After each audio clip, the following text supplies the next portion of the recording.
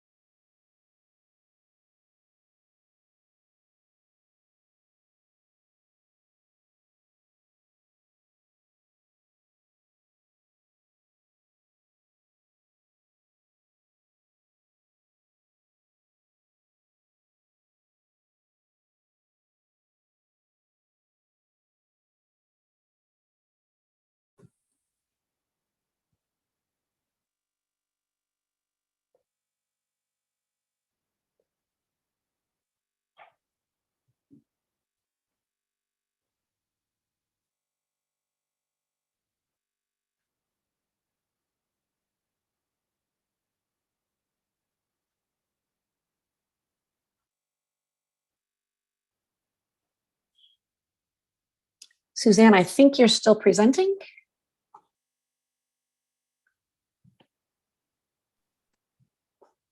I have stopped the screen share, so let's just give it a minute to catch up. Super. Thank you.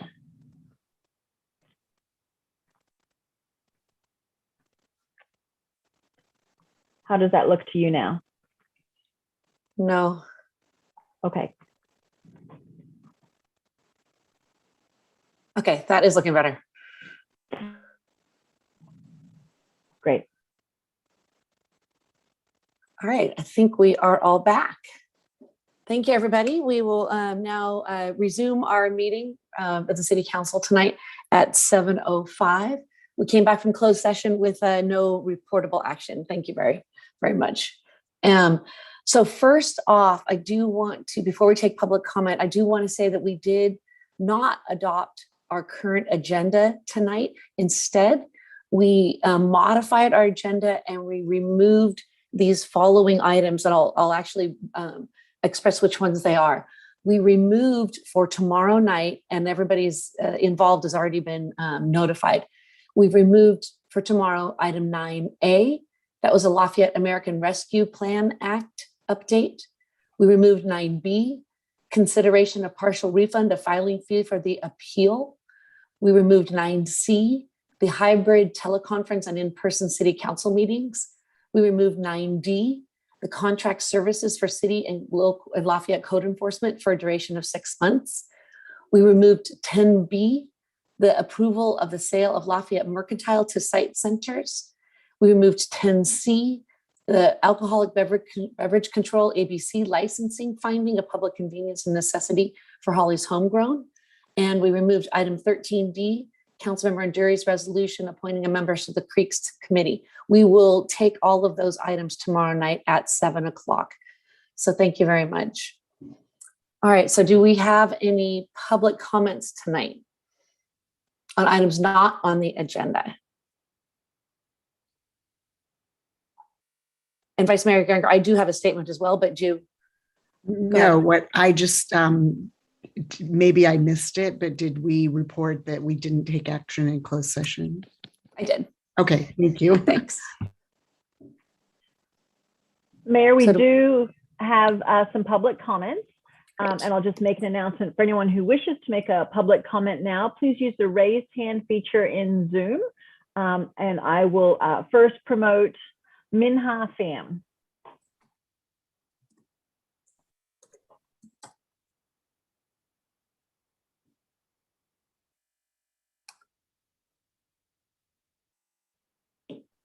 Hi, thank you so much for letting me in this meeting. This is my first ever City Hall meeting, and I appreciate you taking the time to do this for the city.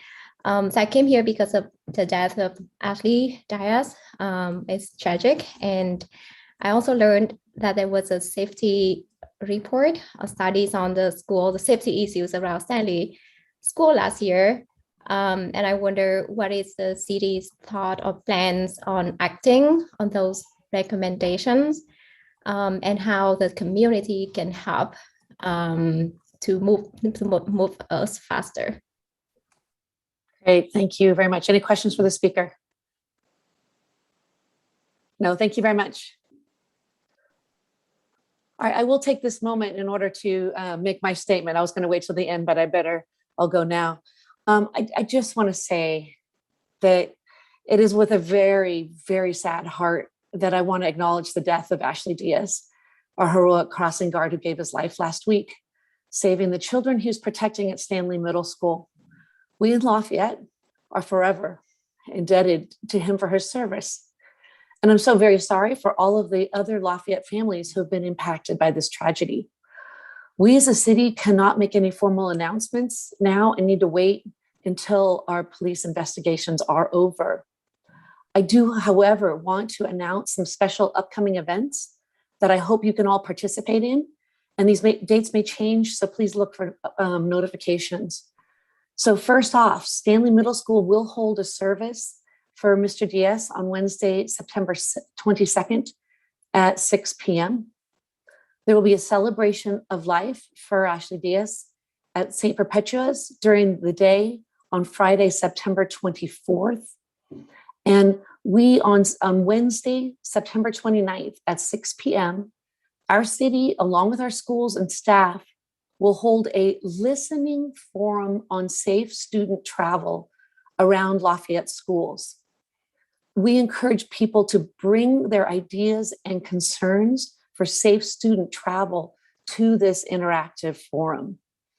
And thank you so much to all of our wonderful Lafayette residents who've been so kind in expressing their support of Ashley and his family and all the other families involved. I really do want to thank everybody for being so kind. So that's it. So I wanted to put that in first so people know we are having events coming up, and please participate in them. All right. So does anybody else have any public comment? Yes, Mayor, we have a number of public comments. So I will promote Dorothy Moore next, followed by David Clark.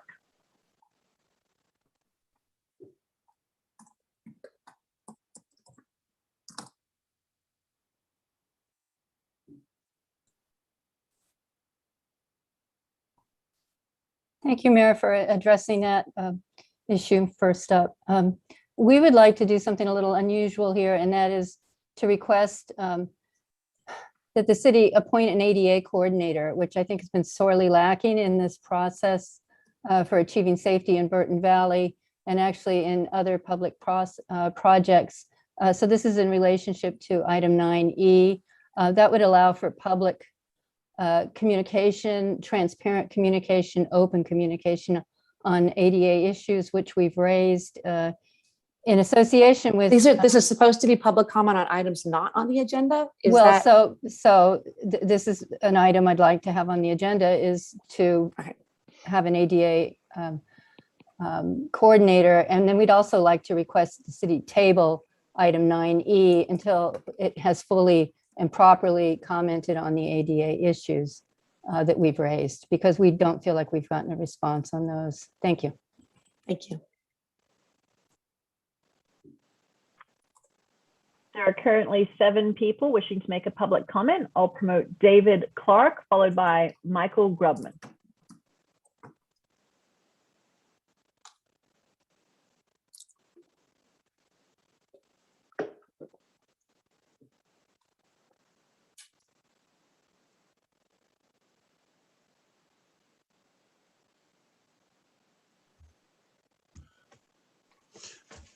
Thank you.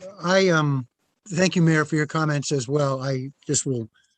My comments are out of context with that, but I'll make, but I do want to follow up on the comments I've previously made about some of the ordinances in the city and the difficulty it's been to try to get them implemented. A couple of things. One, I wanted to let you all know that I did follow up on my last presentation on August 24th, where I made some comments about the ADU ordinance, and a suggestion was made that I provide something in writing, which I did. I, the next day, sent by email and PDF to Narup with a copy to Mayor Kandel, a list of what those changes were and a highlighted copy of the code itself.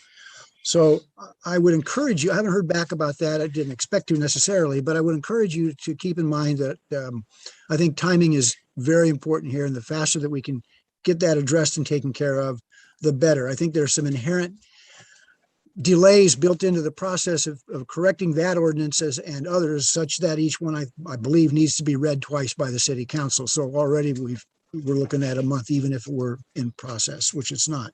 As a heads up, I think we're going to have to anticipate similar legislation, similar content for a creek setback in whatever legislation the city adopts around SB 9, assuming that it becomes law, which I think we should anticipate that it will for this purpose, because we need to have consistency in that creek setback with respect to the ADU ordinance and whatever we come up with for SB 9.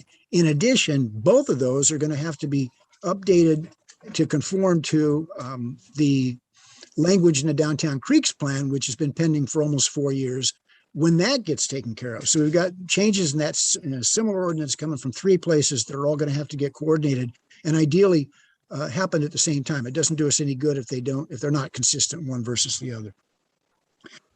As I think the above indicates, we're not very good about getting, in my opinion, about getting ordinances that we have passed at the city level codified into the Lafayette Municipal Code. And I think we need to do something about that. And my suggestion is that we strongly consider creating a committee. We could call it a legislative review committee. We could call it a legislative style committee of citizens to monitor the progress and the content of the ordinances along the lines that I've outlined.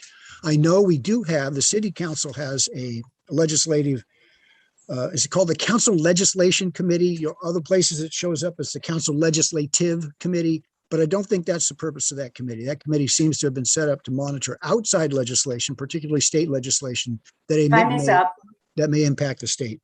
So I would encourage you strongly to set up an agenda item at some point in the near future where we can discuss the creation of a legislative review committee for this purpose. Thank you.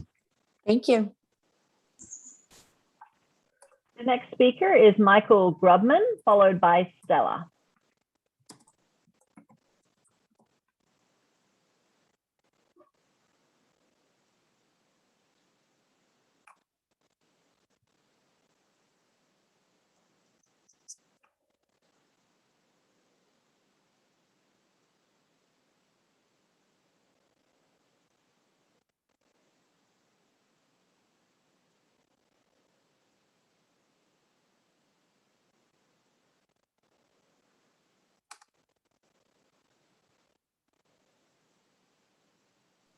Can you hear me now?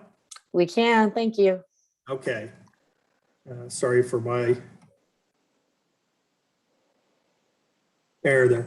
Anyway, I'd like to say that safety for children, for adults, for the elderly, and for the disabled are all important.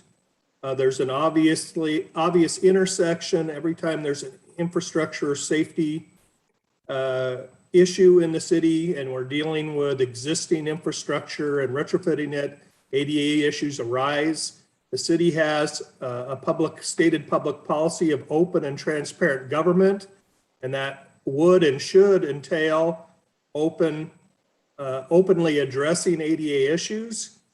There is no ADA issue on the agenda tonight because notwithstanding ADA being brought to the city's attention, it's not addressing it in an open manner. So that is in reference to 9B. Maybe the city has concluded it doesn't apply, but the public is entitled to know why and to have fair public comment on that issue. So my request is I would second, and I don't know, the rules for these meetings aren't posted on the city's website, but I don't know if I'm permitted to make a public motion that the city appoint an ADA coordinator so that we have someone that the public can communicate with and get responses from on ADA issues, and that we don't go for 4 months through the transportation committee without anyone even deeming to raise the issues. And secondly, that the city table any decision on the no parking tonight until the ADA issues are addressed in an open manner that give the public the fair right of comment. It may be that the city has convincing reasons why the ADA doesn't apply, but the public's entitled to know, and that isn't included in the process we have going on here. You know, the rights of the elderly are important. If no parking, you take an existing ADA safe, compliant, no parking program and you enforce blind passengers and drivers in wheelchairs to have to park across the street and go across 2 lanes of traffic to get to their destination, that's a big issue. And it's probably important to a lot of people. So I would encourage the city to hire or appoint someone as the ADA coordinator so that the public has someone to communicate with and get responses from on ADA issues. And secondly, that the city follow its own policies and address ADA issues in an open and transparent manner. Time is up. With respect to issues. Thank you. Thank you. Any questions of the speaker? All right, no, thank you very much. The next speaker is Stella, followed by Jennifer Lieberman.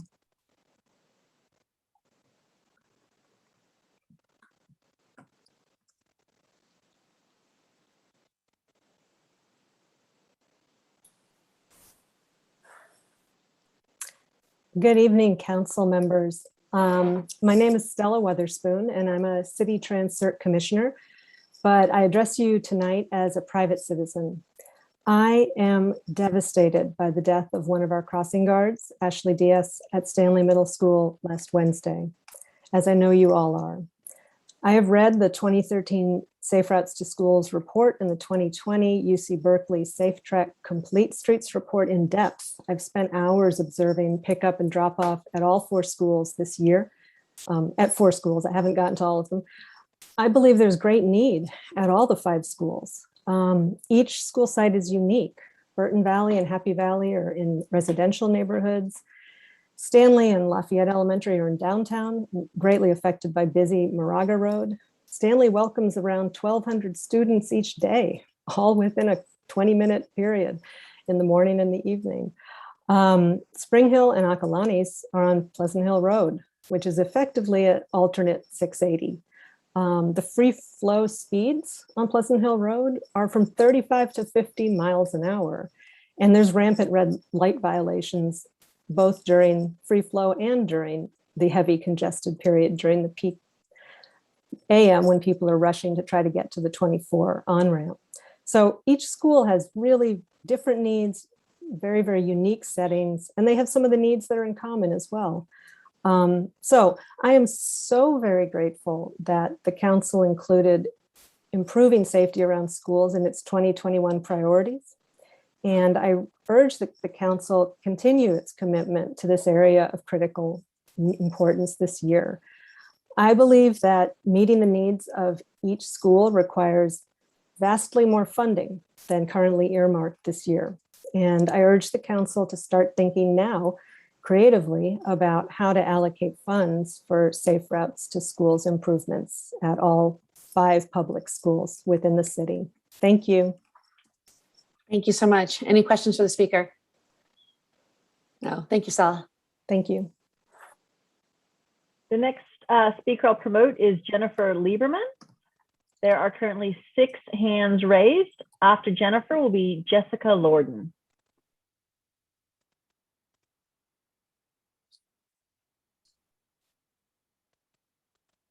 Hi, my name is Jennifer Lieberman, and I wanted to talk tonight because I am the parent of a 7-year-old, or I'm sorry, I'm a parent of a 12-year-old who's in 7th grade at Stanley. And last Wednesday, my 12-year-old crossed School Street and he said thank you to Ashley Diaz moments before he was killed.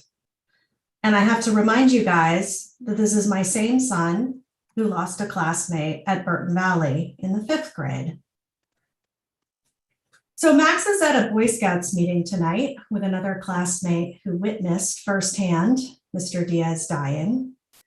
And I asked Max if he had anything to say to you folks, because he knows that I've been spending a lot of time focused on safety issues. And he said to me, you know, there has got to be a pretty big flaw if somebody was killed in a place that seems the safest on my route to school. I spent some time this weekend digging into publicly available data on pedestrian and cyclist fatality rates. And I learned that in the past 10 years, people are more safe riding their bicycles and walking in Berkeley than in Lafayette. That's data from 2010 to 2021. I also learned that in the same 10-year period, people in Lafayette are twice as likely to die walking or cycling here in Lafayette than in Walnut Creek. So if it seems to us like all of these incidents are happening, we're not crazy, we're not losing our minds, it's actually fact-based. All of this data is from the Transportation Injury Mapping System that's available through UC Berkeley. Be happy to send it to the council. So I'd like to just make 3 points about these big flaws, which are using my 12-year-old's words. Words matter, and I want to be very clear and pointed here. What happened to Mr. Diaz was not an accident. It was a system failure. And traffic safety systems theory is based on shared responsibility, of course, between drivers and pedestrians, the police department enforcing, but it's also shared responsibility for people who fund capital improvement projects, who design roads and who maintain them, and that's you guys. Safe systems in all industries have redundancy measures or countermeasures. So if one thing fails, and there are humans in the system and we know they make mistakes, there are countermeasures so that mistakes don't end in people dying. I'd like to also point out that I don't think this system failure should have happened, because sitting on the City of Lafayette's website are 2 reports that document both the problem and the solution. Right. Thank you. Any questions for the speaker? No, thank you, Jennifer. The next speaker is Jessica Lorden, followed by Dave Campbell.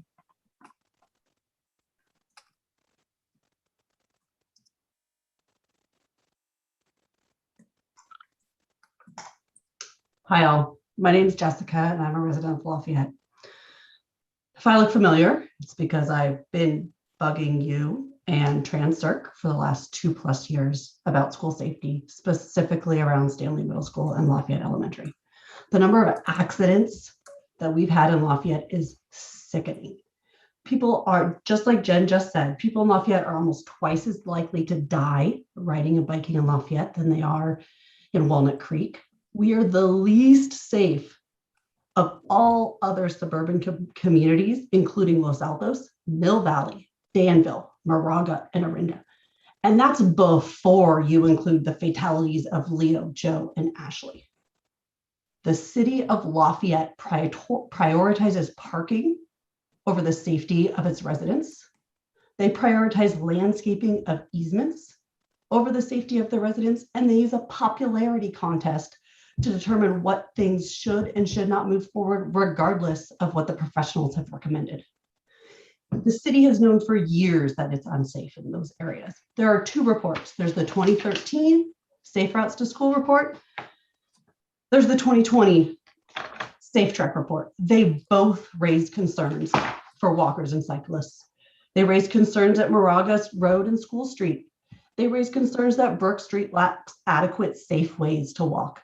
There's a lack of a safe crossing between from Solano across St. Mary's.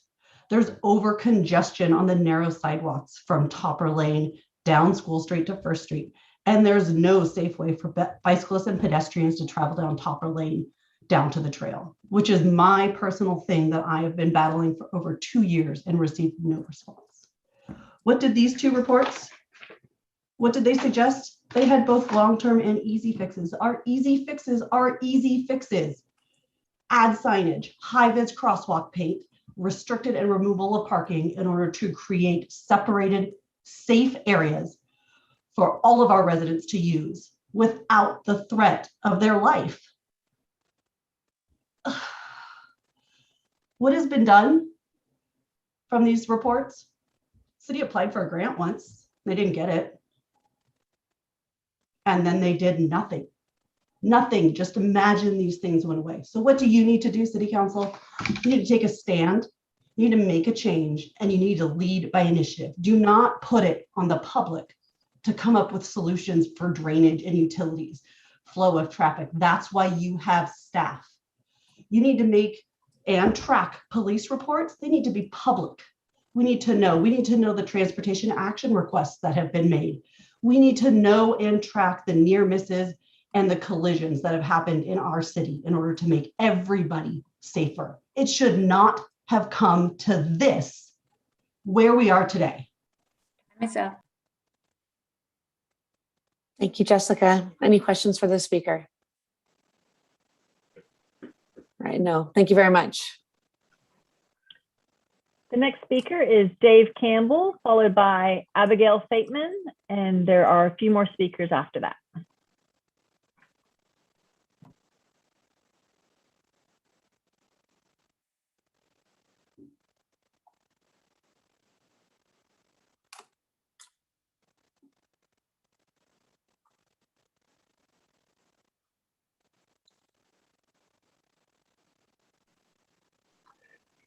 This is Dave Campbell, Advocacy Director with Bike East Bay. Thanks for your patience. Bike East Bay is a walking, biking advocacy group in Contra Costa County, Alameda County, all 33 cities in the East Bay. And we're here in support of the parents and the families, the loved ones who have lost people walking and biking in your city. We share their frustration, their sadness, their loss, and we do this in far too many cities here in the East Bay. And in responding to fatalities like the ones your community is going through right now. I do want to say to the mayor, I applaud your city agreeing to have a listening section. I think that listening session, I think that's very admirable. I've seen that done before, and when I've seen it, I've been super impressed with cities, because each of you who joined that listening session and your city staff should be incredibly, and probably will be incredibly uncomfortable listening to what you have to hear, because you've heard it before. This isn't new to you.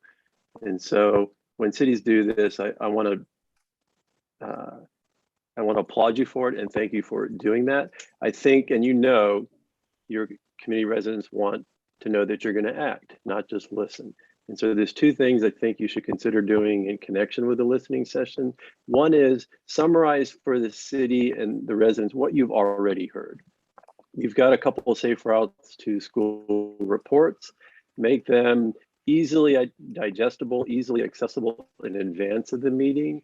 You've also heard from other schools and other neighborhoods that have safety issues. Put all this together and put it online somewhere that the community can look at it in advance of the meeting. And then at the meeting, share with people what the city's prepared, not not specifically what you're prepared to do, but what resources you're prepared to devote to this issue. And maybe you can even offer some trade-offs. You could say, we could move this amount of resources to safe routes to school. It would cost us safety or resources over here or over here. Help us make these trade-offs. And let's decide if Lafayette is a city ready for safe routes to school or not. These are the two things I offer as a suggestion, so that people will come into the meeting, they'll be motivated to come to the meeting, and they will feel like you're ready to act and you have Bike East Bay support for those actions. Thank you. All right, any questions for the speaker? Thank you, Dave, for coming and speaking tonight. The next speaker is Abigail Fateman, followed by Mary.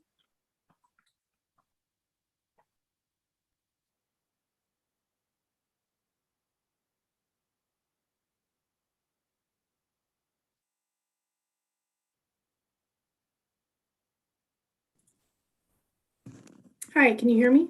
Yes, we can.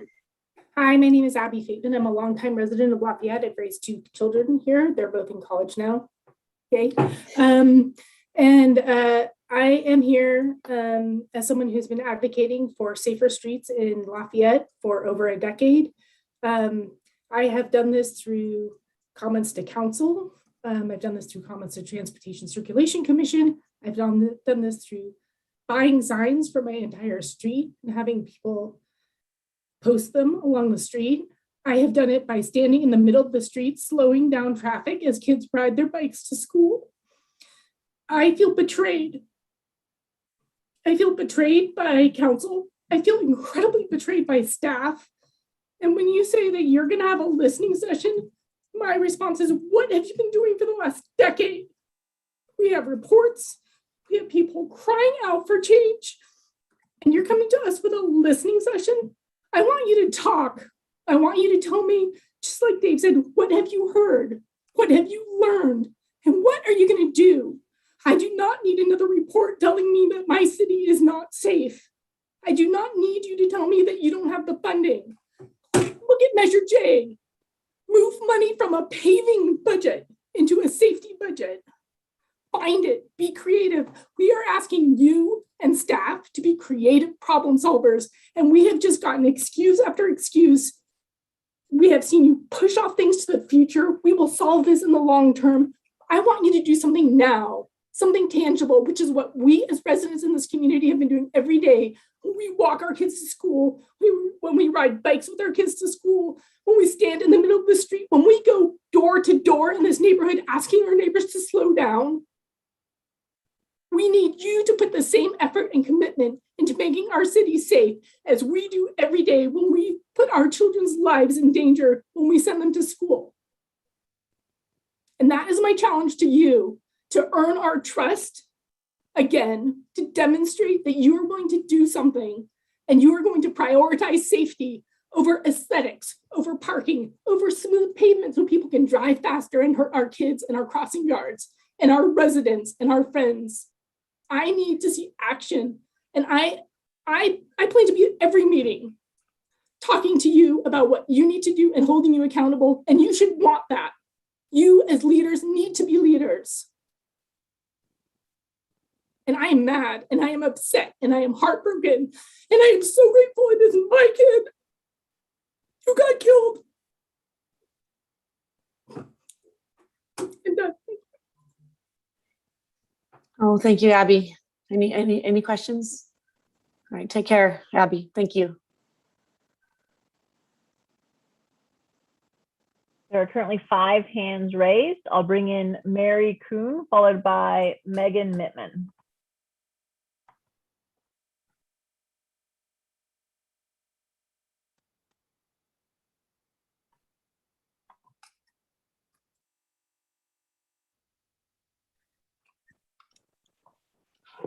Hi, I'm Mary Kuhn. I live at 416 Reed Drive.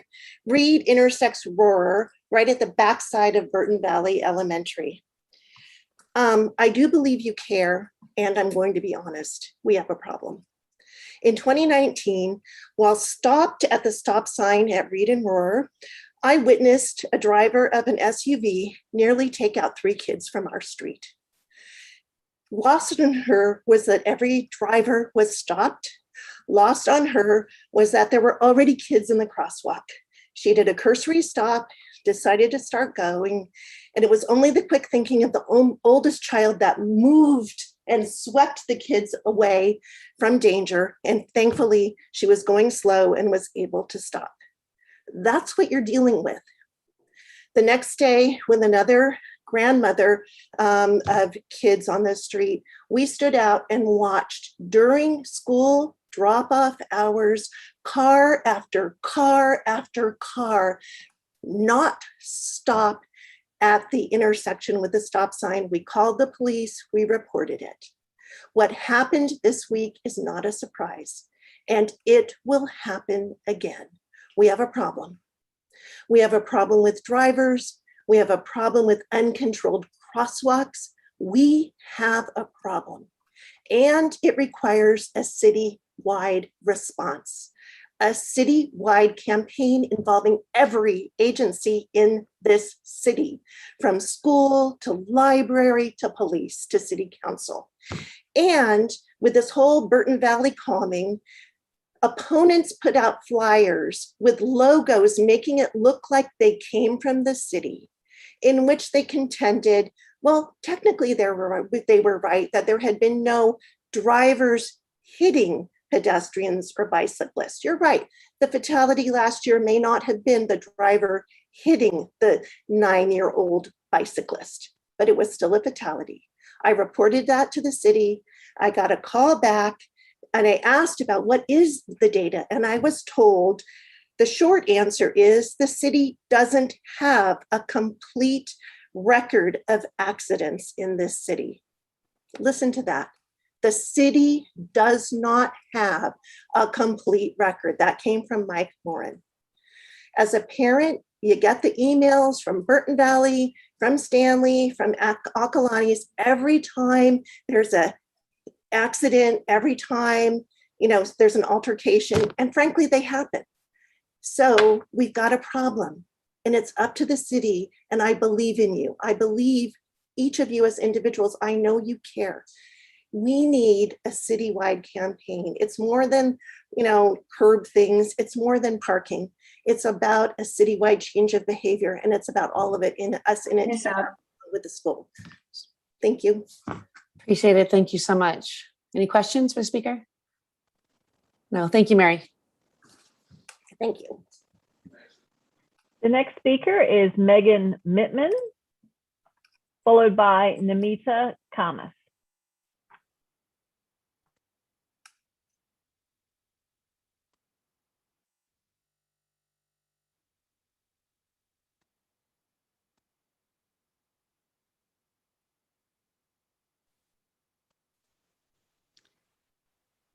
Good evening.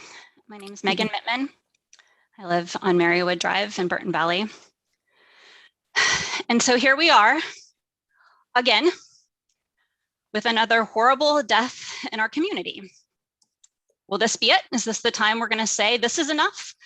Or will we have 1, 2, 5 more of our neighbors, our friends, our kids, our heroes die before we wake up and realize something has to change? We need a fundamentally different way to think about safety in this city. That means we commit to Vision Zero.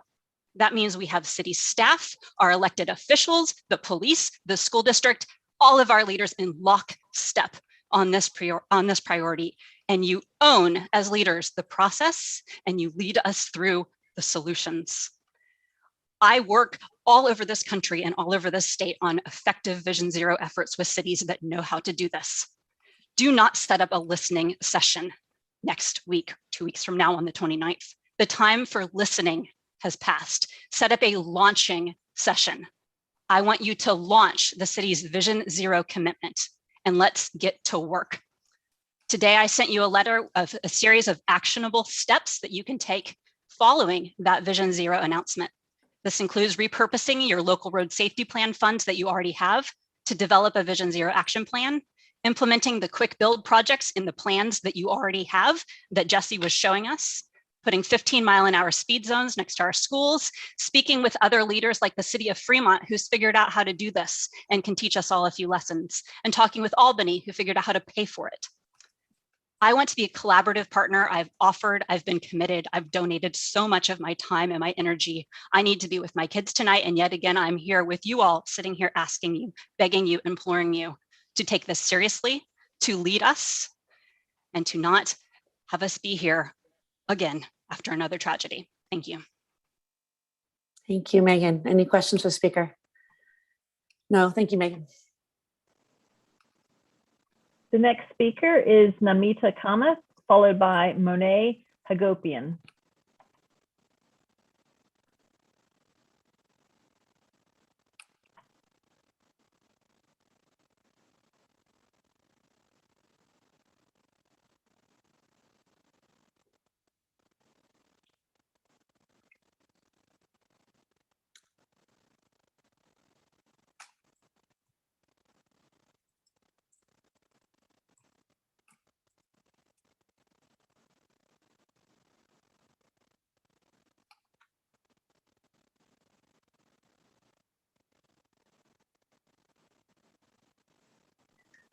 Okay, I think I've got it working now. Can you all hear me? I do. Thank you. Excellent. Sorry about the delay there. My name is Namita Kamath. I live in Burton Valley, and I've not been as involved in kind of the safety issues around the school, although I've gone to a couple transportation circulation meetings and whatnot. I haven't been that involved, just kind of on the fringes. But there are three things I feel like are really important to note. One is that this is a suburban area. I know a lot of people like to say we're semi-rural, and that may be the official designation, but towns evolve. Like my town when I was growing up ended in a dirt road, the road I was living on, and now it's like a 6-lane road. Evolution is inevitable. And so to try and address the concerns that we have today in a suburban environment with kind of rural solutions is not necessarily appropriate in so many ways. And when I chat with people who are less informed than I am about the idea of building a walkway around Burton Valley schools, or even just in the neighborhood, much like they have in the other neighborhoods in town, people just ask me, oh, when is it getting built? And I have to explain that it's still not approved. And I can't understand why such a slam dunk easy solution can't even be piloted. And I can't explain it except to say that parking on one side of the street apparently is so controversial that we can't improve the safety. We can't improve the safety and walkability of our neighborhood. The second thing I might say is that I was just dropping off my 5th grader at Burton Valley last week, and I crawled along the road while there were these 3 boys, maybe like 2nd, 3rd grade, maybe 4th, biking in, and there were 3 together, and they must have gone around a car and into the street 4 times in the course of 2 blocks. And I just slowed down to be slower than the bikes to be able to allow them to kind of weave in and out of the traffic. And there has got to be a better solution, even for the drivers. I was waiting for the person behind me to just start honking because I was driving so slow. So it's not really great for drivers. It's not great for bikers. It doesn't really make a lot of sense to anyone. And I feel like given the few meetings I've been in, that the solution, any solution gets shot down. It's like either we do the most amazing, beautiful, top of the line, walkway that will cost way too much money, or we do nothing. And it seems like a false discussion, a false choice, because we are able to do something in between the most expensive possible solution and nothing. There are other options, and because those of us who are passionate, of course we like the best possible solution, but we'll take a solution. And I feel like sometimes that gets thrown out the window. And the last point I'll make before I probably run out of time is that there have been a few tragic individual fatalities in the last couple of years, and we're all sad. But I do want to talk about. Thank you. Okay. Your time is up. I'm sorry. Thank you very much. Thank you. All right. Any questions for the speaker? Thank you, Namita. There are currently 5 hands raised. I'll bring in. I'm going to say one I want to say one comment. We do have the Burton Valley discussion coming up. If this is directed directly at that, please save your comments for that particular item. I understand that there are bigger issues and that makes sense to have them be here, but try to keep comments for the actual item on our agenda. Put those with the next agenda item. Thank you. The next speaker is Monet Hagopian, followed by Melissa Chen.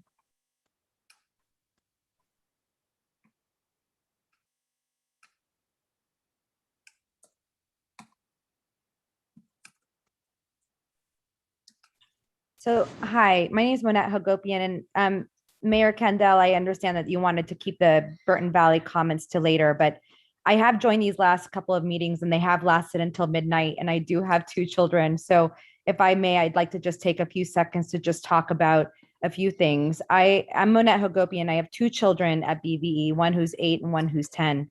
We moved here from San Francisco in 2011 because we wanted a safer place for our children. We currently live across the street from BVE off Roar.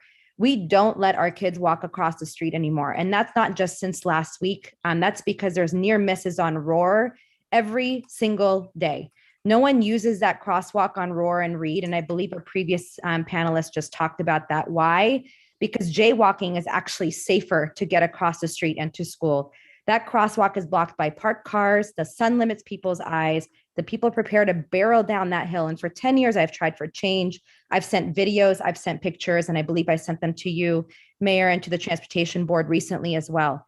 And then to my dismay, the most recent trend is the surprise reckless U-turns that then are made on Burnt Oak Circle that has nearly hit my children and others in our courts because we don't have sidewalks and have to walk towards the middle of the street.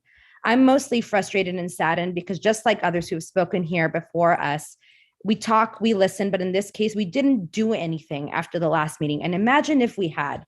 I disagree with others who want more data. What other data other than more accidents and death certificates are we actually waiting for? I urge you to stop listening and start doing. So a few quick updates, because I think that's important. As of last Saturday, the school still has not opened the lot for parking.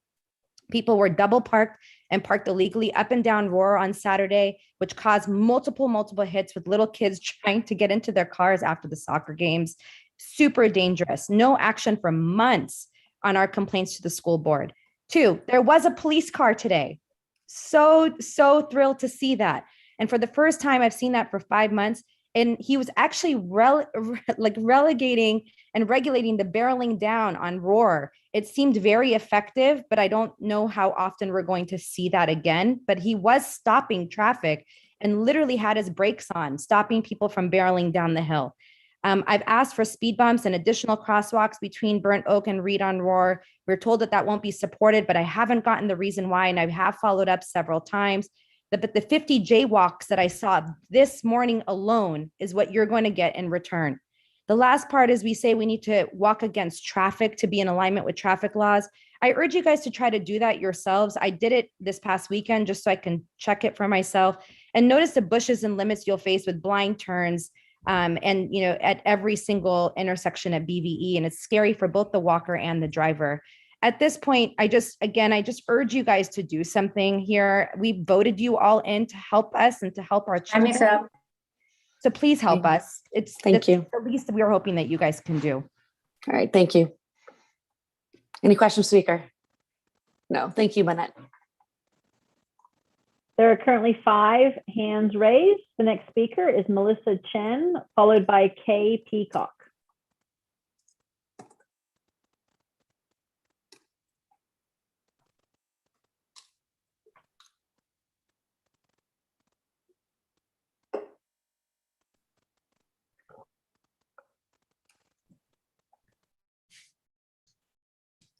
Hi there. Can you hear me? Yes. My name is Melissa Chen, and I guess the first thing I wanted to say is I really love Lafayette. I grew up here. I'm a graduate of the schools. It's a great place to live. I have a daughter at Burton Valley and a son at Akalani's now. We moved back here because how I love this place so much in 2018. And since we've moved back, there have been 3 fatalities from car accidents that involved a pedestrian or a cyclist. And that just seems like in the last 13 months, to have 3 car accidents that involve children or elderly people is just something, it's too much, right? I think everybody feels that. I think there's nobody on the city council that doesn't feel like, wow, that's too many people in the community that I care about that are being harmed, because there either is something wrong with everyone driving too fast. Maybe it's the pandemic and everybody has like lost their driving skills or feel like they have way more wide berth because no one's going to be on the road, and that's not the case anymore. Or, as many people have brought up, there's room for improvement in how the roads are set up right now. It does seem like the way that we have been doing it, the way if we do nothing, it's not enough. And I get the sense, even if I hear the comments from today or you read on Facebook people's comments, and I know that all of you on city council are thinking this in your own, like silently to yourselves, is we have to do more.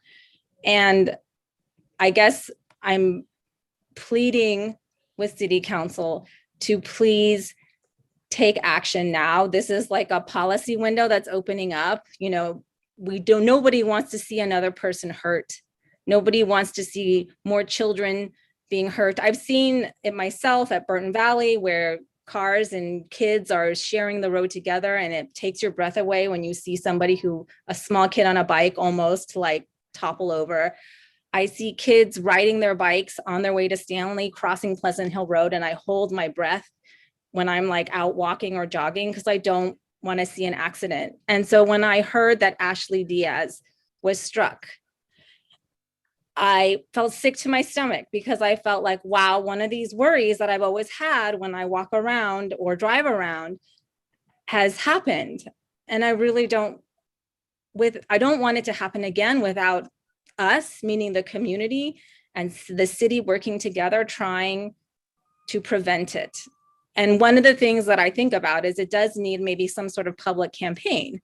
Like, we all need to drive better. We can slow down. We can be less distracted. Thank you. Oh, thank you so much. Any questions for the speaker? Thank you, Melissa.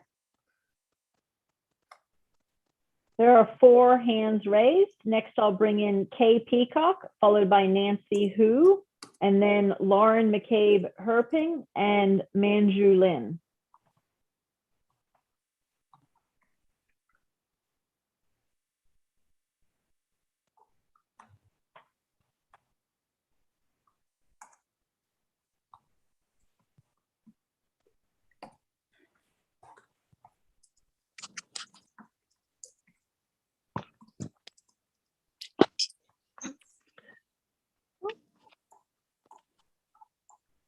You have a bunch of people on today. Hi, you can see us now. We sure can. My name is Katie Peacock, Jack Peacock. My name's Jack Peacock and her name is Katie Peacock. Hi. My Wow. family, my turn. Okay. My family lives in Lafayette. Both my husband and I were raised here.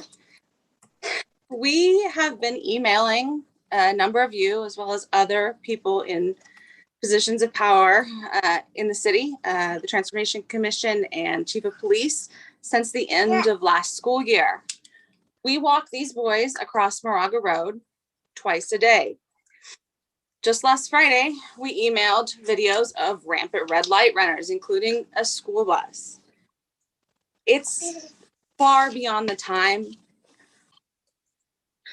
Excuse me. We need you to stand up for your citizens and take action and do something to make this city safer. I can't imagine what could very well happen to another citizen, another child, another crossing guard.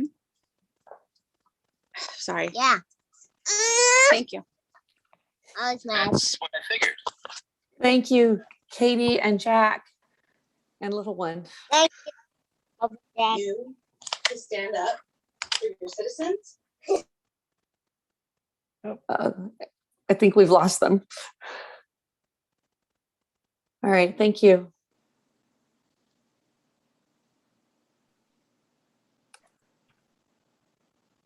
The next speaker is Nancy Hu, followed by Lauren McCabe Herpick.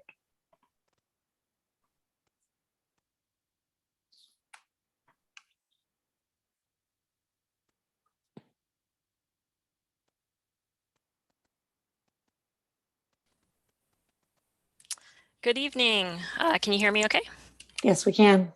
All right, awesome. Good evening, Mayor Kendall, City Council, city staff. I come here tonight as a resident. I've been living in Lafayette for almost 10 years. I'm on your environmental task force. I'm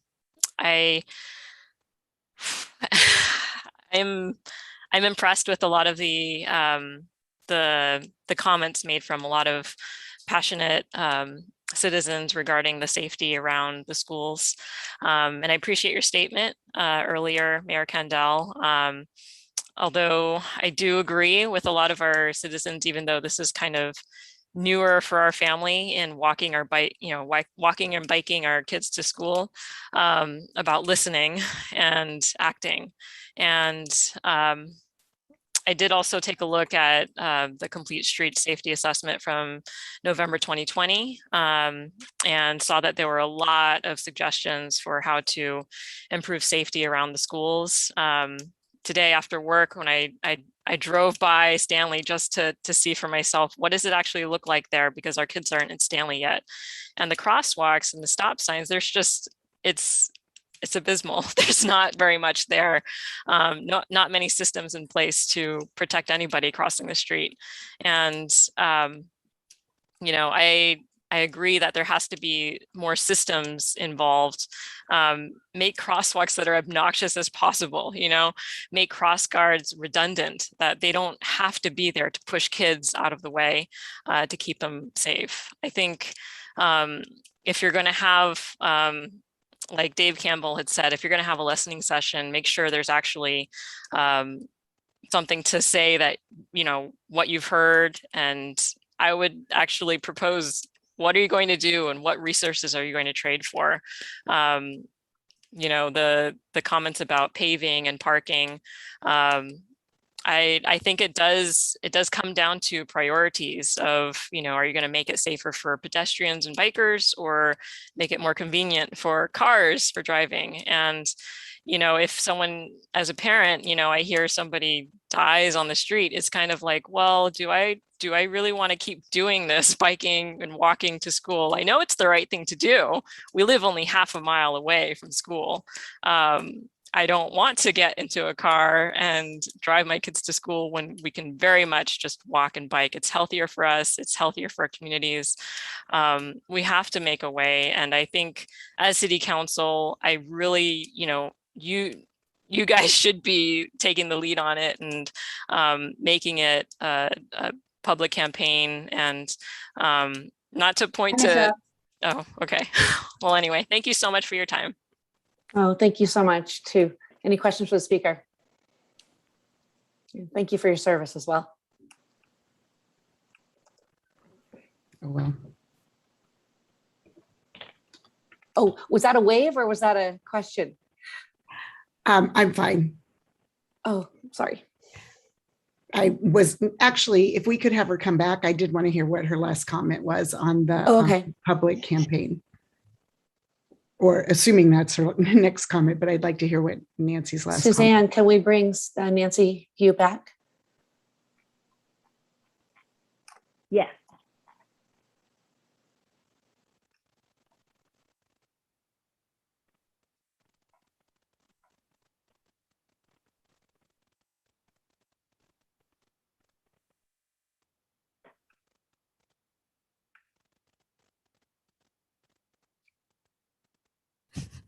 Thank you for coming back. Thank you for having me. I think you were ending on something about the public campaign, but we've heard it a couple of times, so I wanted to hear what you had to say on that. Well, not that I have a specific idea in mind, but I know when I had also tried to push to get you, Teresa, on city council. I know you were president of school board for such a long period of time, almost 20 years.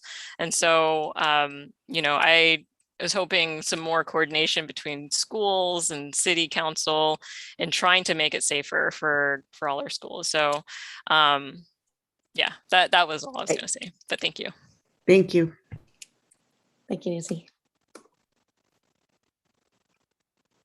There are 4 more hands raised in this public comment period. I'll bring in Lauren McCabe Herpick now, followed by Manju Lind, Adele Connor, and Larry Kuhn.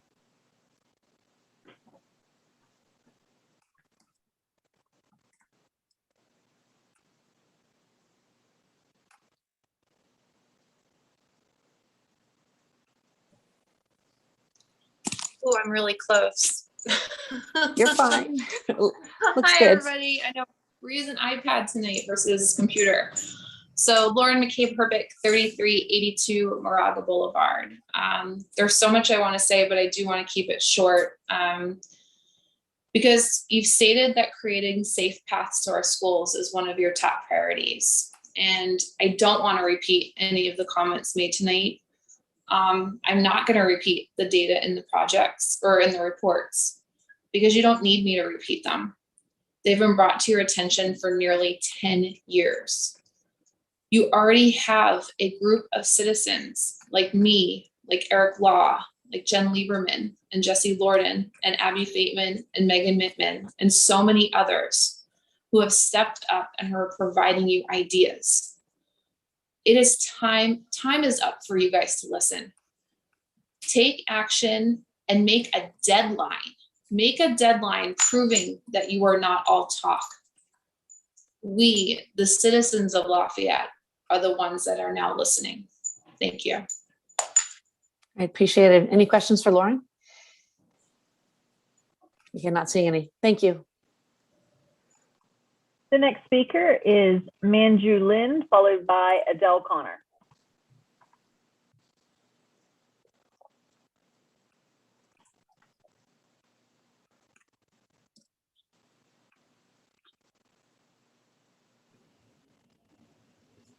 Hi, can you hear me? Yes, we can. Hi. So I've spoken to you before. I'm the mother of 2 former BVE alums who currently go to Stanley. Last Wednesday, my 2 girls happened to not have to cross School Street to go meet me downtown as they normally would have. And thank heavens they didn't, because my mother's intuition for some reason said, it's too hot, I'll pick them up on the other side. They are currently too frightened to ride their bikes to school by themselves. This is after years of being told it's not safe enough for you to ride or walk by yourselves to BVE. My daughter's 8th grade English classroom is currently plastered with notes to Mr. Diaz. This is what she walks into every single day. The door to her classroom opens up onto his memorial. That's growing every single day.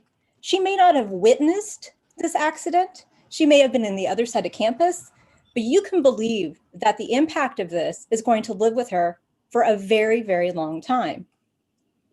I agree with many of the other people that have been on this portion of your meeting. I think the time for listening is done. My oldest is in 8th grade. That first report came out in 2013. She's about to turn 14. When that report came out, she was 6. And if you continue at this current pace, my kids will be out of these Lafayette schools by the time you might think about doing something. Which means the whole reason we moved here, for its great schools and its walkability with the trail that was heavily advertised to us, was kind of in vain. We have elected you leaders. We expect you to do something. And if the listening that you've had so far just isn't enough for you to believe that there really is a problem that you need to act now, I have an invitation to you. Join us on a walk to school. Join us on a 3-mile bike ride to school. I know that many of you have stood at corners and you've watched and you've seen the drivers, and maybe you've been there around school commute time, but have you actually walked a mile in my footsteps or ridden the 3 miles in my girl's footsteps? Have you been the crossing guard? Have you seen what's actually happening? And when you do that, you'll realize that it's not about one intersection or one crosswalk. It's about the entire system. It's about poor visibility. It's about drivers who don't feel like they have to have any rules followed. It's about asking me and yelling at me to use a crosswalk that's poorly visible. It's about asking me to walk on the wrong side of the road facing traffic when I know I cannot be seen around a blind curve behind a large SUV, or frankly, even something as small as an Outback. Walk a mile in my shoes instead of listening. And maybe then you'll come to a decision that you need to act now. Time is up. Faster. Thank you. All right, appreciate that. Any questions for the speaker? Thank you, Manju. There are 2 hands raised. I'll next bring in Adele Connor with the final speaker, Larry Kuhn.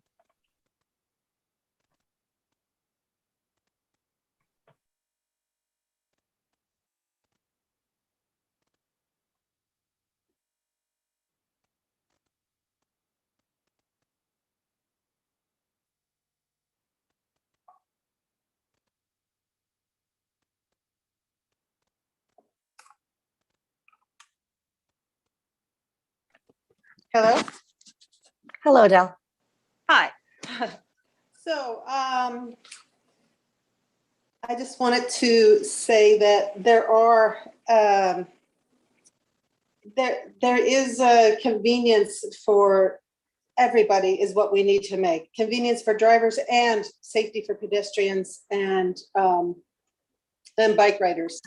The number of kids in the 1970s are, I think, the same as the number of kids today. All the schools are still around. But the difference is we walked and we biked and we bused. And so there weren't as many drivers schlepping their students to school and crowding the roads and crowding the lots. And so I think with all the congestion today, people are making up for lost time by speeding, and there needs to be speed bumps, put in and stop signs, and things are just obviously aren't happening like they should. I think there was a scare way back when, a couple decades ago, with kidnapping and accosting, and that's when we all stopped walking to school and riding our bikes and somehow the buses stopped because there were so many drivers taking their kids. I think we need to get something going where we could continue to everybody needs to start walking and biking and busing again, and there will be a lot less cars and a lot less congestion. But for now, that's not the case, and there's a lot of low-hanging fruit, a lot. And there was a missed opportunity, which was during the lockdown, the pandemic lockdowns. It was a perfect opportunity to put up new posted signs, new paint. I've done 26-page reports and studies that I've handed in, and all low-hanging fruit, all doable in one weekend. Parents could probably just chip in and pay a little bit. We have some money in Lafayette. But I know there's a lot of changeover in the powers here in the city council and everywhere. And by the time you get to know a job, you're gone, and then something else takes precedent, and what was on the table is no longer on the table. But if you look back, I have a footbridge that landed on the long-term strategy list. It was voted in, and it goes across Moraga Road, and it's for safety for the pedestrians, safety for bike riders, and traffic from Moraga flows right through. So there's no congestion. Everybody's happy, and it makes a great emergency exit for a neighborhood over at School Street that doesn't have a lot of exits. I was put on a committee with the Trans-Circ Commission months ago, and nobody ever called me. I was put on the Stanley School Area Commission. Okay, so take a look and get the footbridge back on the table, and take a look at all the Band-Aid approaches, and let's get some action. Thank you so much. Thank you, Adele. Any questions for the speaker? All right, no, thank you. There are 2 hands raised. I'll bring in Larry Kuhn, followed by Ani Sekun.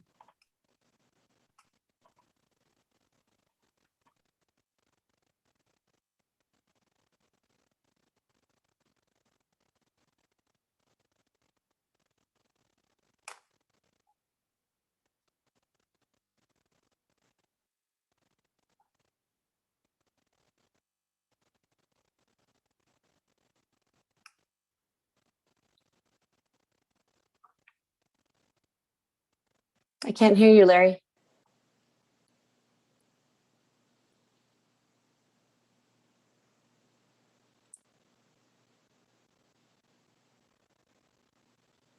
Larry, I can't hear or see you.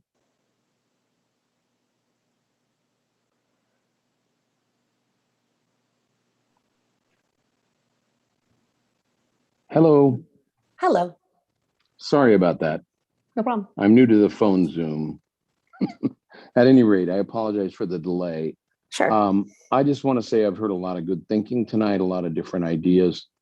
And I think that one of the most important things about this is that we as a community need to budget our values. And I personally do not know of a more important value than the safety of our children, especially as they're walking, riding, or in other ways getting to school. So I'd like to ask what the year-over-year increase was in the police and safety budget, and to know whether or not that could be reallocated, or a lot of the budget could be reallocated toward that purpose. Because I think that's what we need. We need presence at every school possible at the key times when there's a lot of traffic. And that's really all I want to say. I think we need to budget our values, and I'd like to, if possible, have the council, who, by the way, I know are very interested in this topic. And we thank you for your interest and your commitment. But I think we'd like to know that information. So thank you very much. Great, thank you so much. Any questions for the speaker? I don't see anything. Thank you, Larry, for your idea. Okay. There are now 3 more public speakers. So I'll bring in Ani Sekon, followed by Dan Lynch and Caroline Haim.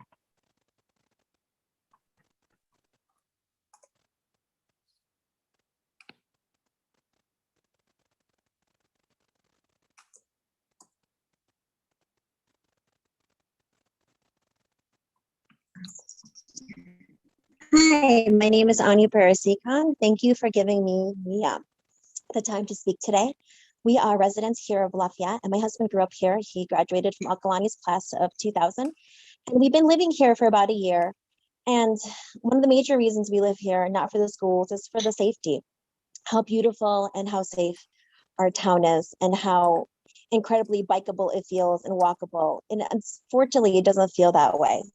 Coming to Lafayette from a major city, coming from Los Angeles and Los Angeles Unified, it's really disappointing to see that our schools in this absolutely serene, beautiful neighborhoods seem like an absolute menace from both a walking perspective and a bicycling perspective. On my very first day, dropping off the children at Spring Hill, we had people on the opposite side of the road. I'm talking about like cars driving on the wrong side of the road because they were so frustrated by the traffic congestion.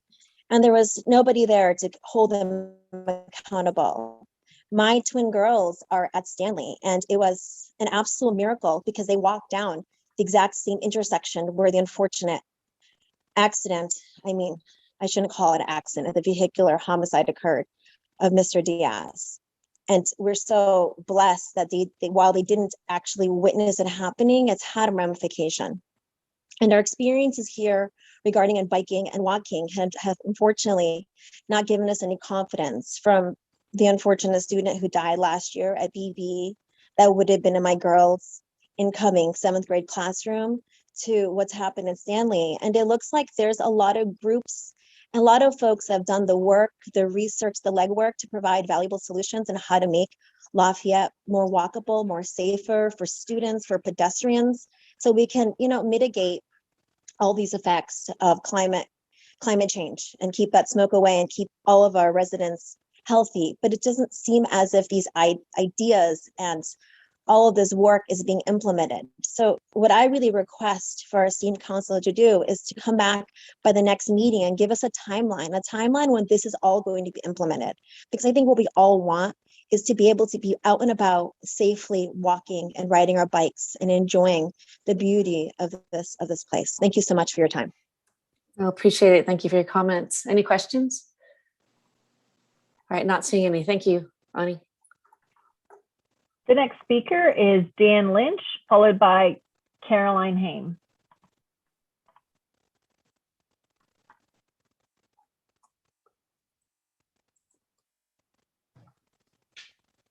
Hi, Mayor Kendall and City Council members. Thanks for taking the time tonight. I am a parent volunteer crossing guard at BVE. I started this role late last year after we were work from home. I've continued this role this year as we're still looking for crossing guards to be hired at BVE, and I'm learning at other schools. On Wednesday morning, I was personally shaken up. I checked I gave my daughter's hugs, my wife a hug, when I left on Thursday morning, knowing that it was a very difficult day for me, being the crossing guard, to ensure that my kids would cross the street safely, along with other students in the Burton Valley community. I would say that there's many near misses. I can tell you makes and models of cars, license plates. I've yelled at cars, slow down, don't take a left turn. I purchased my own crossing guard vest on Amazon. It's not that difficult. We also have 40 open time slots for crossing guards. So if anyone wants to table any conversations till next time, you can sign up as one of the 40 participants to volunteer as a crossing guard. Because I would sure like to see other participants and community members see firsthand the dangers that exist of being a crossing guard. The fact that we're having a listening session later this month is disappointing. I think we've listened enough. I'm 100% in agreement for speed humps and 100% in agreement for limited parking restrictions during certain hours and days of the week. I don't have any other comments at this point. I will hold them for later in the session. Thank you. Thank you. And I want to personally thank you for volunteering to be a crossing guard. Thank you so much. Any questions for the speaker? Councilmember Jury. Just a quick check. The 40 open spots, are those all at BVE? Yeah, those are at BVE, just at the bottom of Marywood and the ramp. There's a sign of Genius that can be circulated. Okay, thank you. Mm-hmm.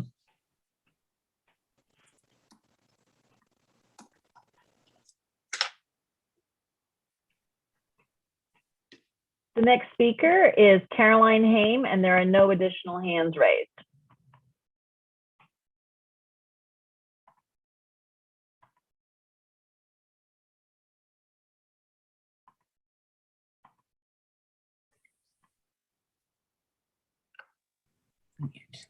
Good evening. I'm here with my 5th grader daughter, Viola Rame. Hi. Hello. There we go. We've been watching some of the speakers, and she is a walker and a biker to Burton Valley. And yeah, I think, I don't want to again hammer down on, the points that have already been made tonight. I think the biggest thing is I don't want us to be known for vehicular manslaughter in this amazing city. I would like us to be, and I don't want, I think that there's been so much, there's been a handful of entitled people that really want to clutch public parking. And I would like for that to be diminished in the wake of safety for our kids. That's my primary message. And that's it. Thank you very much. Thank you. Any questions for the speaker? No, thank you. Mayor, there are no other hands raised at this time. Great. I want to take this opportunity to see if any other council members want to make a comment at this point, just if they want to make their own public comment. All right, I'm not seeing any. I do want to say is that thankfully, when I was voted in as mayor, I did take that opportunity to say that my first priority is public safety, and it was public safety for kids around our schools. And thankfully, this council has gone with us, and we all made it our number one priority, and we are all very much dedicated to this effort. So please, I know we haven't been as quick as we should be, but we are absolutely dedicated and hear every word that you're saying. Thank you so much. All right, we're going to go on to our consent calendar. Does anybody want to? All right, so City Manager Narup Servatza, Thank please. you, Mayor. I wanted to pull item D, which is a letter to Governor Newsom, just to make an edit. It will be short. Sounds great. Councilmember Anduri. And I would like to pull item 8A2, the minutes from the 23rd, to make a small edit. That will be very brief also. That's 8A2. Yeah, 8A2, the August 23rd minutes. And Super. I'd like to pull 8F, the updated city council assignments, and that will also be brief. Sounds great. Anybody else? No? And are there any members of the public that would like to pull an item from the consent calendar? Please raise your hand if you would like something pulled. Mayor, there is one hand raised. Lisa, I'll promote you to speak to the council.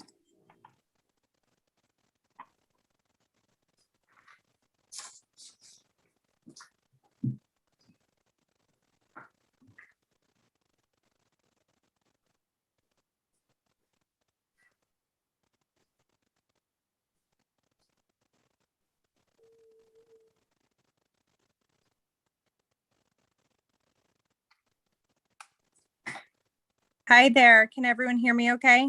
Yes, we can. Oh, sorry. My name is Lisa Williams, and I am a resident of Lafayette and a Spring Hill mother of 3 kids. And I know the council members have heard from me before, and I just want to first thank you for talking about this. Lisa, we're on to the consent calendar. Oh, sorry. I must have missed it before. You guys went to the consent calendar. Yes, we did. Okay. No worries. All right.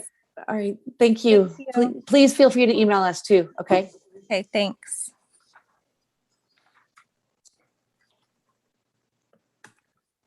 All right. Any other hands up?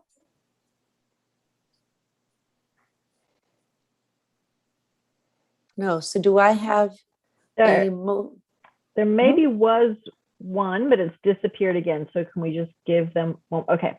There maybe is a hand raised. Nope, it's not been re-raised. So I think you're fine. All right, Councilmember Anduri. I'll move adoption of the consent calendar with the exception of items 8A2, D, and F. A second. Great. All right. Roll call vote. Vice Mayor Geringer? Aye. Councilmember Anduri? Aye. Councilmember Dawson? Aye. Councilmember Quad? Aye. I'm also an aye, so we will modify the consent calendar as noted. Okay, so now we will go on to item 9E. For all those that didn't hear earlier, we pulled all the items to tomorrow night between the consent calendar and item 9E. We will hear them tomorrow night.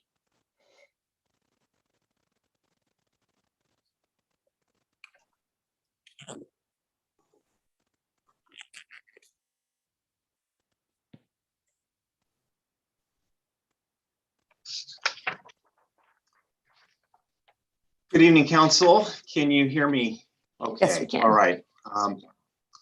So the item for 9E is a resolution to restrict parking on portions of Marywood, Silverado, and Aurora Drive. And as you recall from your last meeting, there was a motion to restrict parking at these locations, and it was combined with traffic calming in the area, as you know, basically as a summary of several previous public meetings, to put into effect a one-year pilot study to see if we could improve safer routes to school.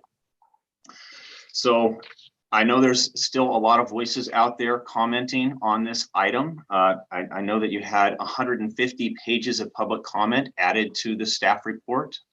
So I know you've looked at those, but I also wanted the public to realize that you have been receiving those and gotten those reports, as has staff, and we've opened them all up and looked at them. So I just want to comment on a couple items in the staff report, and then make some comments on a couple of the public comments we've received as well. So the first comment I want to make is at your motion at the August 24th council meeting, it wasn't 100% clear that the parking restrictions would be for the school year, although there was discussion that it would be for the school year. So as you'll notice in my staff report, I made the resolution for the school year, basically making it from the middle of August to June, I believe. So if for any reason that wasn't your intent, that would need to be rewritten and brought back to you. So the second comment I want to make is regarding CEQA and ADA, because we had discussions about this during the last council meeting. Staff does believe that we are exempt from CEQA if we are not making physical changes to the roadway shoulder. The roadway shoulder is currently used for parking and active transportation uses such as pedestrian, walking, and biking. It would still be used for all of those purposes with these parking restrictions, just be more limited for parking at school commute times. And finally, I want to say on the ADA issue, we are not exempt from making things ADA compliant. Every time we do a construction project, we do comply with ADA. We need to add ramps. We need to make sure cross slopes are okay. But I also want to comment on because it was one of the comments tonight already, there are no ADA parking spaces that we are removing currently as part of this initiative for this pilot study. The cross slopes on the street are not an ADA compliant parking space as they currently stand, nor do they access an ADA sidewalk at least at most locations. There are some corner ramps, and for example, at Sandalwood, that there is a sidewalk that you could access. But short of that, on Marywood and Silverado and Aurora, there aren't sidewalks to access or other ADA facilities. So I don't believe we're taking away an ADA use is my point there. We're basically keeping the use essentially the same. One of the comments we got is that removing parking, restricting parking will have a cumulative effect. And I take that to mean we're going to take parking and we're going to push it in other areas around the neighborhood. So we don't have other parking restrictions in Burton Valley. So for example, if we park on one side of the street and have restricted parking on the other side of the street, very nearby, you do have that pushover of traffic, but it's not like around the corner and down the street. We also have parking restrictions.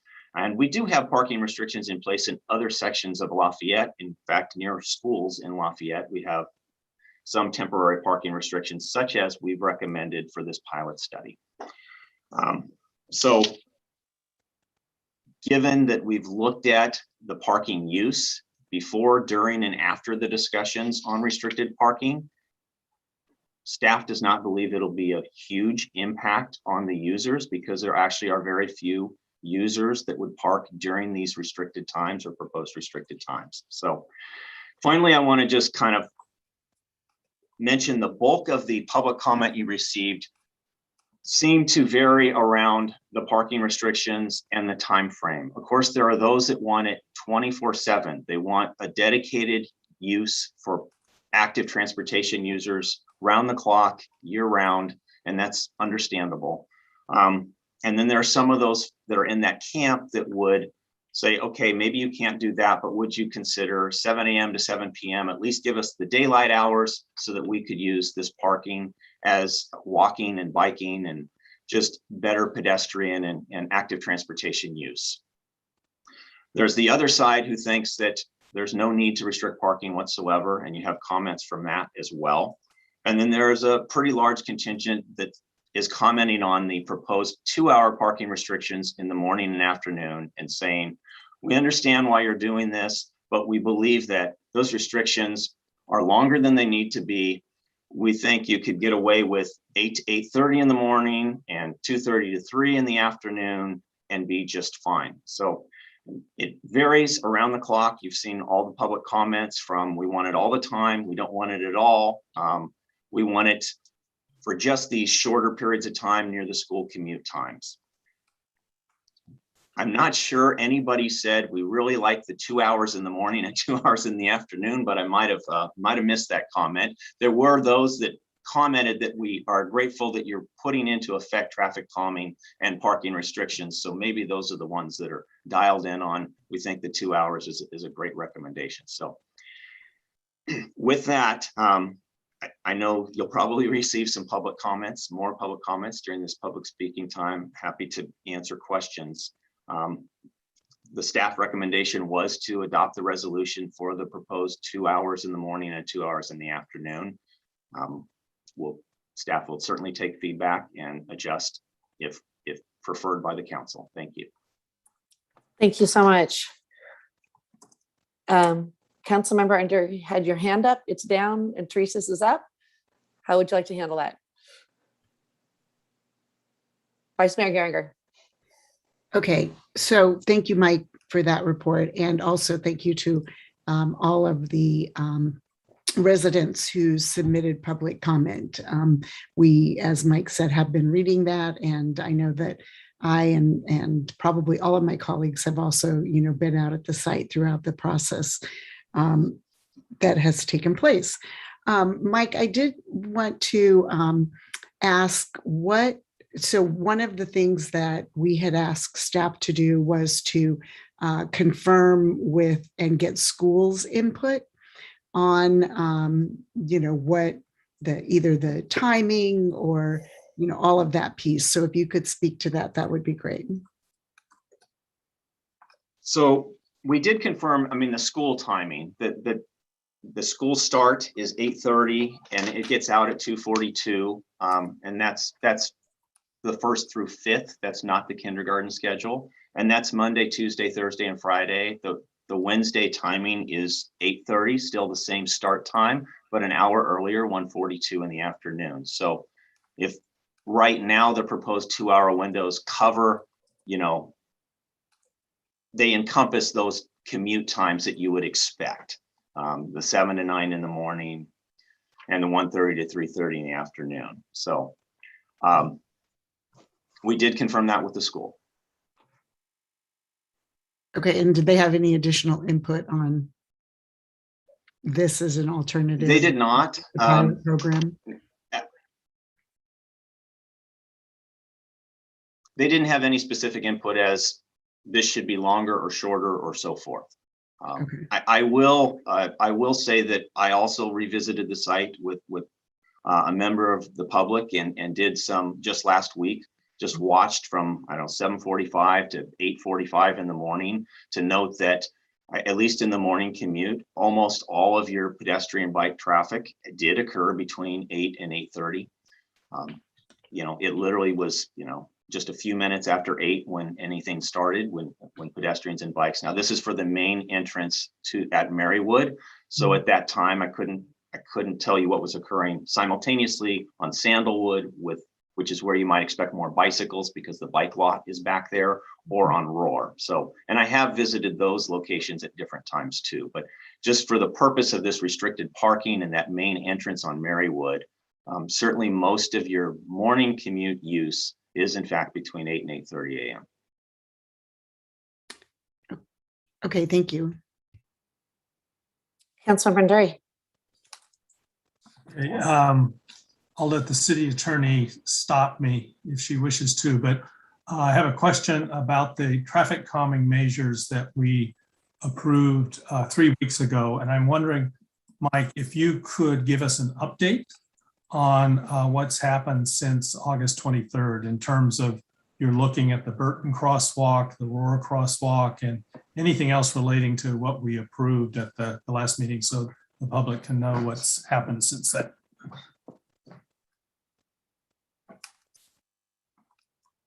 So I can't update you. I've chalked out and painted out proposed locations for all of these speed humps. There's 11 of them, I believe.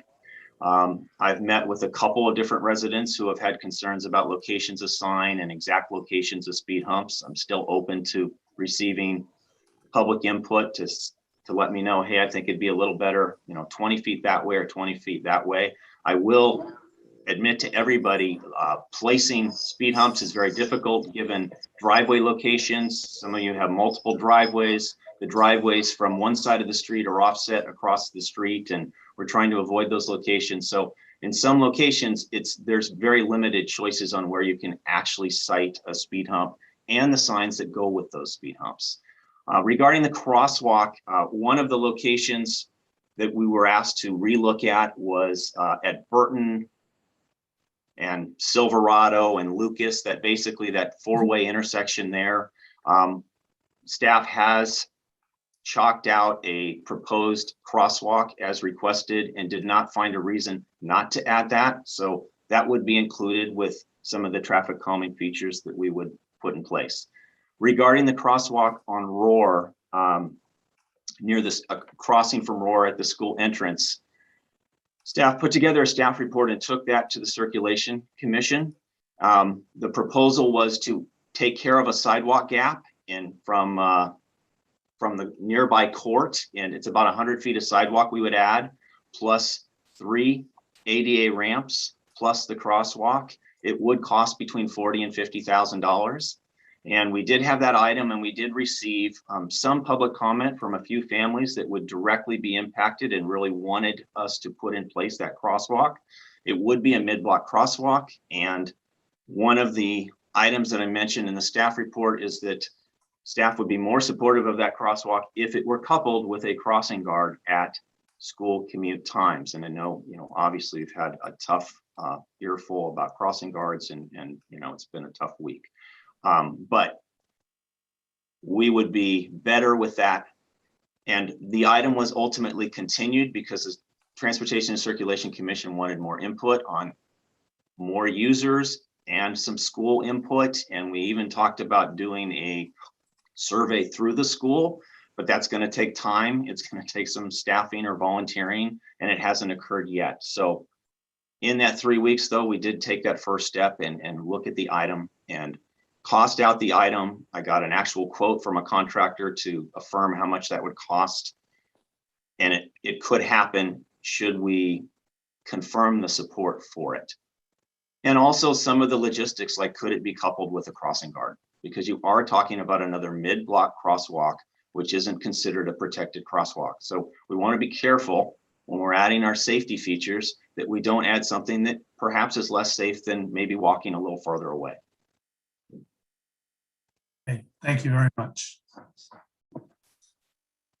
Any other questions? Councilmember Kwok. Mike, thank you for mentioning that you were going to conduct a survey. Was that a survey of the parents of Burton Valley Elementary School? Yeah, I believe that was the intent. It was to go out. The proposal was this would go through the newsletter through Burton Valley Elementary. And we're looking, as much as possible for the nearest and most frequent users and certainly the school users, because this would direct, it'd be connected directly to the school entrance on Roar Drive. Okay, thank you. So I have a couple of questions. So if we put in these no parking zones, what are the fee violations? Honestly, I cannot speak to that. I'd have to have police speak to that. I'm sorry that I didn't think to get that information. I know, but because it's a good question. And I should add that, part of the contingent that requested we make this a shorter time frame at the morning and afternoon has also requested that we make this not really enforceable, but voluntary, so that we're not adding all these street parking signs. So, you know, it goes hand in hand with that request. How much would we pay in a fine should we be cited for parking during this restricted time? I don't have the answer.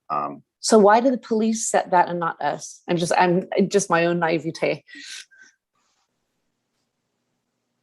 with their input, right? I don't know. I don't know. I mean, most fees don't come to the city. They go through, you know, there's a court system, there's a state, there's the county court system. When these are challenged, that it has to pay for that process. So it's like speeding tickets. It may be a very expensive speeding ticket, but the city gets a very low portion of that. I don't know, you know, if our police chief or if our city attorney has any more information on that, or if they're available for speaking to it. But you know, part of the reason for bringing this resolution and setting the signs would be to make it enforceable. And that would be meaning we would, you know, give tickets. Now, you could certainly direct us to have a soft opening and, you know, do warnings at first. There was discussion of that through this entire process as well, rather than just this jolt of, oh, welcome, we just put this in place yesterday and I know you didn't remember, but, you know, here's your $180 ticket. And I don't know, of course, how much it would be, but okay, you know, it makes some sense to kind of roll into it slowly if we did that. All right. And so one of the things we haven't really discussed in a bit is, since it's a pilot, how are we going to define the success and failure of this pilot, right?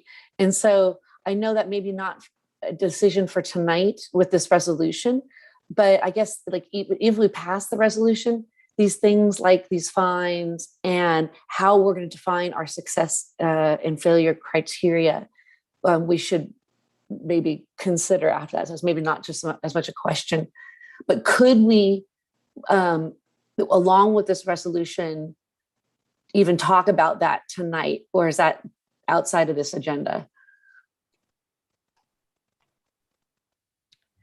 I guess I'm just trying to think. You might be able to fold it into the resolution in terms of what you're looking for in the year pilot program to come back.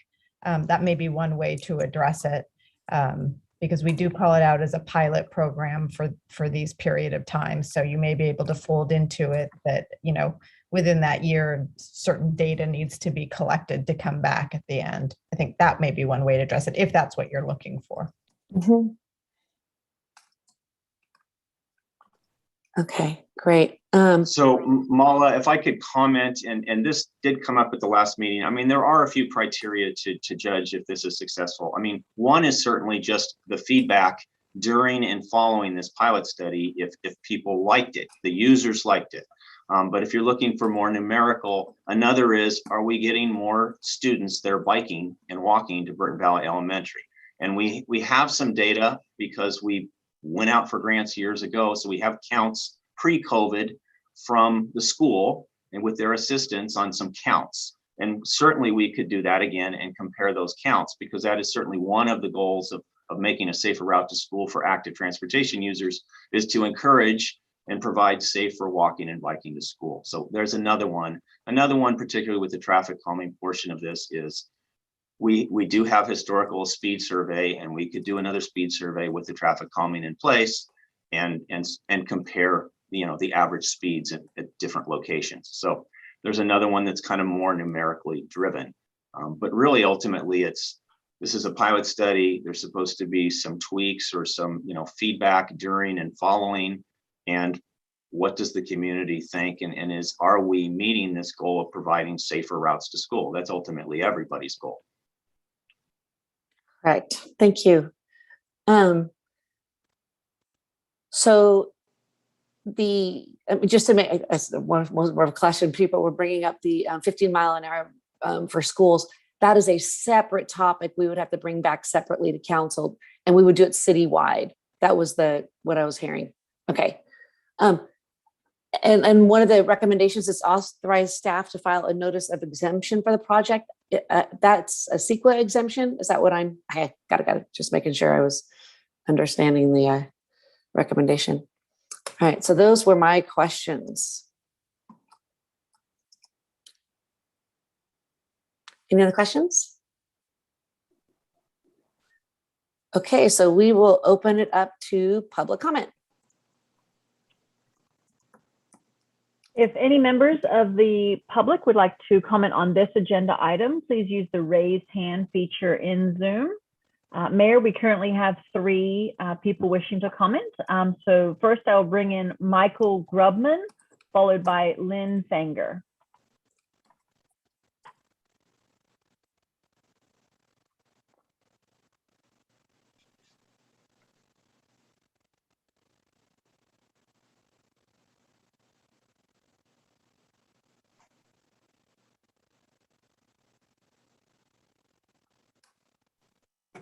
Okay, how about now?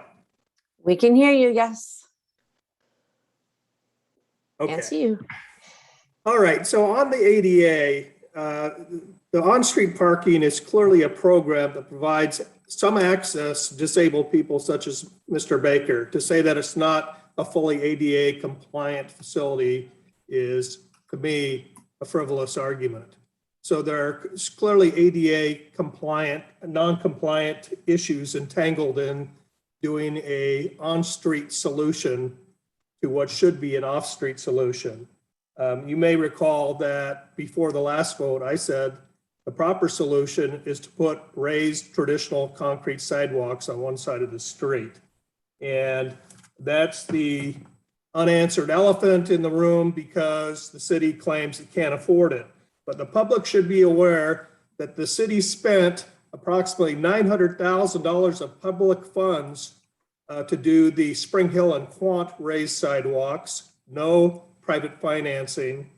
The solution of doing an assessment district, putting the whole cost on just the neighbors who get the sidewalk is not fair because it's obviously a public safety issue that involves everyone going to Burton Valley with the traffic congestion caused by people coming from as far as Saranac. And so the city should pay it, but it has not even offered to pay 1 penny. And a raised sidewalk from halfway on Burton all the way to Marywood and around the corner on Roar, I counted 31 houses. Mr. Moran says it's about 20,000 per house, 600 grand. If you add an extra 250,000 to pay for landscaping, you're talking under the 900 grand in today's construction cost dollars that the city put forth for Spring Hill and Quant. So what could the city do to get a true solution? Because that is ultimately the safe solution. You don't have ADA violations. You keep all the on-street parking. The parked cars become barriers between the sidewalk and moving vehicles. It's a great solution. But why isn't the city pursuing that? Well, the city owns 12 feet of right-of-way on each side of Marywood, 20 feet on each side of Silverado. I've been accused of trying to prevent a loss of my own parking, but I live on the other side of the street for the proposed side, but I'd be willing to do it. Here's the deal. You guys, from a document I found from a few years ago, need a six feet of the right of way to put in a sidewalk. Why don't you donate or agree to give up the rest of the unused right of way to the people who would get the sidewalk in exchange for them agreeing to pay, say, half, and you pay the other half? What a great solution that would be. It just takes a little bit of creative thinking by the city, come up with a solution that a mediator would come up with that cuts the baby in half. Thank you. Thank you. All right. Are any questions? Councilmember Dury has a question. Just want to ask, in case this comes up again, who at the city said the city couldn't afford the sidewalk? I won't say names, but I had it from a discussion that maybe was confidential. Okay, so that wasn't at our council meeting. Nobody said that at our. No, not at the council meeting. Okay, thank you. And very I much. should say that Thank you. That's fine. Thank you. Yeah, that the city received $4 million in unexpected funds from fiscal year 2020 that it did not expect to receive. I don't know where that money went. It's a lot of money. Thank you. Thank you. You've answered my question. Thank you.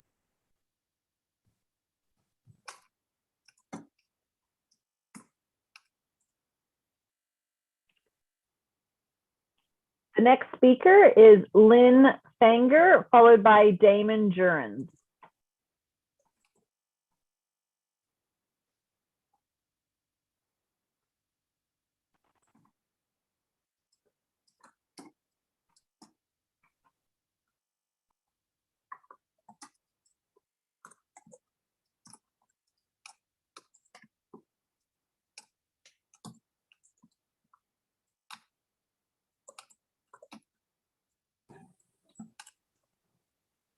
Okay, can you hear me? Yes, we can. Okay, hi, my name is Lynn Fanger, and we've lived in the Lafayette Burton Valley for probably over 40 years. And we're all looking to keep children, pedestrians, dogs, everybody safe. And we're all looking for expensive ways to do this. I am against the restricted parking, the pilot program, because we already have many systems in place that we could use right away to achieve safety for everybody. We can use the police. Violators of speed limits and stop signs should be ticketed. If you hit people in their wallets, I guarantee you, they will start obeying the signs. We can clear the shrubbery around all the blind spots near the school.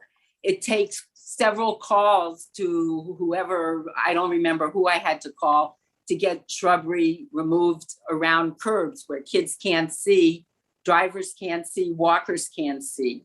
We could also implement the speed bumps right away. These are things that we could do right away, where a pilot program, restricting parking, putting up signs takes forever. So why can't we just implement what we have? And how can you add more restrictive signage for this restrictive parking if people don't even obey the signs that they already have? So people do not obey stop signs in the Burton Valley, and they do not obey the speed limits. So I just think that's a place to start. And at least you could see how it works with that. Thank you. Thank you. Any questions for the speaker? All right. No, thank you. You're welcome. The next speaker is Damian Jurens, followed by Jeff.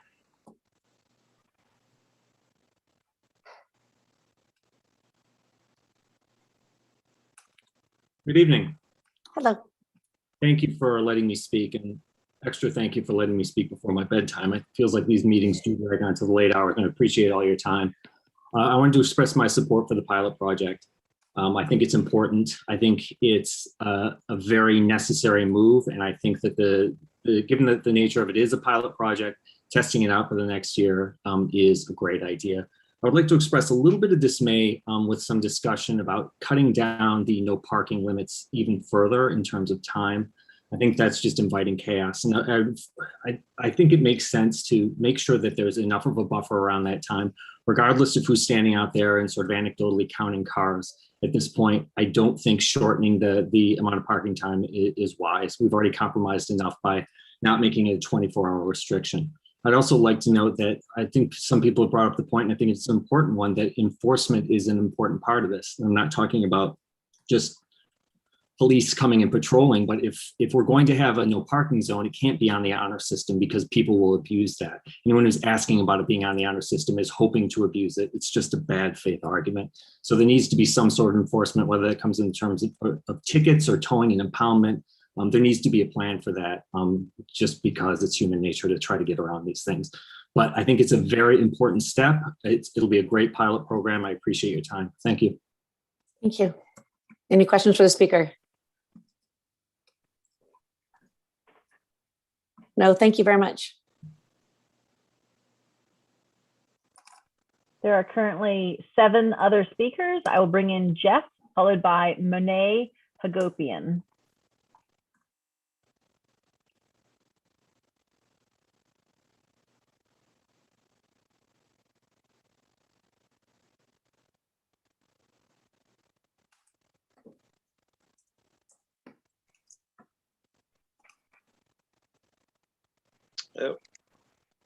Hi, this is Jeff Bellinger, and I live on Silverado Drive.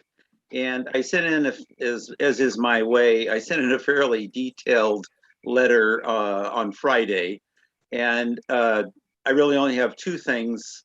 One is I absolutely support sidewalks. I think a sidewalk solution, I think, has got to be the ultimate goal for Burton Valley. So whatever, I know that's not on the agenda for tonight, but I think as this plays out, to me, that's how it gets paid for, I think is definitely going to be something for debate, but it's a neighborhood improvement. And I think at a minimum, the neighborhood needs to pay for it, and preferably the city, because it's going to benefit everybody in the city. My second concern was in the midst of all the back and forth about the berm, somewhere I missed entirely the fact that on Silverado, it went from two speed humps to 3 speed humps. And as far as I could tell, going back and listening to the Trans-Circ meeting and the city council meeting, there was absolutely no discussion or no mention of why all of a sudden we went from 2 speed humps to 3 speed humps on Silverado Drive. And I'm not sure if that can be considered by the council at this meeting because of the limit on the agenda. But I guess what I would ask is if the council or somebody on the council could open it up for that discussion, or at least to take place, and preferably 3 speed humps in that section. And I'm actually just talking the section, I need to be clear. It's just the section from Roar to Marywood. There's actually other speed hump, 1 more or 2 more down on Burton, but I'm just talking in the one section of Silverado from Roar to Marywood. So there's total of 4 speed humps on Silverado Drive. And like I say, I missed that detail somewhere that happened in the Trans-Circ staff report. So I'm really asking council if somebody on council can reopen that prior decision so it can be considered for an amendment. And I think part of the problem is it reflects some of the concerns other people have raised, that this all happened very quickly and there was so much focus and so much angst around different alternatives that even though everybody agreed on the need for traffic calming, the details of the actual implementation of that was sort of lost in the shuffle. I do have one final request, is that there were certain markings that were put on the road as a result of the previous NAT team. A lot of those got removed when the seal coat was done, and I would just ask that they be put back. Okay. Any questions for the speaker? Oh yeah, Councilmember Andre.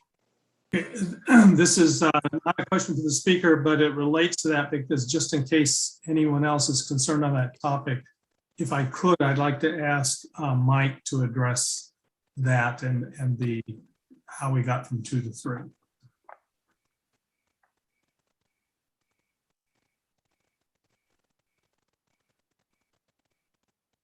So I don't know if that was the 3rd or 4th Trans-Circ meeting that we had, but the reason for the 3 on that section of Silverado and the importance of particularly 2 from Roar to not far past Indian was to have slower traffic through the straightaway on Silverado at Indian. So there was discussion that one of the biggest concerns and one of the options at Indian and Silverado was to add a stop sign. And it was, but that was a discussion item. And the reason for the speed humps on either side of Indian and then one other further down is just the spacing and distancing of speed humps and how they work together. So from Roar to Marywood, you've got 3 to 4 speed humps that you would typically put in if you're just following your traffic engineering guidelines. And specifically, those 2 were put in to slow traffic for that crossing at Indian, and also because that historically has been one of the fastest speed zones on Silverado. It's kind of the middle of the straightaway, if you will, before you either stop at Roar or hit the bend as you come to the stop at Marywood, and vice versa coming the other way. So that's the reasoning. All I could say is they were clearly shown graphically, at least on the last report to TransCirc. So, I mean, there were a lot of speed humps. Certainly they could have been lost in, I mean, we're talking about adding 11 speed humps in this area. So I can understand how not everyone was, you know, understood by every person. But they were put graphically on a staff report. That's all I can say. One more question, Jeff. What NAT markings are you talking about that were removed that you want coming back? I actually provided them to Mike in a email back in July, end of July. So he has that information. So there was one, for example, there was striping on the corner that where you make the turn off Silverado onto Marywood. There was additional striping on that corner to keep people from cutting. That's a notoriously cut corner. And so that was one of the NAT recommendations. The other NAT recommendation that was very important was there is actually a stanchion in the middle of the road on Silverado at Indian Way to say schools, and all the streets were crosshatched, zebra hatched. So I'm not sure all the zebra hatching got back in place that was supposed to be there after the chip seal. And I also really do feel that, well, if it's a pilot program, then if 3 is too many for the neighbors, then I guess we can go in and take one out. Yes, But, that has, we've, sorry, there's a lot of reverb. We definitely spoke about that, yes. And allocated funds even for that. Thank you. Thank you. And thank you, Council, for all you do. I know it's a tough job, but thank you. Thanks. Thank you for your service. Right. The next speaker is Monet Hagopian, followed by Aaron Hull.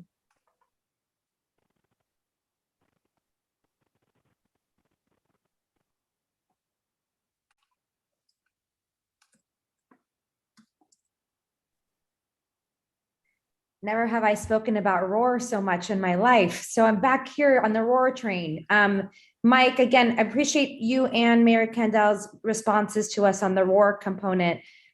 We did go out to go try and find the markings. We could not find them for where the proposed speed hump would be. So I would love for that to be recirculated back out so that we can kind of go take a look where the speed bumps would be between, if there is one proposed between Reed on Roar down to Marywood, because that's where we're really taking a look at. I am continuing to be really disappointed that the barreling down the hill from Reed downwards is not being addressed.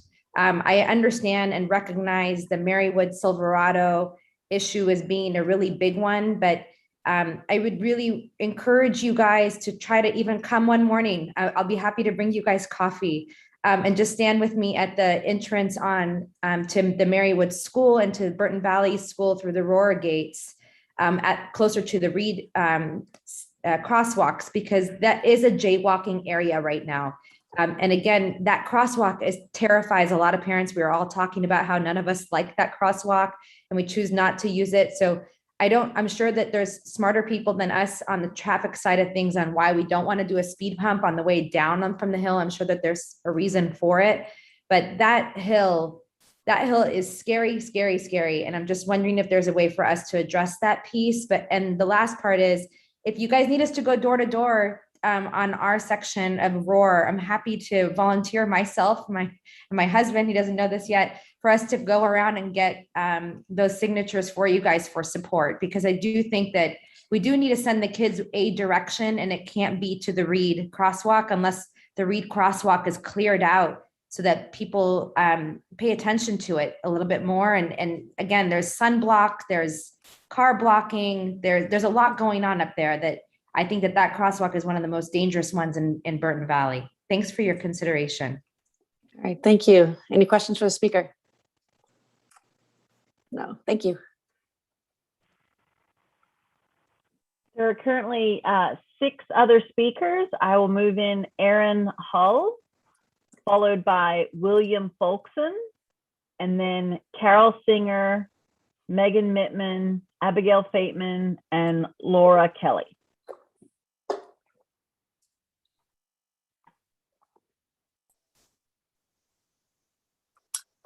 Hi there, can you hear me? Yes. Great. Well, first of all, thank you all. I know you give so many of your hours, and I see a lot of younger faces who have kids at home. So I know it takes from your family. So thank you for giving to the community like this. And I think we're all gathered together because we care about the safety of the children and some of the other people who live in our neighborhood. Some of the older people, maybe some of the disabled people who come, some of the older folks who come visit some of the older neighbors. So I think that when we're talking about safer routes, I hope that we're also talking about having safer routes for everyone, for the students and all of the visitors and the residents in the community. From listening to the public comments before this and right now, the common theme is we have unsafe driving going on everywhere. And at the meeting at the Lafayette Community Center where the police chief attended, I was really dismayed about kind of the attitude of that there is really not going to be enforcement of our laws, of the speed limit and the stop signs. And after living here for 25 years, it does seem like now there are people driving faster and going through these stop signs even more. And I wish that there was a way that the city could increase enforcement in the community. I think it's great that we're going to have speed humps. That's going to help a great deal. But I think we also need to look towards the city to perhaps allocate dollars towards greater enhancement. I don't think it would take a whole lot of visits for police officers at corners, and people might improve their behavior on the streets. So that is an important factor. I do think that raised sidewalks should be explored, as Mike mentioned. Let's get creative. How could we finance those? This shouldn't be a burden on 20 or 40 households only, because everyone in the community would benefit. So while talking about this, let's also look and be creative about how we could do the ultimate safety item, which would be raised sidewalks. I also want to highlight the importance of this pilot study really having some criteria against which it will be evaluated. And I think that it should be built into the language somehow and set some very specific goals that we want to increase pedestrians, bicyclists attending school, or whatever measure it is, by X%. It's easy to do pilots and then afterwards be touchy-feely about it, but let's get down and do it the way we would in the business world, which is here's our goals, and if we achieve them, it's a success, and if we didn't, we need to explore and do something else to make things safe. So I would really encourage a little bit more discussion and review and requirements about what will be the criteria to evaluate this. So that would be most of my comments. I don't know about this on Marywood, the hours. It doesn't seem like it's going to be helping to have cars off at 7 a.m. So limited hours, I think, should be adopted if we go to that approach. Thank you. Thank you. Any questions for the speaker? Councilmember Drury. I know your time was up, but when you talk about limited hours, what do you have in mind? Am I still on? Yes, you are. Oh, there you go. I would say, school starts at 8:30, and I think the playground whatever hour the playground is open, I think it's usually open at 8:15. Kids sometimes get to school early, so let's say 8 o'clock, because otherwise kids aren't getting dropped off there. So maybe 8 to 9 for some of those stragglers who come in a little late, and then after school. From what I've seen, the place clears out pretty darn fast. I would also encourage the school to talk about, is there some way they can do some kind of staggering or something? I just, when my kids were there, if I had to pick them up, I told them I'd pick them up at 10 minutes after the hour. At 10 minutes after the stop time, they should go play, and then I would get them for just not wanting to have to sit through all that traffic. Okay, Thank you.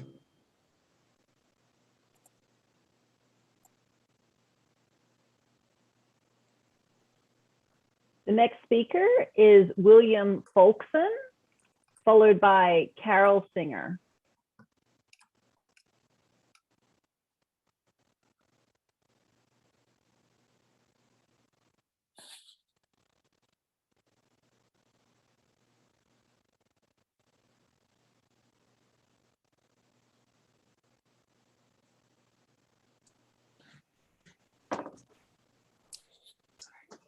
Hi, can you hear me? Yes, we can. Hi, good evening, everyone. I'm Bill Faulkson. I've lived at 563 Marywood Drive for 35 years. I know that city council meetings are not the appropriate forum in which to get audience questions answered. So instead, I'm going to leave you tonight with some rhetorical questions for you to consider. Lafayette has a rich and long history of volunteerism and self-government. Even the city's traffic calming process was designed with neighborhood involvement foremost in mind. In at least 3 places in the traffic calming guidebook, it states in big bold italics, neighborhood acceptance, as well as circulation commission review and city council approval is a prerequisite prior to any implementation. This is to prevent one group or body from imposing its will at the expense of another. On Marywood and Silverado Drives, we have between 75 and 85% of the households and almost 280 Burton Valley residents documented to be opposed to these parking restrictions. So why are you violating your own rules and imposing these restrictions when we obviously don't want or need them? Nobody knows more about the safety of our neighborhood than those of us who live here. If you are unwilling to follow your own rules in creating a no parking ordinance, why should we then follow the rules and comply with it? As we learned in the city's prior attempts to subvert the Americans with Disabilities Act, breaking the law and breaking the rules should never be a part of any proposed solution. Our group, Burton Valley Safe Streets, has been the only entity to provide you with data, statistics, counts, observations, photos, maps, and videos about what occurs in our neighborhood before, during, and after school commute times. For a quick perspective on the relative scope of the purported problem, at the Marywood entrance to school, we are dealing with only 10 unaccompanied kids in the morning and 28 in the afternoon. 100% of all kids walking to and from school do so between 8 and 8:30 in the morning and between 2:30 and 3 p.m. Outside of that 1 hour period per school day, absolutely 0 kids are commuting to and from school. Watch our videos, see our documented tables, ask Councilmember Kwok why he was able to pick up traffic cones at 2:55 last Friday and go home, or ask Mike Moran what he observed last Tuesday if you need more proof. So if you believe we have a 1 hour per day problem, why does that warrant a 4 hour per day solution? These outside the norm parking restrictions might make council members feel better with a sense that you are doing something, but they do nothing to improve the safety of students and adults and only serve to antagonize an already irritated neighborhood. If parking restrictions are deemed to be necessary, it only makes sense for them to exist when and where school commuting kids also exist. I'm glad to answer any questions you may have. Thank you. Any questions for the speaker? Councilmember Nderi. Okay, I have to ask you, you talked about the city attempt to subvert the ADA. From yes. My sitting here as a council member and hearing a proposal brought to the council, and then the city attorney opines that the proposal doesn't meet the ADA, it wasn't approved. You've lost me entirely. Is this a different meeting that I didn't attend? No, but prior to that, we went through 4 months of trying to bring issues to the attention of the Transportation and Circulation Commission. And it was only after we wrote a letter, Burton Valley Safe Streets wrote a letter to Marla Subramanian, that it even made it to your attention. But we spent 3 or 4 months prior to that trying to bring it to the city's attention and were summarily ignored. And it shouldn't take 4 months and a Transportation and Circulation Commission voting 4-1 in favor of a measure that's illegal. So where is the subversion? during the discussion. That's all right. Okay. Appreciate it. Thank you. Any other questions? Okay. There are currently 5 hands raised. I'll bring in Carol Singer and Aaron Hull. If you would like to make a comment on this item, please raise your hand again. I think we lost Carl. We'll bring Carl back in as well. Thanks.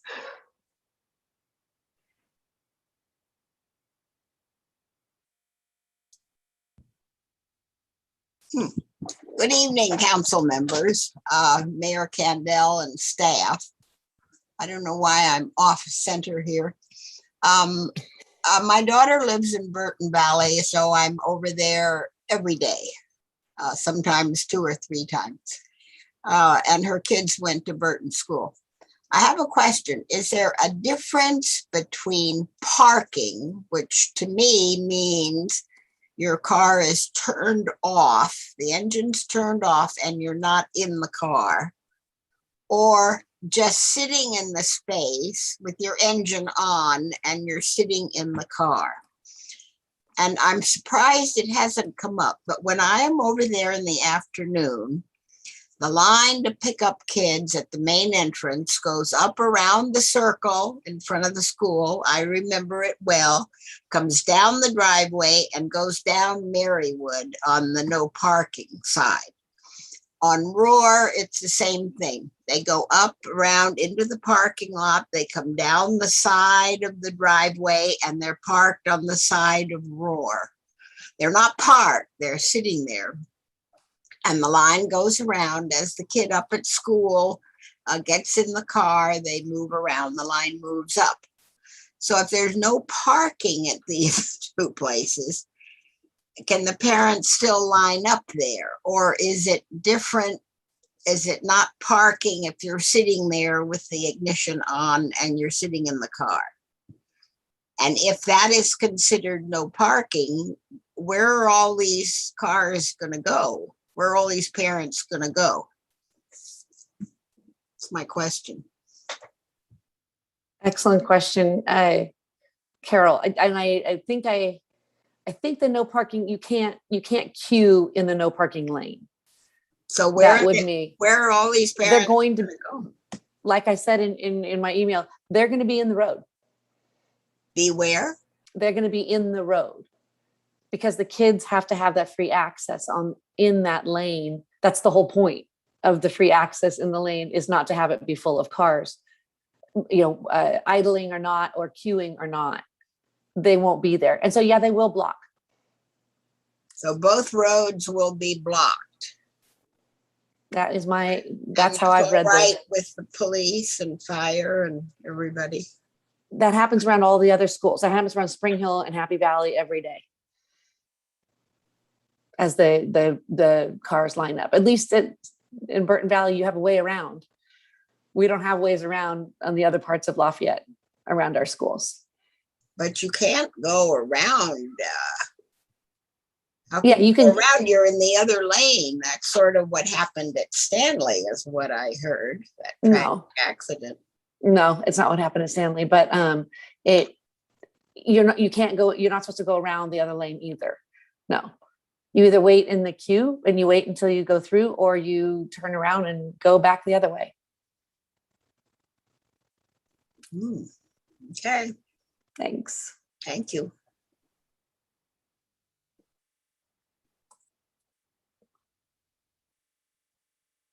The next speaker is Megan Mittman, followed by Laura Kelly, then John Doerr, Dan Lynch, Abigail Fateman.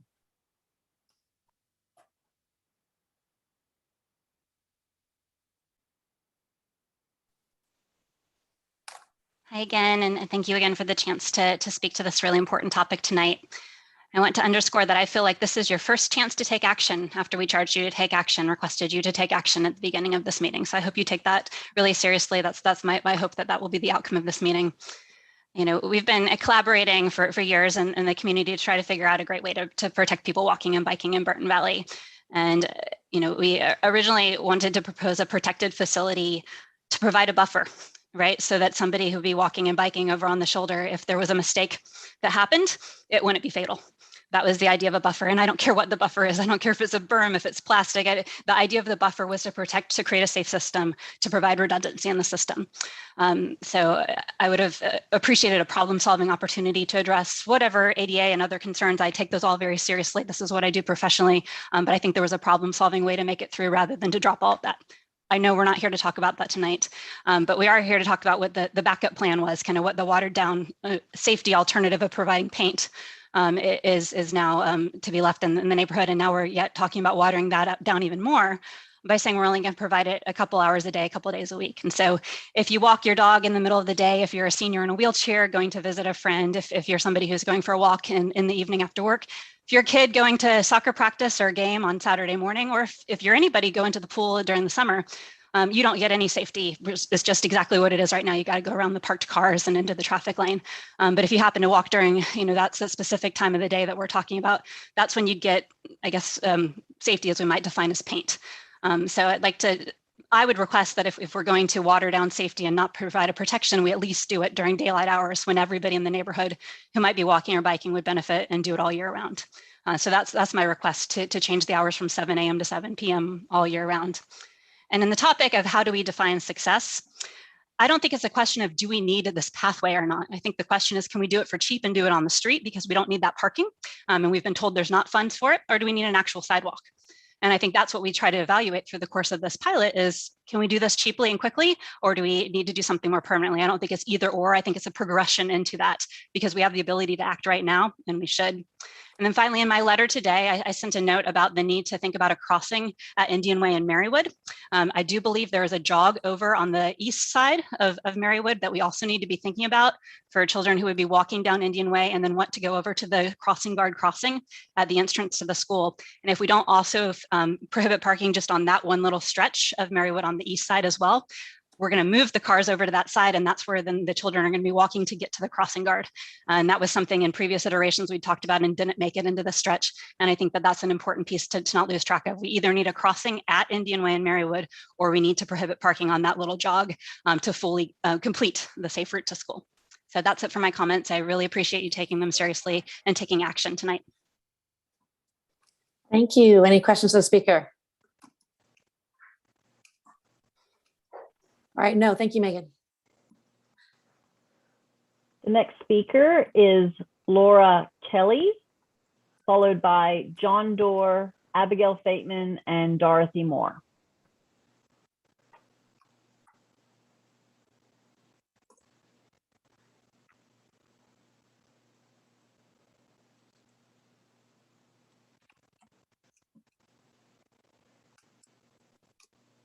Hi there, can you hear me? Yes, we can. Hi. Following on from what Megan was saying, I'm not a road planner or an expert on how to traffic calm. It's not what I do for a job, unlike Megan.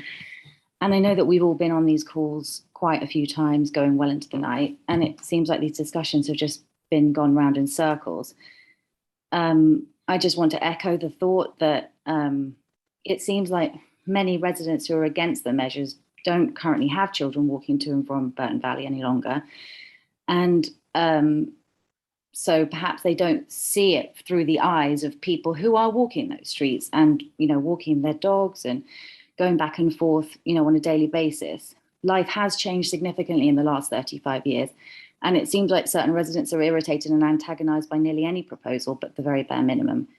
I'm definitely in support of at least 7 a.m. till 7 p.m. parking restrictions, because there are just so many different schedules and, lots of reasons why people are coming to and from school later or earlier. There are kindergarten late starts and early dismissals on Wednesdays and after school activities.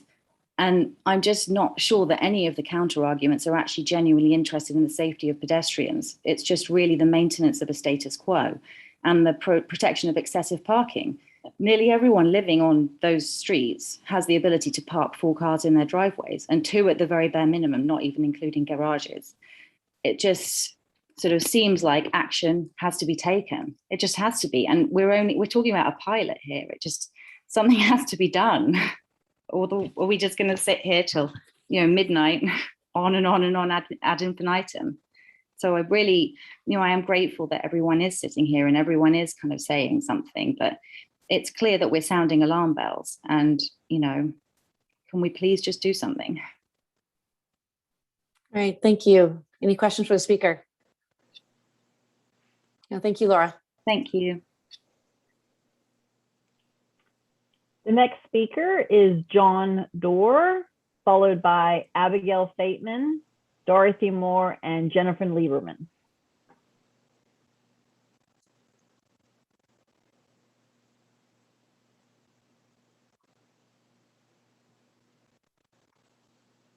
Can you hear me at this point? Yes, we can. Yes, good evening. I'm John Doerr. I live this every day for over 25 years now, and you've heard me say that before. The two previous speakers, I challenged them to get out and walk. Miss Mittman should get out and walk during the day. I walk 2 or 3 times a day, every day, and I'm here. And it is amazing that we're talking about some people saying 7 days a week, year round, 7 to 7. That's not fair. We have so much construction going on, people improving houses, people working, lawn service. Yes, we're not feeling entitled. We're asking to have parking. We have a 1 hour problem, as Mike saw from my property earlier this week with Bill. We have a 30-minute problem in the morning and a 30-minute problem in the afternoon, or an issue. And that's what we need to do. I was on the last NAT. Sidewalks came up. Parking came up. We put the paddles in. You've seen how well those have done. I think the speed humps will really address our speed issue, but we really do not need a restriction. There's nobody on the street during the day outside those hours. Anybody who says they're unsafe and they need a 7 by 7 really should get out and walk the street. Now, you heard earlier tonight about the parking on Roar last weekend with the sporting events. We're going to compound that even more to the different streets if we put parking 7 by 7, 724. That's, year round. We can't do that to the sports people. Please, as a council, I ask you to amend it to the time we need. This is a pilot. If we need to add more time, you can do it in a year, and let's figure out how to measure it. But let's be reasonable about this and go to 30 minutes in the morning and 30 minutes in the afternoon and see how that works. Along with the speed humps, I think we'll have a solution to make everybody happy in a lot safer neighborhood. And I'd like to see more of my neighbors out walking like a lot of us do. Thank you. Thank you very much. Any questions for the speaker? All right, no, thank you, John. There are currently 5 speakers. I'll bring in Abigail Fateman, followed by Dorothy Moore, Jennifer Lieberman, Manju Lin, and Minha Pham.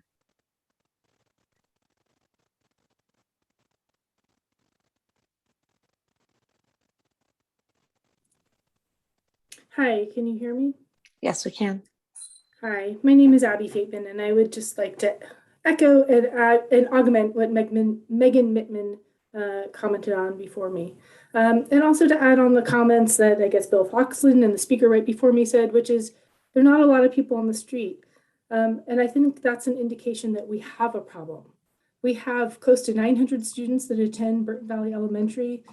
More than half of them live in the immediate area and should be able to walk and ride their bikes to school, and they're not. And they're not because it's not safe, and they don't feel safe, and their parents don't feel safe.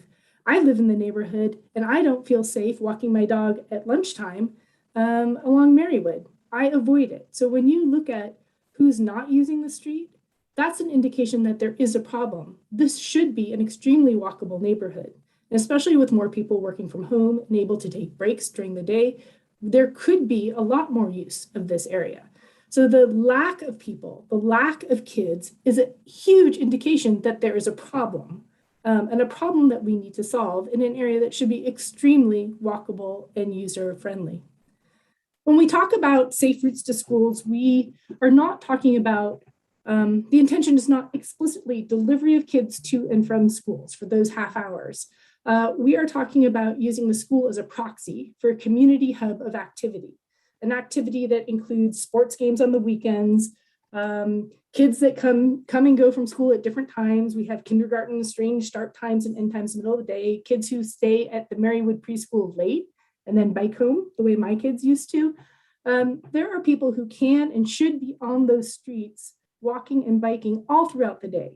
And they're not because they don't feel safe. I avoid it. I'm a person who is not using those streets right now, and I would like to. So we need to make sure that when we're talking about a safe route to school, we're understanding that the priority is that this is a hub of activity and the community should be able to move to and from that all throughout the day. And that is why I support 7 a.m. to 7 p.m. restricted parking only. I would also like to say we need to look at the problem statement and the attention that is set forth in the staff reports. The problem statement is that there is not a separated protected space for bikes and peds. This is in the staff reports. And the intention is to create the safest route as possible, which is what is said in Mike's staff report for this evening. I think we need to use that as a standard and the proxy for testing what really is the purpose of the pilot project. And Megan really hit the nail on the head when we say, if we remove parking now with an on-street facility and there isn't a problem with that, then that's great. We have solved the problem without spending a huge amount of money. If we recognize that maybe parking really is a huge problem, that will further motivate this community to do the long-term problem solving and fundraising to develop a sidewalk. And without testing that, we don't know if we're building a sidewalk just because we feel like it's prettier or if that's really the needed solution. So I encourage you to have a true pilot to really test and have an outcome that will really protect the entire community that wants to use these facilities. Thank you. Thank you, Megan. Any questions to the speaker? Abby. Abby, oh, sorry. No, I am flattered to be called Megan. I know, sorry. I was looking at Megan on my screen. Take that as a compliment. Absolutely. Thank you, Abby. All right, no questions, thanks. There are currently 5 speakers. I'll bring in Dorothy Moore, followed by Jennifer Lieberman.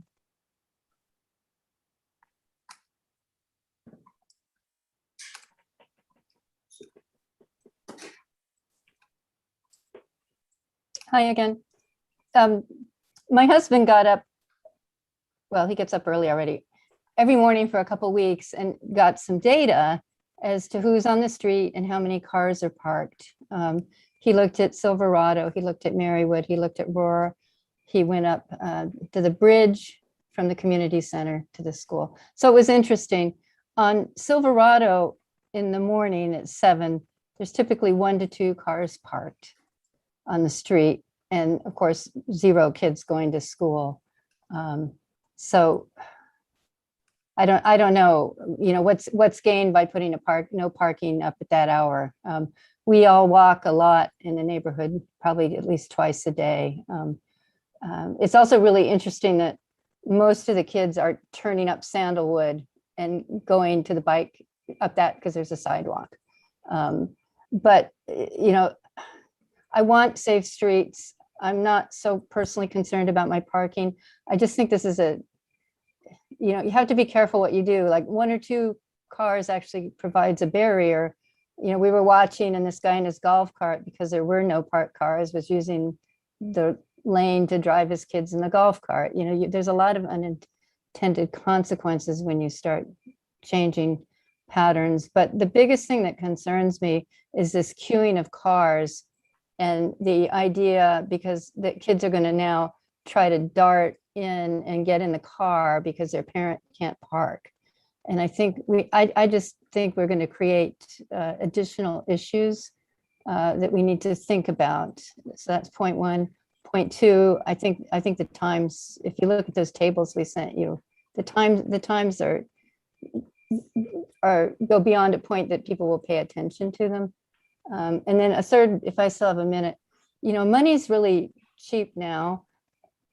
I would love us to do something creative and try to get money for the city to do a real solution for traffic safety. And I think we all agree that sidewalks are the safest solution. I know we were in a meeting with Susan Kendall. I think she was surprised. She asked us, would we like sidewalks? And everybody at the table said yes. And we would.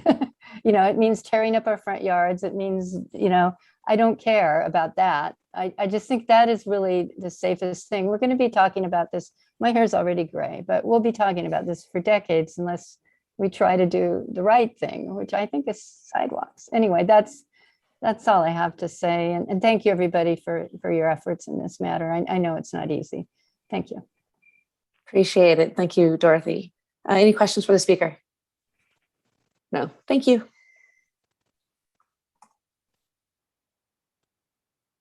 The next speaker is Jennifer Lieberman, followed by Manju Lind.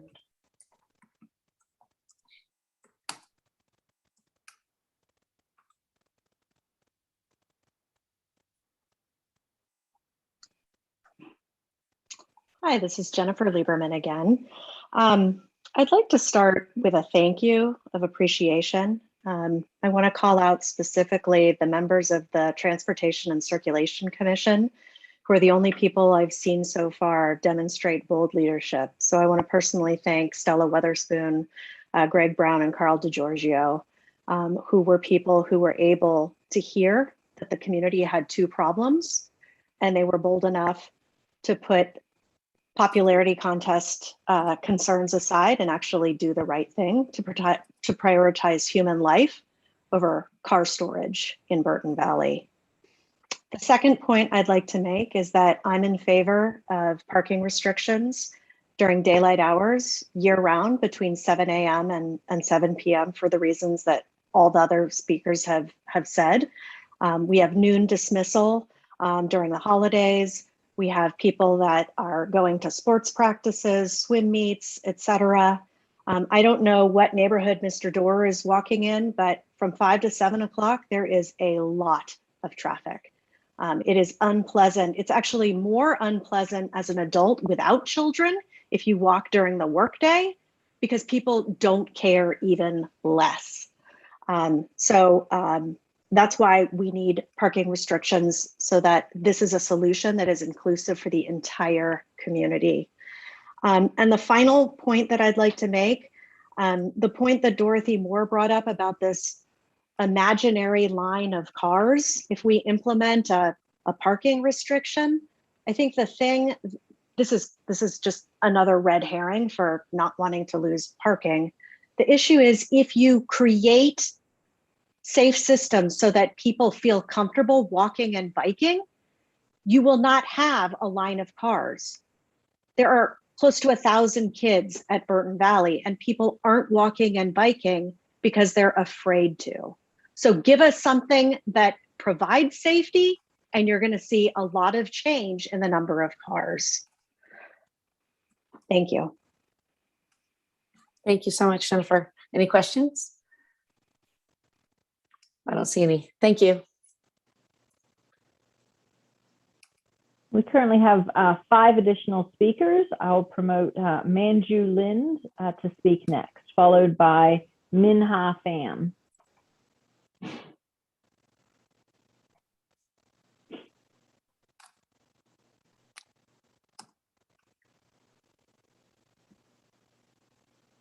Hi, there I am. I couldn't see myself. Hi, Manju Lind. I just want to echo what a few of the previous speakers have said. Between my husband and I, and this time I'm going to speak to you not as a parent of 2 kids that recently graduated from BV, but as a part of a household where between my husband and I, we probably clock well over 12 miles a day in this neighborhood.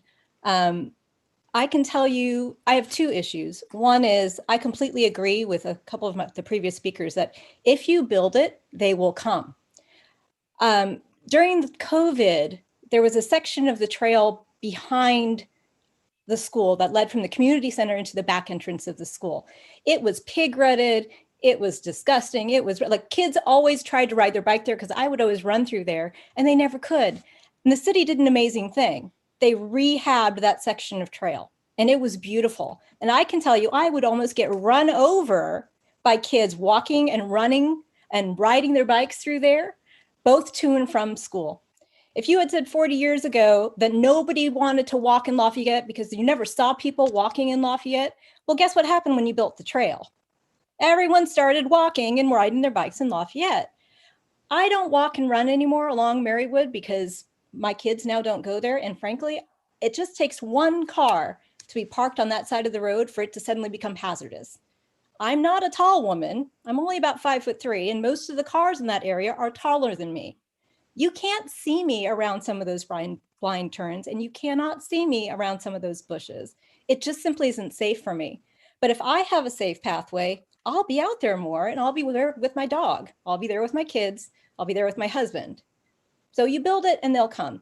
Enforcement's kind of a big thing for me. I don't know how you enforce a half-an-hour parking restriction. I mean, it's kind of there and then it's not. I actually think you do need a 12-hour-a-day parking solution, because the worst thing you can do is actually have inconsistent habits. I don't know when it's on, when it's off. If it's just off, you build new habits. The final thing I'm going to say is that I live on a fairly narrow street. I'm actually around the corner from a blind turn myself and on a hill. So I get the issues with speeding downhill. There's a lot of construction projects happening on my section of the street right now. They're not actually my projects, but we actually have a neighborhood going on our street. And when it gets jammed, guess what people do? They put their cars in their driveway. I have a narrow driveway. I can fit 4 cars in my driveway. Contractors, my gardener, the tree trimming crew, they're all receptive to this if you just ask, can you not park in this street? I'm going to ask one more thing, which is that I've been here long enough to remember when the school used to gently ask the neighbors along Marywood to not park during school commute hours. And it worked for a couple of days, maybe a couple of weeks. And then very quickly it reverted. So I think enforcement's kind of a key thing. Great, thank you. Any questions for the speaker? No, thank you very much. The next speaker is Minha Pham, followed by Rap Family and Joshua Baker. Hi, I'm Minha Pham again. Thank you so much for staying this late this evening. So my question earlier in the session was what the city planned to act on the recommendations from the 2020 study from Berkeley about the unsafe issues around standing. And one of the suggestions is like, we're gonna gather community, get ideas from the community. I just wonder if those recommendations in the study are not enough, why do we even need like unprofessional or citizens to get involved? So I just wonder that, and I'd love to hear from you, Ms. Mayor, and also anyone in leadership in public work and engineering in the council as well, if there is one. Thank you. Thank you. So how these, it's not typically a question answer. This is a comment. And typically how we form these comments is that we agendize them to the item on the agenda. And so just in the future, we heard your comment loud and clear during the public comment about when we're going to address this. We don't typically answer, but that is at the listening session on September 29th. Hopefully we will be listening and we'll be having lots of answers coming out soon to your exact question. So thank you. So didn't you ask, like, was there any question for the panel to everybody who made a comment? What do you mean? Oh, it's gonna be a forum. That will be, a forum is typically more of a back and forth kind of conversation rather than one of these city council meetings where your comments are comments. It's not a back and forth. Does that make sense? Okay. Okay, Yep. Great. Thank you. Thanks. Appreciate it. Thank you.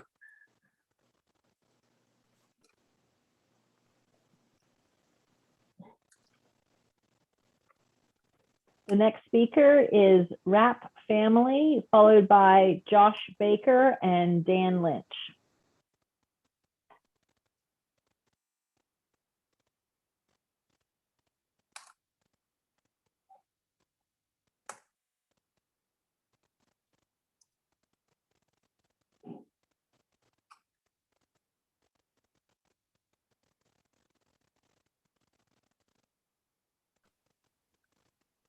Hello. Hello. Hi, this is Cheryl Rapp. I'm not right on the Silverado area, right near the school or Marywood where the school. We live a little further up, but my husband and I are on the streets every day, at least an hour and a half to 2 hours walking. And I have done this for 20 some years. So the other place I walk is the reservoir. I do a lot of walking there, but I actually have not been there until last week because of COVID. And so the hour and a half that we walk on the streets, we have never felt unsafe because we have two sides of the street to walk on. We can cross over if there's a problem. We don't like bikes going both ways on the same side of the street. So we try to avoid that. And we feel very safe in the Burton Valley area. So last week when I decided to take my little adventure to the reservoir, the first morning I left at 7:53 to get to the reservoir, to get there at 8:15. And at 7:53, there was maybe one car on the street and two cars parked. So there was not a problem at 7:43. The next time I was walking the reservoir at 9 a.m. And so I left the house at 8:32. And same thing, I was the only car driving down the street and there was two cars parked on the street. So I don't feel like we need to have a 7 hour from 7 a.m. to 7 p.m. restricted parking on the street. What that's going to do is put all of the cars that do come after 8 a.m., the gardeners, the contractors, everybody that comes on the street. Sometimes there's 4 or 5 in front of a car, 4 or 5 in front of a house.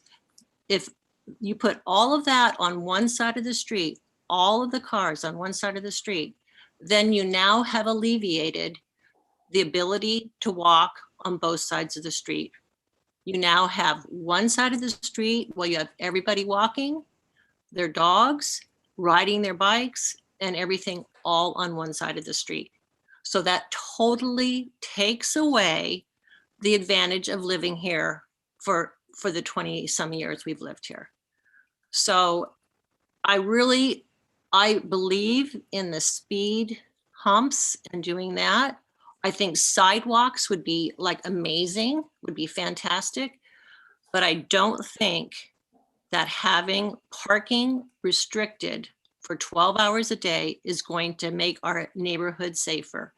And I think it's I think it's important that we look at the facts and the situation and then not just have the emotions of what Time is up. Thank you. Oh, great. Thank you so much, Cheryl. Any questions for the speaker? No, thank you.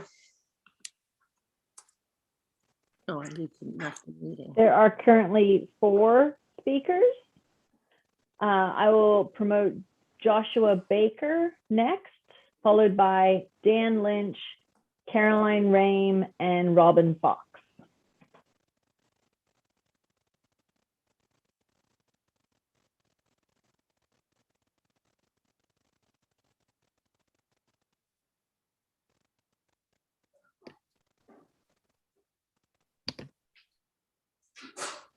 Hello, can you hear me? Yes, I can. Hi, Joshua Baker, 569 Marywood. I'm permanently disabled. I've written and spoken to you about this before. So picture this. You hire a crew to paint your house, they show up, you go to work, and that afternoon you return and you see that they painted over all your windows. What the heck? I can't see. They're windows, not walls, you say, but the foreman looks at you and says, hey, there's no change of use here. It's just paint. And then you see the front door is now sealed because they painted over that when they were spraying. Are you kidding? Now I can't get into my house. And he just laughs again and he says, hey, no change of access here, just paint. It's surreal, but that's effectively how this parking cut is being described. It's suggested there are no changes to use or access and thus no ADA implication, so long as streets are being made part-time, non-accessible footpaths solely using signs and paint. It's nonsense. Legislative intent tonight couldn't be more clear. It's an end run to a footpath. It's the only reason we're here. The agenda reads parking, but history, writings, testimony, the mayor's own, that's the whole point comment earlier, show we're discussing a transitory footpath. Today, the shoulder has universal access and use. If this passes, it won't. Twice a day, the rules will be changing under penalty of law. The shoulder will become a de facto footpath for kids. The disabled will be excluded from equivalent use by slope, grades, other hazards, and there are no carve-outs. You know this, and your own engineering reports and legal analysis declare that the shoulder is non-ADA compliant as a pathway, or to put it more bluntly, it's illegal. The ADA is federal law. There are no short-term exceptions for so-called pilot projects. The city must comply when use or access changes independently, not because I'm handicapped and I say so, but you have been given repeated notice of burdens. To me, to a wheelchair-bound resident, other disabled and elderly people, visitors, future residents, current residents who might later suffer disability. Ignoring all of that isn't bold leadership, it's deliberate indifference and lawlessness. Child safety is critical, but good policy is based on data, not emotion, no matter how sincere or raw. We have seen no data showing this proposal would have precluded any incident in the last half century. And we've added speed humps and more crosswalks on top of that. So do we need a footpath? No. Many people want a footpath. Great. It must comply with the ADA. So you can exempt the disabled, or hire experts to plan a route and then pay to regrade the streets, or far more sensibly, pay to install sidewalks. It costs money, perhaps means raising taxes. It takes time, but it's legal. You can't have your cake and eat it too. Get the changes, but not the bills. Satisfy one shouting contingent at the expense of a legally protected class. That's the law. Safety matters, kids matter, but the law also matters, and the disabled and the elderly matter too. Please do this right, legally, being fair to everyone, or don't do it at all. Vote no. Thank you. All right, thank you. Any questions for the speaker? No, thank you, Joshua. The next speaker is Dan Lynch and then Caroline Rame.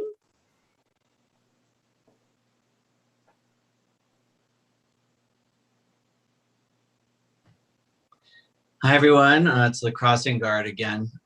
Just wanted to say I don't count how many students and parents I usher across Marywood, because I'm watching for cars that are distracted drivers, people texting, people changing their radio stations, people, drinking, soft drinks, etc. I don't have time to count cars, but count children walking across the street. I do urge all the counters out there to join me and wear my vest, and you can do it yourself.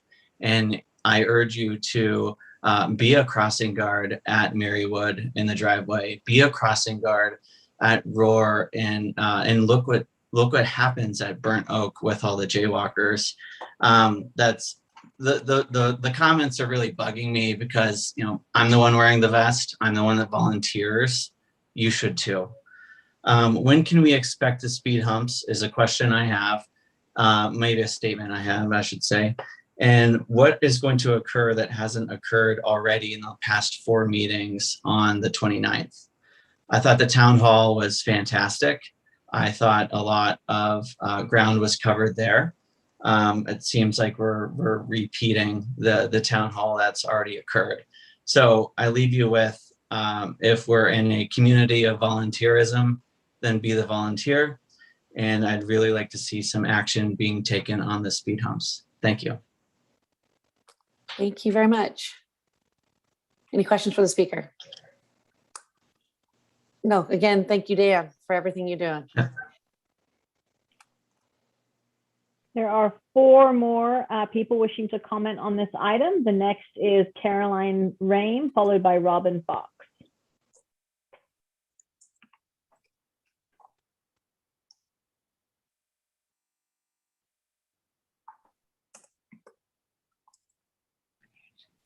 Good evening. Sorry, I'll make it very short. I don't want to dunk on anything that's already been said. I wanted to make the point that I think having safe schools and the high quality of our schools drives the real estate of the entire city.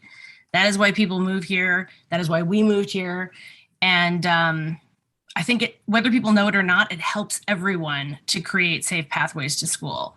And I know, Susan, you were really involved in the Spring Hill renovation, how that just is just beauty. It's a thing of beauty from both sides. It's this beautiful protected pathway.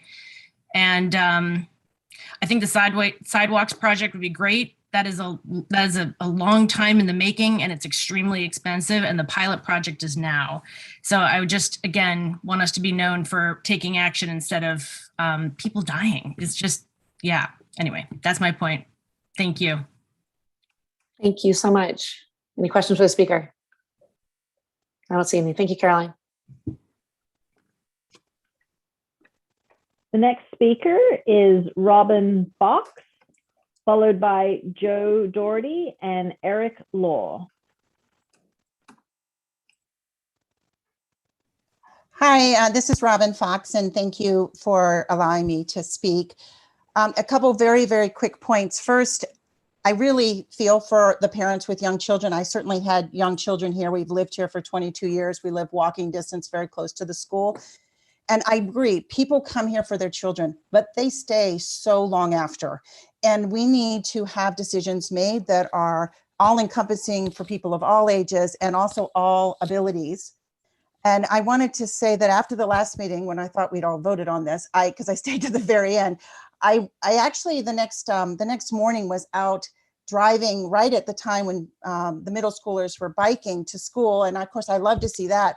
But I actually personally witnessed 2 adults having to literally kind of look behind them and shake to get away, because the bicyclists, they're excited to go to school. Their heads are down.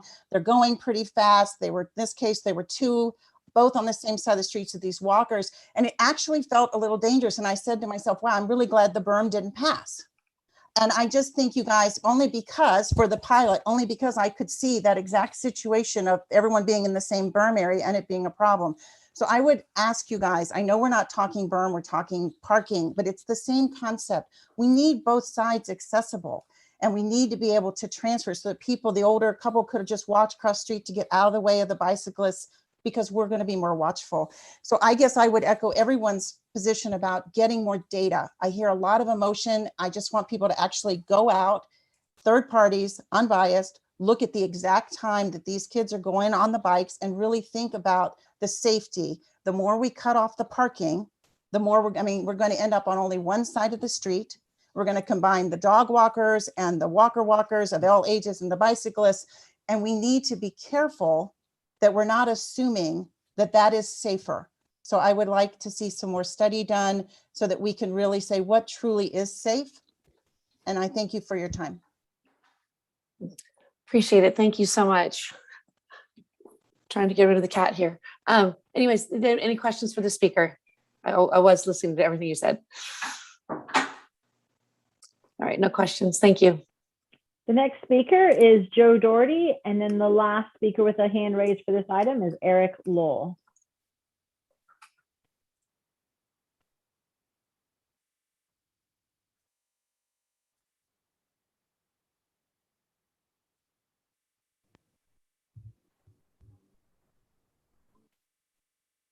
All right, you can see me now? Everything's Yes, good? we can. Yes.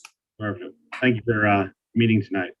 If anything, hopefully many of the speakers tonight who are outraged at the lack of safety around the schools will fill the numerous traffic guard openings that are needed and were in existence prior to this week's tragedy. That would be a good thing to come out of this meeting. Burton Valley residents are not against safety. In fact, I think many of the residents agreed with the need for a discussion on how to improve the traffic situation in Burton Valley and Lafayette overall. The issue that is of concern is this call for problem solving should involve all the residents. The frustration about the item before you tonight is the neighbors were not involved in the process for Burton Valley. Burton safely chose to not involve the neighbors nor follow the city's own traffic calming policy. Given the recent tragedies, we asked the city council not to make a decision on emotional pleas, but rather the facts. The grant did not allow for a feasibility study. The test project should not have continued if there was no funding. Don't reward deceptive behavior. The residents have been asking for the parameters this test will be reviewed upon. As of the August 23rd city council approval, 3 months of meetings, there is still no detail that will determine the success or the failure of this project. This is not full disclosure nor transparent government. The primary goal is a dedicated pathway. Why can't we discuss that as opposed to this alternate pathway? There are 280 residents opposed to parking restrictions that feel this solution is an unfair decision to their Marywood residents who will bear the burden of this decision. Many of these 280 residents have commented they feel safe walking and biking in Burton Valley currently. This feeling is supported by the city's own statistical data, as well as staff reports from the city engineer and chief of police. Why is the city not listening to these residents? How unsafe is the current pathway with cars parked there? The project's primary proponent continued to allow her nanny to park in the bike path all the way through the first day of school this year. Actions speak louder than words. I also have a concern that Mayor Candell might have been a preconceived notion in favor of the project based on her 721 TC Commission involvement, as well as the 7/8 town hall she chaired without the council nor quorum of the TC Commission. Should she have recused herself from this topic tonight? Maybe. Even tonight, when she stopped Miss Dorothy Moore during public comment, but she did allow Lieberman, Mittman, and Bateman to speak unabated, increasing their time tonight. I'd also like to note that Burton Valley's main entrance is primarily a vehicle entrance due to part of the degree of the incline of that street. Additionally, the south sidewalk up to the campus requires 2 unprotected crosswalk walk-ins before you get to the buildings. Maybe the bike lot shouldn't be on this access point either, as evident by last year's tragedy. Maybe we restrict pedestrian and bike access through this main BV entrance. There are protected walkways at Marywood and Burton and Marywood and Sandalwood. Let's use those like most kids do right now. In addition, the sidewalk at, or the crosswalk at Sandalwood does not have a crossing guard. This is now your primary crossing point. It's also the only ingress from that neighborhood. The request to have a protected pathway in Marywood is a convenience, not a safety issue. The school district has not been involved in this process adequately. Maybe the school district needs to rethink their campus structure. For Stanley, the only middle school in Lafayette, maybe having a middle school larger than the 2 high schools of P2 is not right. Maybe having that single middle school campus adjacent to an elementary school is too much traffic. Or maybe having the only middle school adjacent to the main routes is not. Having half of Burton Valley required to go to school through cars from White Pony is not a productive decision either. Reduce those trips and let's see how the traffic is affecting Burton Valley. Great, thank you so much. Any questions for the speaker? All right, thank you so much, Joe. The next speaker is Eric Law, followed by Jeff Moore.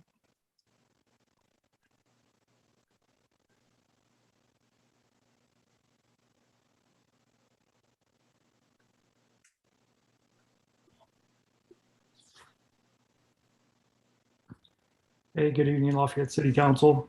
Last speaker for giving you guys a break tonight, so I'll try and be quick.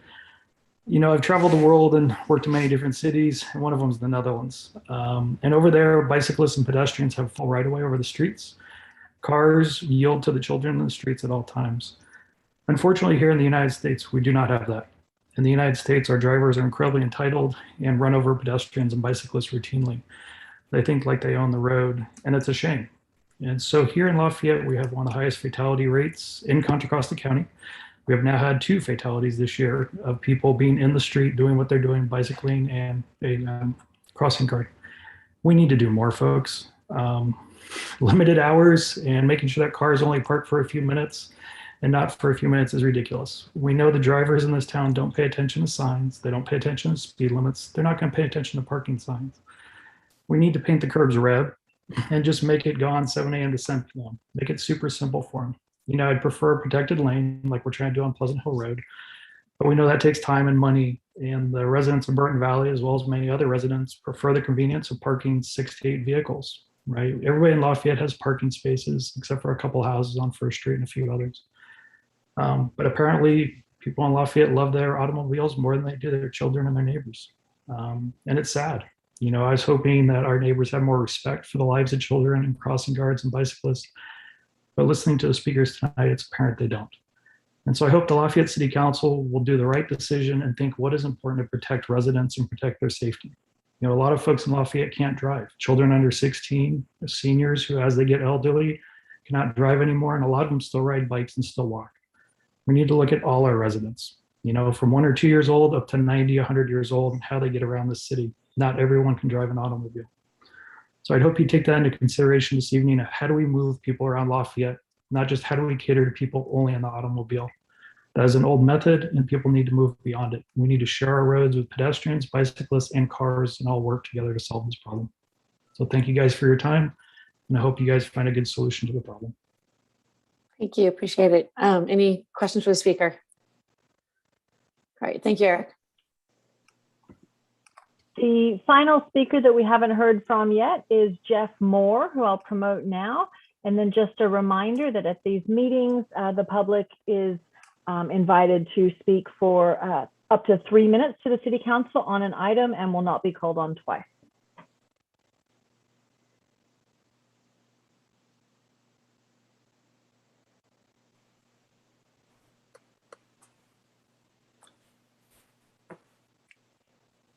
Hi there. I'm Jeff Moore, husband of Dorothy. Been a longtime resident of Lafayette. I live on Silverado. I really care about safety. I tried to do a little bit of measurement just to try to understand what is happening with the traffic and with pedestrians. I did a few surveys on our street just to see what was going on in the mornings and afternoons. The amount of pedestrian traffic on both sides was comparable, even though there was significantly less or no parking on the side that where the parking restrictions are scheduled to start. So I'm not sure that it actually is going to change people's walking patterns per se. I did also notice that there are Stanley bicyclists that are riding by between 7:30 and 8, which will then have to deal with more parked cars if they are on the far side, which is the side that they would have to, which they travel on.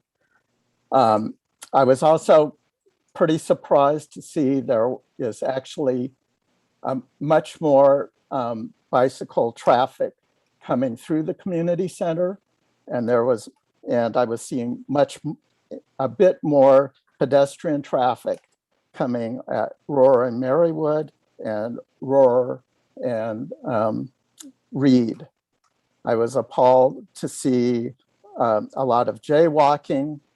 Our daughter actually was a crossing guard at Roar and Reed when she was in 5th grade at Burton Valley. It didn't seem that dangerous at that time. It still doesn't seem that dangerous. I think actually the main determinant of whether people are going to walk or ride their bikes is a matter of time and convenience, and that all of this other stuff is a bit of a red herring.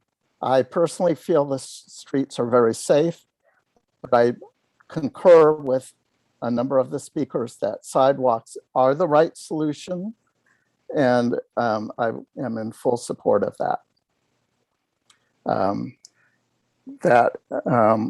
Another thing to consider that I think we're putting actually some vulnerable people, forcing them to do more road crossings, are service workers, are teenagers and young adults. There'll be more U-turns, less safety.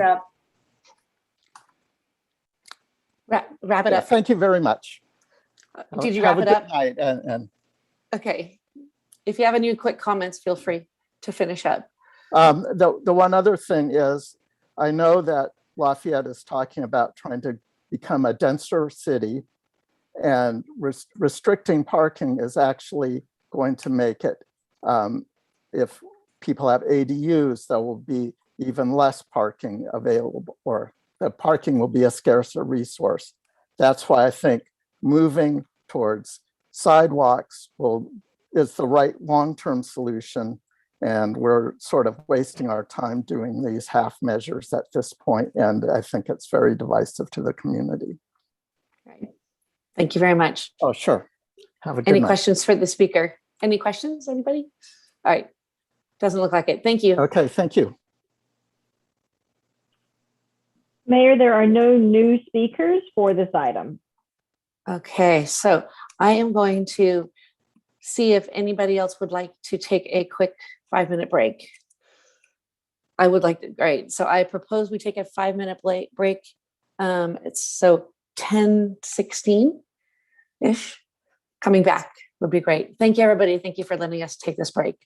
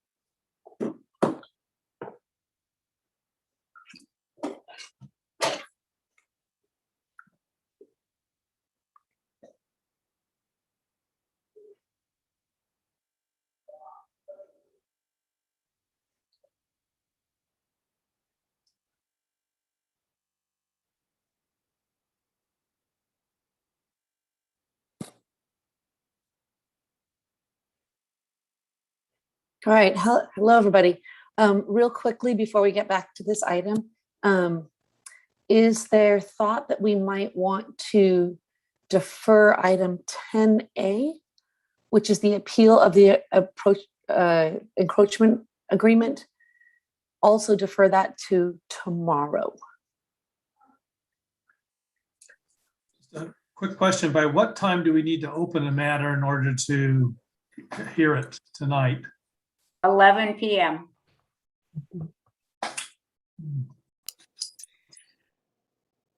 Councilmember Dawson. I just want to make sure, based on Councilmember Andori's comment, that we do open the Youth Commission appointments because they do have a meeting scheduled for tomorrow. Okay, thank you.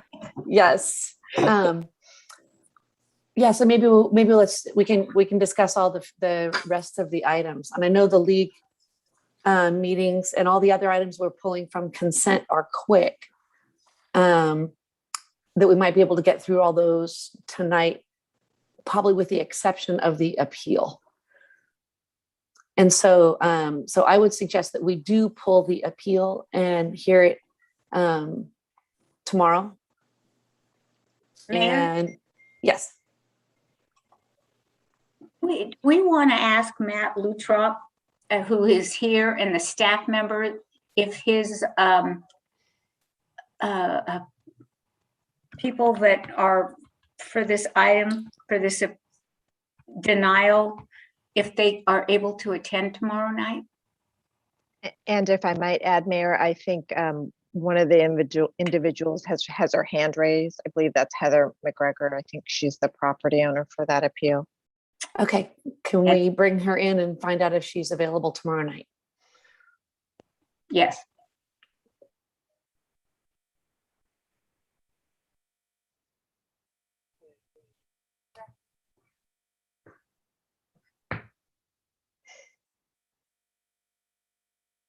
Heather, there you go. Hi, can you see or hear me? I can hear you.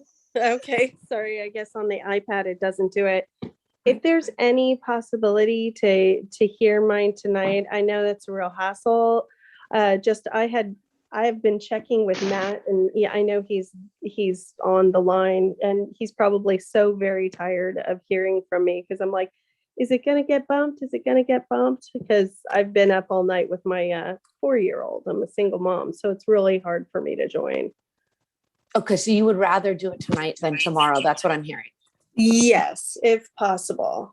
All right, Matt, what do you think? Are you okay? Doing it tonight? I Yes. missed part of that as I was getting joined. I'm fine doing it tonight or Okay. another night. I'm here to serve you. Thank you, Matt. But Heather, I do understand that it would be a pretty severe inconvenience to do this all over again tomorrow night. Right. That's what I I'm mean, as hearing from you. interesting as this is. Right. Okay, great. So, all right, council, I think that helps a decision. All right, Vice Mayor. Oh, I was just going to say, I think that we could also do, I don't think it'll take a long time, but I think we can move the last 2 items for the Cal Cities to tomorrow night. Okay. All right. So the concept would be, let's keep, all right, Councilmember Anduri. Yeah, well, you can, my things from the consent calendar, you can move tomorrow too. So, but if they're quick, we can open them tonight and get rid of them. We don't have to talk about them tomorrow as well, if they're quick. The only one I was concerned about was Heather's was the appeal, because it's going to take some time. right. Okay. So what I would suggest then, if we're going down that road, is that we immediately do the youth commission, or well, because that should be quick, and open Heather's, but then go back to Burton Valley. Yes, absolutely. Yes. Okay, so, and we'll take the league ones tomorrow as well. All right. So do we have to have a motion, Mala, for all that? Yes, please. Okay, so we have a motion to pause this current agenda item for just briefly. We will vote on this new agenda, which will still include item 10A, but will remove items 14A and 14B. And we will quickly right now, can we take up the Youth Commission? Or do we have to wait till the end of the BVE discussion? Usually you just open it, Mayor, and then you would, Okay. you, just so that you can have the discussion later. And if I could also clarify, I think your motion was to continue 14A and B to the meeting for tomorrow at 7 Yes. p.m. Correct. Correct.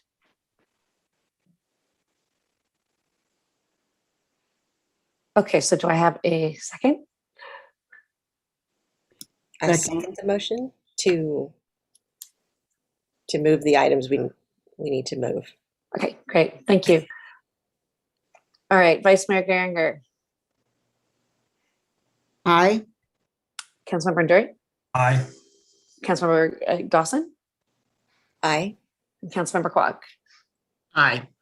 All right, so, and I'm also an aye, so it is unanimous.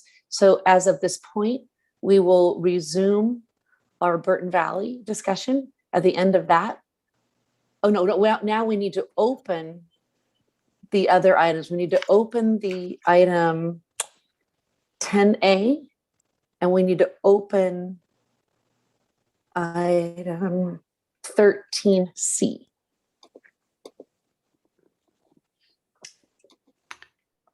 So And do we need to open the consent items as well? Do we want to do this? And we'll open the pulled consent items. Yes. All right, so moved. Yes. Do I have a second? Yeah. Second. Okay, great. All right, Vice Mayor Geringer. Aye. Councilmember Dury. Aye. Councilmember Dawson. Aye. Councilmember Quack. Aye. I'm also an aye, so we will. Okay, so those are open, and now we will proceed back with the Burton Valley issue in front of us. All right, so what I suggest is that we take questions first before we deliberate. Does anybody have any more questions? Councilmember Dury. Yeah, a question for the city attorney, because the ADA has been asked about. So I'd like to, and I know that you have already consulted with your partner on the issues that were raised by the messages that we received. So if you could please report on how the ADA would apply to the current status of 2 hours in the morning, 2 hours in the evening restricted parking, and how would it apply to 12 hours, 7 to 7? I don't think the hour description that you just described, whether it be 2 hours or 12 hours, is going to change whether the ADA applies. In general, the ADA does not apply when parking, there's no requirement to provide on-street parking, but when you provide it, then it needs to be accessible. So many of the cases that have been cited and correspondence that you have received refer to cases in which parking was blocked. Either a berm was installed or something was placed and blocked the parking such that the parking that existed was not ADA accessible. Here, I think what you have being proposed is no parking during certain times, whether it be a shorter period or a longer period, is not going to change whether the ADA applies. You've also heard correspondence or comments about whether no parking is considered an alteration. And if you recall, there was a longer discussion from my colleague Mike Moore about this at your last meeting, in which he indicated that the real question for an alteration with no parking, which is more of a regulatory change, is whether it's going to change the usability or affect the usability. Here we have an existing pathway. We have people already walking, and we have both pedestrians and bikers using this pathway. What is being proposed is to limit the impediment of the parking such that the people who are already walking and already biking have a less impeded access. So we think because of this, we don't think it is considered, or it's less likely to be considered, an alteration that would be subject to the ADA. I think those are some of the main points that have been raised tonight. I don't know if there were other points you'd like me to address. No, thank you. Appreciate that. Any other questions? Vice Mayor Geringer. So a couple of questions that came up, and I know Mike, and I think primarily these will be for Mike, but you had mentioned that you've been out and chalked where the speed humps are going to be and still open to public input. A couple of people asked when will the speed humps be in? I mean, timing estimate for that, for the other traffic calming measures. And yes, I'm putting you on the spot. So. Yeah, so I have chalked them. I've also, again, met with a contractor that we already have under contract for some public works services. And just as soon as we can, but I also wanted some finality. I knew we were meeting again on the parking restriction. I'm trying to group not just the contractor that will do the paving, but also the striping contractor. It's very important that those are coupled together. Otherwise, they'd have to do some temporary striping, and that's not ideal. And the signage goes hand in hand with the speed humps and, of course, any parking restrictions you put in place. The ASAP, it could be a month or two. It's just a matter of coordination. I'm personally going to oversee that work because you don't have staff available for this sort of mini capital project. I will do it as fast as the contractor and the striper can get out there, provided we get a formal green light from this body. Okay, and then in the line of sight and shrubbery around the various corners, I know that when I walked it with some neighbors, my understanding is that's part of what is going to go forward, that we will be working on making sure that those places that are overgrown, that we're getting those, either the residents to get them trimmed out, or we're working to get them trimmed out, and that is part of this project or part of the ongoing code enforcement or enforcement. But can you clarify that? So that would be the case. And as you pointed out, typically our policy is to get the residents to do that pruning. So we do that through pruning notices. I know we've sent some to one corner in this project already. And I'm going to say multiple residents at one corner, maybe a couple sides of the street. And then there will be others that we need to do that. And yes, we would do that as part of this project, as well as kind of the marking of those corners. It was Jeff Bellinger, I believe, brought up, where drivers naturally maybe cut the corner. We had some added delineation that goes hand in hand with that pruning and trimming. Okay, yeah, that was one of the questions as well. And then you touched on and one of the items that we have tonight is looking at the CEQA exemption. And I know we received a letter very late in the day today saying that we should do more analysis around that. Can you speak to that, or did you see that particular letter? I did see that letter. I would probably. Sorry, Mike, I was going to say, I'll break I them was all going to up. jump in. Thank- Mike, I'll take that Thank question. you. I did review it, and I did have one of my colleagues who was a CEQA expert who assisted with the staff report and our analysis that it was exempt. We do believe that, as Mike accurately noted, that the area does not have any other no parking restrictions, no parking restrictions. We don't think there are cumulative impacts that have been raised, nor that are we aware of. These type of no parking requirements are pretty standard in the city. We have them in other locations, as Mike also reiterated. We have them around other schools and other parts of the city. So we did look at that closely. We don't believe there are cumulative impacts, and we don't believe parking in general is a environmental impact. What's going to occur here is having more people potentially walk and bike which would not be an environmental impact. So we do believe the CEQA exemption is appropriate to be used. Thank you very much. That's it for now. All right. Anybody else? Councilmember Dawson. Thank you, Councilmember Geringer. Those were the questions that I was hoping to ask, and Mike, thanks for answering, and Mala. I think we voted last for also the stop sign on Indian Way and Marywood. Would that be going in around the same time then as what you're envisioning for the striping and? Yes, all of the signing and striping ideally would happen at the same time. Okay. I won't say it'll be completed in a day, but it would be one project and started and not stopped until completed would be the intent. Thank you. All right, anybody else? All right, a question. So did we hire, I know, Nirup, you're talking about hiring a consultant to help with our lofty agenda, including maybe some of the things that Mike is doing. How are we progressing on that?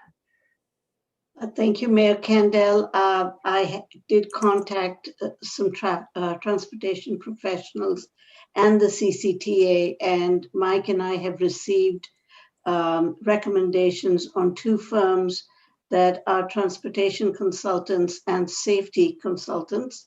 We are meeting with Zooming with one firm tomorrow, and we hope to meet with the second firm this week, and we will come to you with a recommendation. Excellent, thank you, good news. So it was brought up, so did the city actually spend $900,000 on the Spring Hill and Quant? And I don't remember that being out of our general funds. I thought we had a lot of grant money. How much was city money versus non-city money? So I can speak to Spring Hill because that was my project. Right. And, so on the west side of Pleasant Hill Road, if you will, that pathway was in the $300,000 to $400,000 range. And a lot of that was actually what was at that time called Safe Route to School money or TDA money. What we did at Quant across the way, honestly, I don't know the cost of that. It wasn't a project I did. It was either MAP or Farzaneh. So I don't know how much we've spent at that location. So the concept that we spent $900,000. It was subsidized. Yeah. So you would imagine the city didn't spend nearly that much. I know we didn't on the one side, and you've got a smaller pathway on the other side. Now we may have as part of an entire paving project, because on the Quant side, I think it's like Candy Court or something like that. I mean, we did other portions of road work, whereas the Spring Hill side, where it was just the pathway, that was primarily just a pathway. And the ancillary work that we did, such as storm drain and some head walls and so forth, was all done entirely so that we could build the pathway. It wasn't a repaving project or anything else. It was specifically just a pathway project. Okay. The quick spot on Marywood between Indian and the opening of the school to the existing crosswalk, we did not include that in our no parking. Is that correct? We did not, but it's a very good comment, and you're talking about one property. I mean, perhaps we could talk to the one property or 1.5 properties per se. No, it's because there's not another okay, is there a proposed crosswalk at Indian and Marywood? No, there isn't. And you already have the one mid-block crosswalk at the school opening. So that's the one with the crossing guard. You're already having difficulty with the crossing guard, but so you really want to funnel everyone to that one location and not something literally 75 feet away and have a second crosswalk, which is going to be perhaps even more confusing and congested, right? No, I wasn't suggesting that, but I'm not saying that there's one property. I'm saying that like basically anybody coming from Indian would need to go on that little section. It's not just one house. I mean, like the no parking zone between Indian Way and the Marywood Crosswalk would be Right. there to handle all the volume from Indian Way as well. It would. It would, yes. Right. So it's significant. So I'm just saying there's a significant number of kids. It's not one house or anything like that, right? It's a significant number. No, of kids. you are feeding a whole neighborhood. You're going back up Indian. You can take parts of Silverado. It just depends on which route kids walk from, right? Okay. All right. So we would need to add that if we want. Would need to add that if we wanted to. Yes, Carl. Yeah, I think what Mike was saying was that there's actually only 1 or 2 or 1.5 houses between yes and the crosswalk, and we have not discussed that before, so those homeowners are not aware. We'd be bringing this up at the very last minute. So I think, Mike, what you were suggesting is talk to them, see if they want to be part of it. I think it might be hard for us to add that without them having noticed that that's being considered. Okay. So Mala is shaking her head. So that is the, go ahead. No, I was going to also add, I think you had mentioned that the way the agenda description is referencing portions of Marywood Drive, Roar Drive, and Silverado Drive. And I thought I heard maybe you saying Indian Way, which is definitely not part of the Indian agenda description.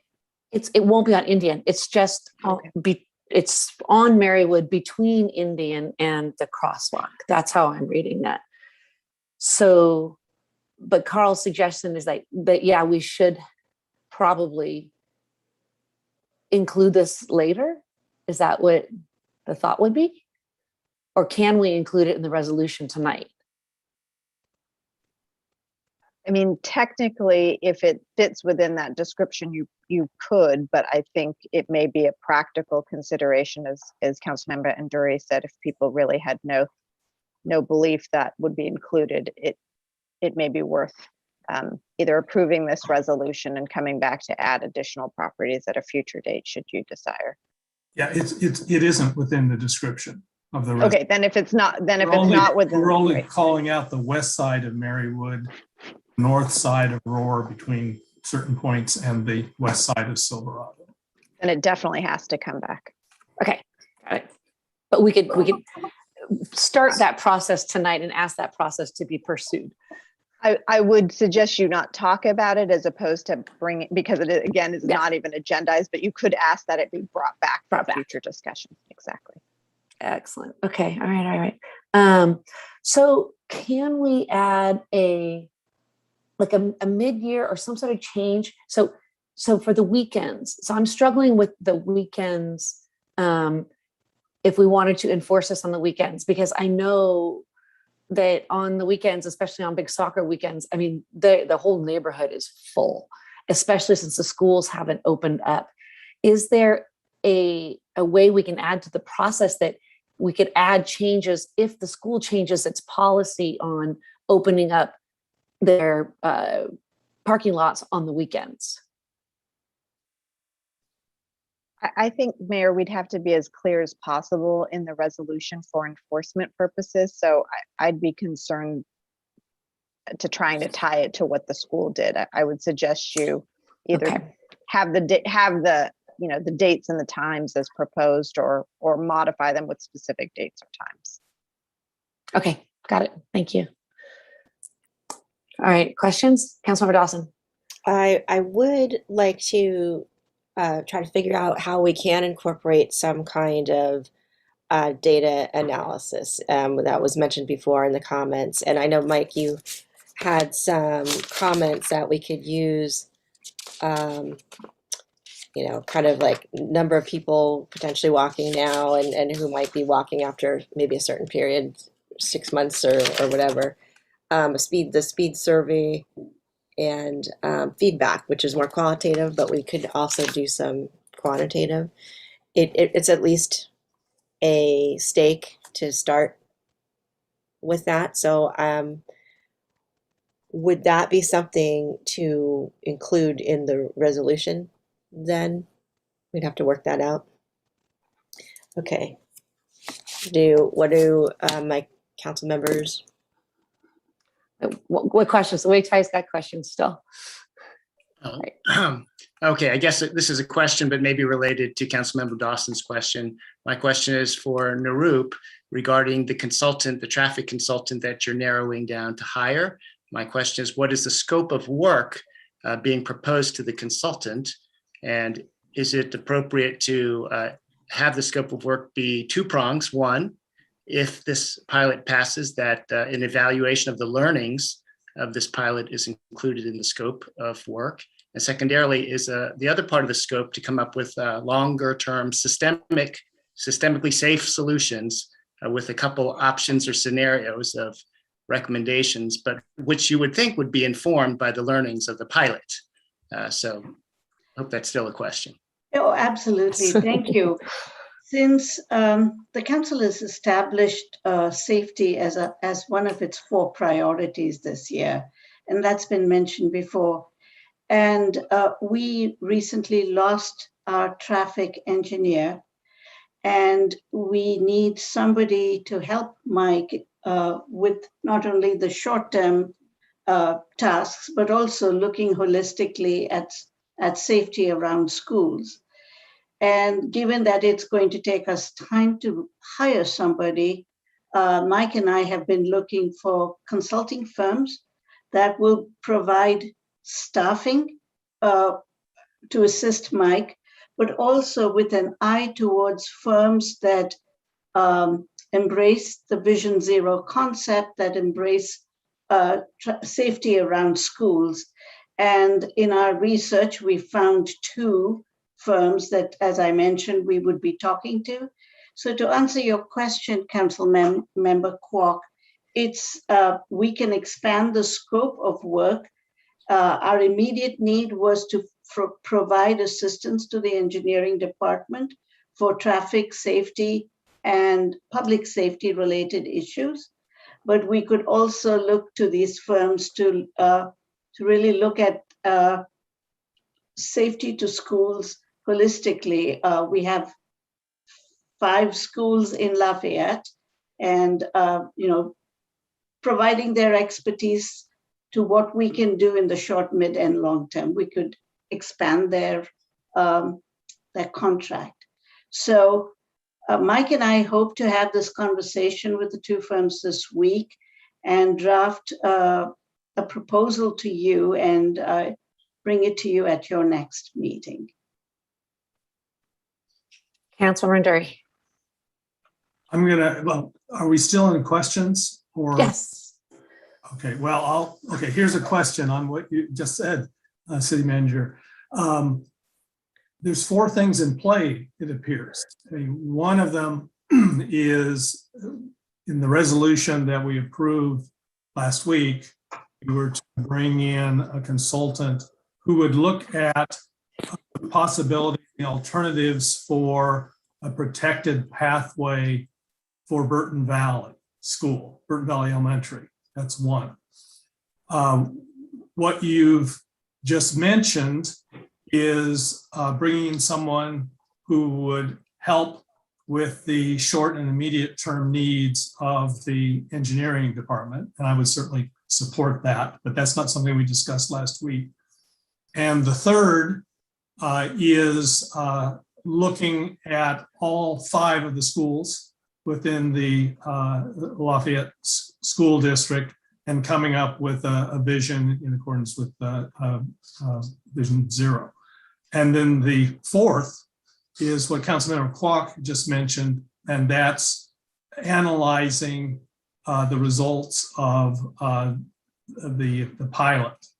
And those are four different things. We've approved one of them at the last meeting, and I guess we need to get into that at this meeting, but I'm afraid that's gonna take some time. So I see Mala is shaking her head. Yeah, and I'm jumping in because I think we're starting to drift off the agenda topic. So I want to avoid talking about the consultant, and seems like we're drifting off of the agenda item. So I'm going to try to cut that conversation short, is what I'm getting at. Obviously, we can agendize it for a future meeting, and it sounds like the scope will be coming back for you to discuss. that okay, Carl? Oh, sure. Yeah, I'm just thinking you're going to be having those conversations. I guess you can cover all these items with the consultant. Councilmember Anduri, thank you for those 4 items. I've jotted them down, and Mike and I will definitely discuss them with the 2 firms. The scope is changing. When I came to this meeting, the scope was slightly smaller. Mala's cringing at this point. Yes, I am cringing. I was trying to cut the conversation if we can stop talking about the consultants. Yeah. We're good. Yeah, We're good. yeah. Okay. All right. So any more questions? Vice Mayor Gallagher. So back to Councilmember Anduri, and I had the question about us not losing sight of the protected pathway, because that is what, in our resolution last time, that, we wanted to have these, the pilot of the parking restrictions come back. We had the questions to be answered. And then also that the ultimate goal, and we've heard it several times tonight as well, is the protected pathway and seems to be sidewalks. And so I'm kind of torn on actually pretty much the whole meeting, asking that if we looked at, maybe this is deliberation, but I'll just say it in the I'll watch Mala's face. If we went down the path of everybody, I'm going to go out on a big generalization here. Everybody agrees that a protected pathway to the schools, to Burton Valley, will deal with just Burton Valley because that's the agenda item. And sidewalks is likely the best thing. If we, and Mike, this is, if Mala doesn't start, nudging me, if we were going down that path, sort of that's what the consultant will be beginning to help us with. So what is it? Where does it go? How much does it cost? All of those things would be the next step in what we asked for 2 weeks ago or last week, whenever the meeting was, the 23rd. Is that the correct understanding, that we have approved and asked that that would come back, a plan to move that forward? Or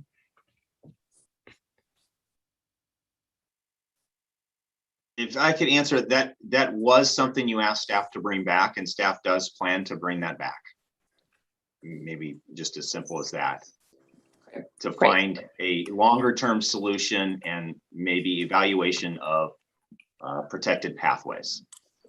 Yeah, in addition to the restricted parking that would allow for a temporary, dedicated space. Councilmember Dury. Those are 2 separate things. They can be, yes.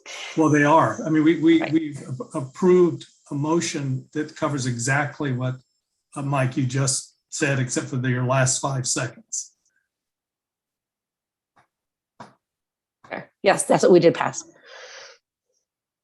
okay, I'm going to hold my other comments until deliberation, but yes, that is, but I'm also, struggling a little bit with moving that study, that moving toward that solution in the long term more proactively. So I will hold the rest for our discussion. Great. Any more questions? No. Okay. So now we are on to more of discussions. I guess if anybody wants to start, I sure can. Oh, Councilmember Nduri.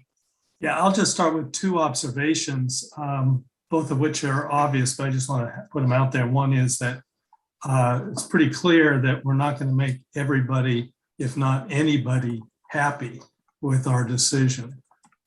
That's pretty clear. And the second is that it's not clear to me that anything we decide to do is going to be, it will be of use in terms of pairing with the traffic calming measures in order to make things safer. but I don't think it's going to be of use in providing a pilot that's going to help us with the longer term objective. So that's sort of, I'll just put that out there. That's sort of the dilemma that I'm wrestling with now. I don't agree with you on that one. I think having some data on getting kids to school, if we can capture that and see it. We did at Spring Hill. Literally, we saw it at Spring Hill because our bike racks used to be empty. We had to buy new bike racks. It was a tangible, easily quantifiable thing that more kids were getting to school on their little bikes. And that's what I'm hoping to see on this one. And I think that would be an indication that creating this changed. And so that's that metric, I think, that that she mentioned, and we should try to look for those things that we can quantify that could help us, whether it's, 1 hour, half an hour, 1 hour, 5 hours. I think we'll get that data somehow, at least for school times.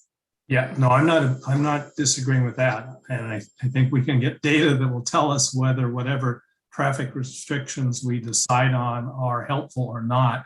I'm just sure that extrapolates to the bigger Vision Zero protected path. Oh, okay. That's my point. Got it. Okay. Councilmember Dawson. I just want to comment on Councilmember Andoria's thought, but I think it could, because if there's more usage, it might help us if we were to, need to provide funding or want to provide funding for that long-term solution. It kind of helps it add to the necessity for that, maybe, or the impetus for that, if we could increase the numbers. All right. Vice Mayor. So 2 things. Remind me again, Mayor Kendall, when you're saying the data at Spring Hill, it's after the path went in? Correct. Yes. Correct. That there wasn't a temporary, a pilot correct. Cutting Very off. true. Right. So I just wanted to make sure on that. So absolutely agree that having agreed upon, or at least a evaluation, measurables for whatever we decide as we go forward, and getting that data is very important. I guess what's really in front of us is parking restrictions. So our safety calming, we already approved that. And that's going to move forward. So what's really in front of us is, are we ready to, where we were at the end of the last meeting, approve a resolution, that says we're going to do it for these 2 hours in the morning, 2 hours in the afternoon, and then address Mike's staff's interpretation of, did we really mean just during the school year, or do we mean all year long? To truly test the way that some of the residents have talked about, having it all year long, so that you're not just limiting it to the school year. What's the longer term benefit of that? And then the other options of the longer times or the shorter times. Mike outlined it at the beginning. So I'm currently stating what's in front of us. I'm not there yet on what I'm willing to, or what I think we should be doing. I just am really struggling with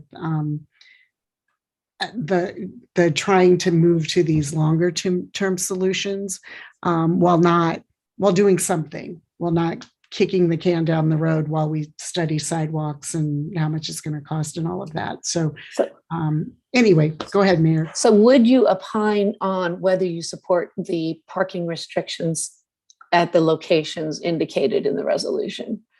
I would love to hear that from everybody. Okay. Right. I do. And right now it's how long and all of that. So if I can get that buy-in from the rest of us, that might help clarify our path forward. Agreed. Okay. Councilmember Dawson? I agree. Okay. Councilmember Kwok? Well, I've only been on the job for about 2.5 weeks, and I've had a lot of reading material. And so I must say that this is a really important topic. And I was there last Friday to stand at the school and speak with the principal, who was wearing a vest and doing traffic duty along with Dan Lynch. And I went in the morning, I went in the afternoon, and I'm reading and learning from much of the community's feedback here, which is highly charged. So I must say that I am not ready at this meeting to vote yes or no on this ordinance. And I hope you understand, just because of the complexity of this. And I've really only had like 12 days, so I don't think I could do this justice. And but I will say that I view a pilot, if you do vote yes or one way or another, it is not precedent setting in my mind. It's a learning experience. We might get some things right and we might get some things wrong, but we're going to learn from that experience. And that will help us inform us on the next steps. So the learning is valuable. I would appeal to all of the people still on this call or who have spoken or are involved in this topic on all sides of the issue to consider the pilot, which is, at least in its current form, only through May 31st. That's only 8 months. So let's try to change. Let's try something different. Let's see what we learn from it. Please, everybody, let's take an open mind to, at least we all have to work on solutions. That means we're all going to have to do something different. And let's try to learn from that something different and work in a community spirit to be open-minded about change. As Mayor and as Council Member Nduri said, we're probably not going to make everybody happy here. But I do think if we all recognize that, let's at least learn, then I think we would have gotten something from the pilot if passed. Thank you, and well said. And to that point, we've even allocated money in case we haven't done it right, to leave ourselves a buffer to be able to undo or change things if it doesn't work out. So we've not only said that it's a pilot, but we've actually backed it up with money to give people more confidence in that approach for this time. So thank you. And I appreciate your saying how uncomfortable you might feel right now to vote on this actual topic. I completely understand that. All right, so, but I think and I'm also in agreement. I am in agreement with trying for a pilot to restrict parking in the neighborhoods and on the sides of the streets indicated in this resolution. So now to get on to the time periods, Mike did present the range of time periods, and they go from a half an hour in the morning and the afternoon to 2 hours, the morning, afternoon, to 7 to 7, and then 24/7.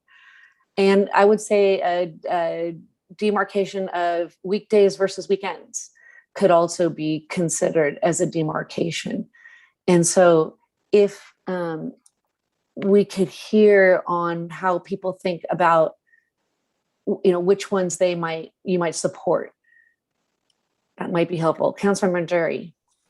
Okay, I agree completely with Councilmember Kwok that the pilot is a learning experience. And that ties back to the second point I was making. I think we need to focus on what we do for this part of the pilot, because we already approved the other part, that is going to teach us something. And I'm open to people's views and thoughts on this, because I'm not sure that a more expansive restricted period is going to teach us anything more than a shorter period. And even just thinking about when people are out there, I'm thinking about when it starts in the morning. We have it 7 to 9 now. I mean, and do we need to have it for the whole 2 hours? My concern last time we discussed this is that if it's 7 to 9, you've got people who've got to get up early in the morning and move their car if they're going to stay there. Whereas if it's 7:45, maybe they're up and they're going to work, or they're starting their commute, so it's easier. So would it be less restrictive and we'd learn the same amount if we're focusing on the school hours?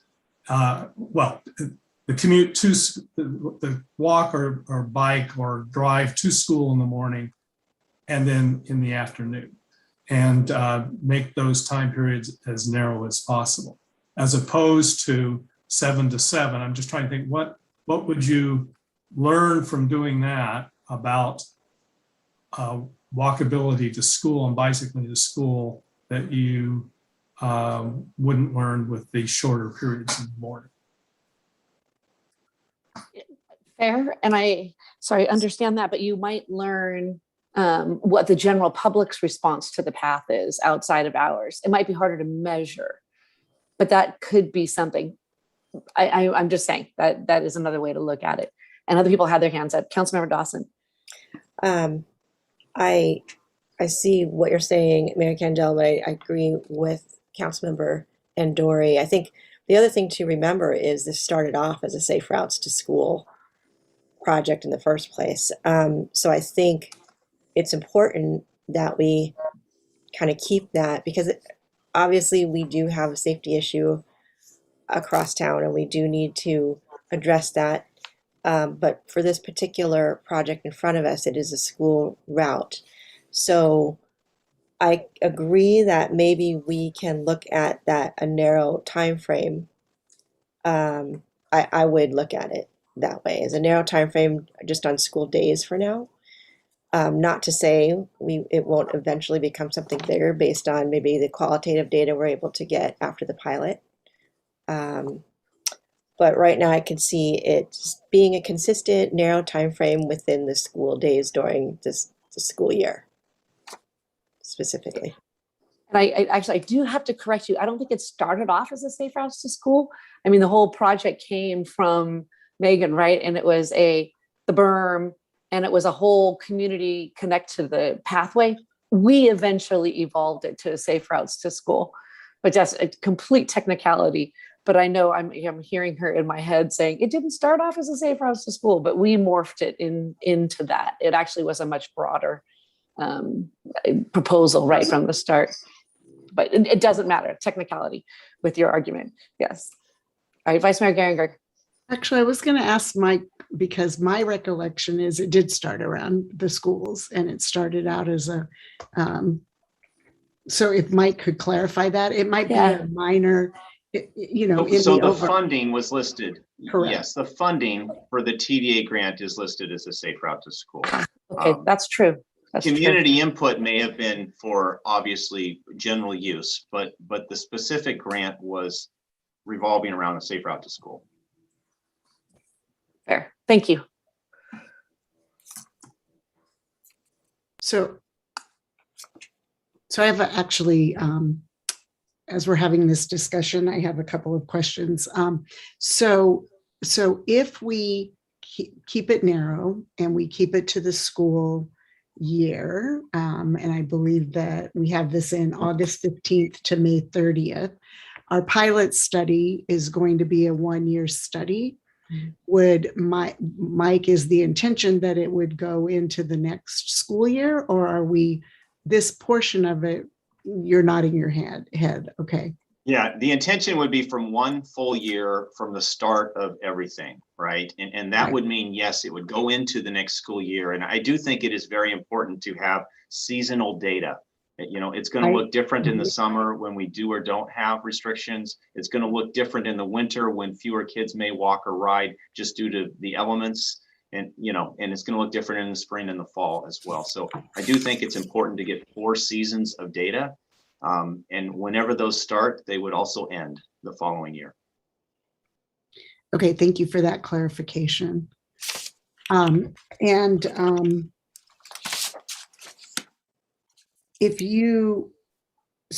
on the idea that is 7 o'clock too early, I mean, now we're going to start not wordsmithing, but sort of time smithing this. If you're doing a shorter time, I think 30 minutes, I think the 8 to 8:30 is too short. The 8 o'clock is when sort of usually you want the school district has the campus open and has folks able to, so it's 8 or 8:15. I know it's different at different schools, but, having 7:30 might be too early from the standpoint of the kids getting on campus at 8 o'clock. But in order to facilitate that moving of cars, if people haven't done it before they went to sleep the night before, 7:30 to 9 might be. And I'm just proposing things right now. Part of me is back to Councilmember Dawson's point, is that it did start out in how do we get kids safely to school, the safe routes to school. And that was the original impetus. And then I absolutely appreciate all the people who have been very actively involved and have, got Safe Trek involved in this and looking at, how to achieve ultimate goals of connecting trails and the whole community and all of those things. But I think for the purposes of this pilot, and to Councilmember Kwok's point, probably Councilmember Nduri too, if I'm not giving appropriate credit, but about learning. And so I do think in those windows that we have in the original resolution, I'm leaning towards supporting, either those 2 hours in the morning, 2 hours in the afternoon, or some condensing of that, but not sure at this point, open to having it expand, as it goes forward based on staff and data and what we experience, having it be those narrower and not the 6 or 7 days a week at the 12 hours a day for the purposes of this particular study on getting students to school. Sounds great. It sounds like Carl and Gina are also in, that is their concession as well. And that to me, you're right. That is where we are going to be data intensive. That is for sure. And we'll get the most information that we are critically included in. So I can support that as well. All right. So the 7:30 concept, getting back to the time, one of the people did make a comment that the kids going off to Stanley were leaving, kind of at around that time. And I went, that does add another push. It doesn't have to be 7, but 7:30 might be, like you said, a better time even for those kids.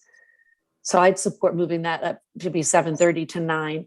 But I think the 1:30 to 3:30 is a tougher one because of the early releases on Wednesdays, and that it kind of needs to be that 2 hours in order to get everybody in and out over the whole span of a week.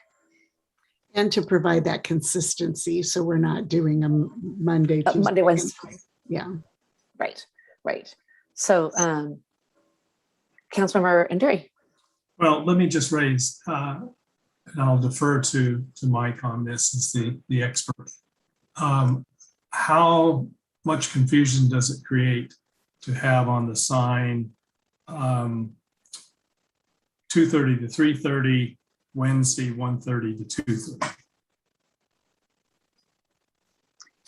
You can do different times on different days. I mean, you're going to have a bigger sign, right? You're going to have, a certain font, and it's going to have more lettering.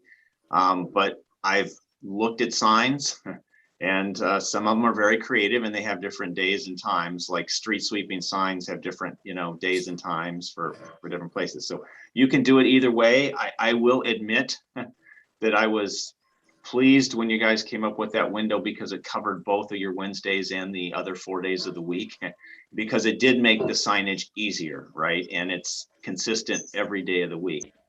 However, if the goal is to get that same data and the narrowest time frame, if you directed us to have a different time on Wednesday than the other 4 weekdays, we could sign it that way.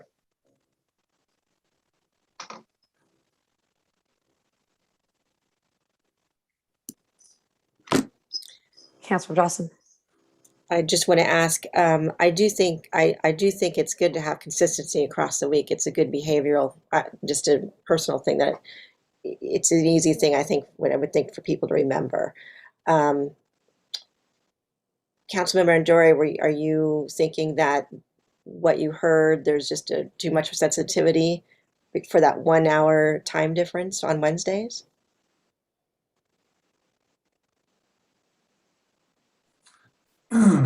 That's a hard question to answer because, as you know, there are different sensitivities out there. And no matter how that's answered, Yeah. I'd be happy. So we're not here to make, well, whether people are going to be unhappy or not, we're trying to find the best solution for a pilot program. And if the best solution for a pilot program is to have consistent hours across the week, then that's what we should do. And it should be 1:30 to 3:30. I think that's what we had, rather than 1:30 to 2:30 and then 2:30 to 3:30 on one day of the week. So thanks for your thoughts on that. Okay. What I'm hearing is people think that the consistent time across the week is more effective. Thank you. All right, so I think we're hearing some sort of consensus around the 7:30 to 9 and 1:30 to 3:30. Is that the consensus that I'm hearing? Yes, I am. Okay, all right. So Monday to Friday, just to clarify, Monday to Friday Monday to Friday, yes. during the school year. During the school year, correct. All right, so is that enough? It seems like that's enough for us to start looking at the resolution itself. One more Counts, go ahead, yes. well, it's the voluntary versus enforceable. Okay, perfect. And I think we need to make it enforceable, or it's not worth doing. We heard the counter argument that the police are not going to enforce it. They don't enforce the speed limit, so they're not going to enforce this. So let's make it voluntary. Well, we're not going to make the speed limit voluntary, so I don't think we should make this voluntary either. Yeah, I completely agree. All right, wait, Ty. Councilmember Kwok. I think that's an important point. We heard many people wrote to us to ask this to be voluntary. We heard comments again tonight about it being voluntary, and that's wonderful that the community is willing to pitch in that way. At the same time, there are gardeners or construction workers or others that are, if they don't see the sign, they won't know it's voluntary. And even one car blocking it, then it sort of ruins the intent of being the clear path, right? So I think just marking it clearly of what the hours are and putting it there and then enforcing it will be a stronger way for us to learn from this pilot. I agree. Thank you. Teresa's nodding her head. Okay. Are we feeling like we can move forward on this? And let's go through the resolution itself with those goals in mind. So in case, sorry. Go ahead. So I had moved to the resolution. And thank you for the comments and the clarification on the voluntary. I support making it enforceable as well. That was the nodding of the head. In the first part of the resolution, I think that the resolution is great, but to the point about in the very first whereas, it talks about that residents had also submitted a TAR related to, so I just want to clarify that we have two things in the first two whereases that confirm the safe routes to schools aspect of it, or safe circulation and traffic safety issues around the schools, but then also the expansion to the neighborhood. The discussion we just had about, is it safe routes to school driven, or is it also about improving active transportation for the whole neighborhood and the whole area? They're both captured in that first part of the resolution. Right. And which TAR? You're talking about the old TAR, because no TAR was submitted for this one. Okay, well, in the whereases in the resolution, it says, residents in the vicinity submitted a TAR. And so, and then the second whereas talks about traffic safety issues around Burton Valley Elementary School and doing the pilot, related to that. So, so basically, you were If I could correct. clarify, Yeah, thanks, Mike, because we The were city having. did receive a more broad transportation action request at first. And from that, we applied for a safe route to school grant. And Okay. that's why the first whereas mentions to improve neighborhood conditions, but also says particularly to and from school, because it started broader, but this pilot study narrowed it down. Thank you. And that's the intent of the particularly to and from school. And then the next whereas, talks specifically around Burton Valley Elementary School, and not necessarily connecting all the pathways and Burton Valley to downtown and so forth, because that's just broader than this scope. But it did start as a broader request, if you will.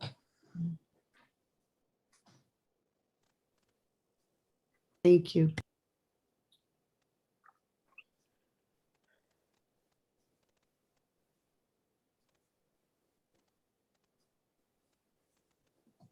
So did the Trans Circ at the July 21st, I thought they included a berm.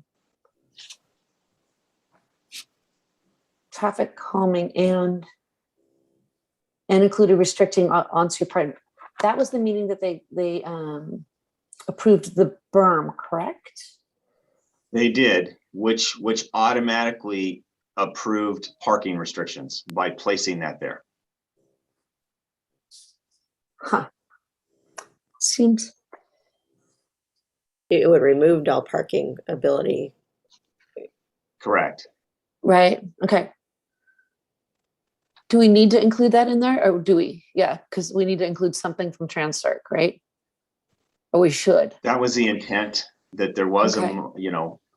an approval process through TransCirc to bring a recommendation to the council. The council refined it, but both TransCirc and the council are pushing parking restrictions of one form or another. Okay.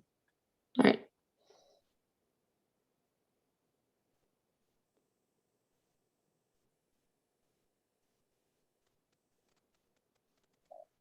And so we would like to, I guess the thought would be we would just change the 7 Monday through Friday at 7 to Monday through Friday at 7:30. And also in the title, that has to get changed. And we need to change from August 15th to May 30th as part of a 1-year Burton Valley project. So basically, I guess that implies that it's 1 year and it's from start or whatever. So there's two different things. I mean, this parking restriction is 1 year again, but the restricted as this resolution is written is the school year. Okay. When the school year picks up again in, September of 2022, this would continue, or even August. late August of 2022. Okay. Right. So And that's this is tied to the specified. 1-year pilot study, but it has parking restrictions that would be tied to more or less the school year. And it's specified in the resolution, if you see where it says, be it further resolved that the above parking restrictions become effective for 1 year once posted. So that confirms what Mike mentioned, that it would carry There over it to the goes. Thank you. following Okay, yeah. school year. I see it. I see it. Okay. And so where do we add metrics? Do we need a whereas before we get to the result? Where do we, if we are going to? Yes, Councilmember Derry. Yeah, I guess the question, and I'm open on this, is whether we put something in the resolution or, well, 3 options. We put something in the resolution that's specific, or we just provide direction to staff, or we put something in the resolution that says that the pilot will be evaluated during the 1-year period in accordance with metrics developed by the staff, and leave that to be developed.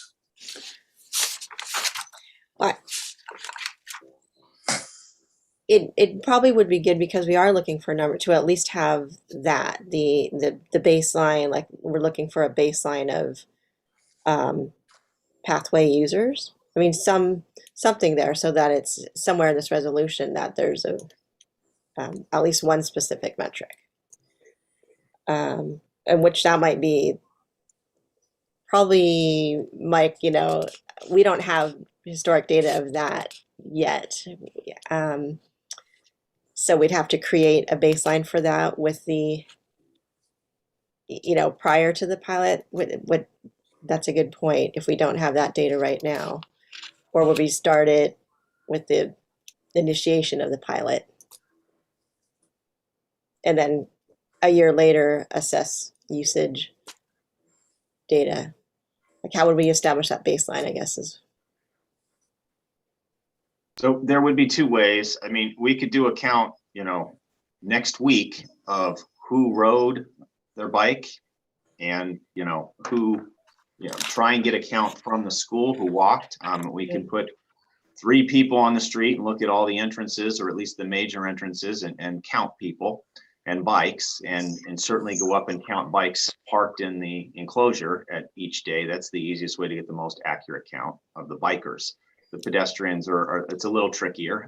You have people literally maybe coming in through the park, coming in through Sandalwood, coming in on Marywood, coming in and out on 2 entrances on Roar.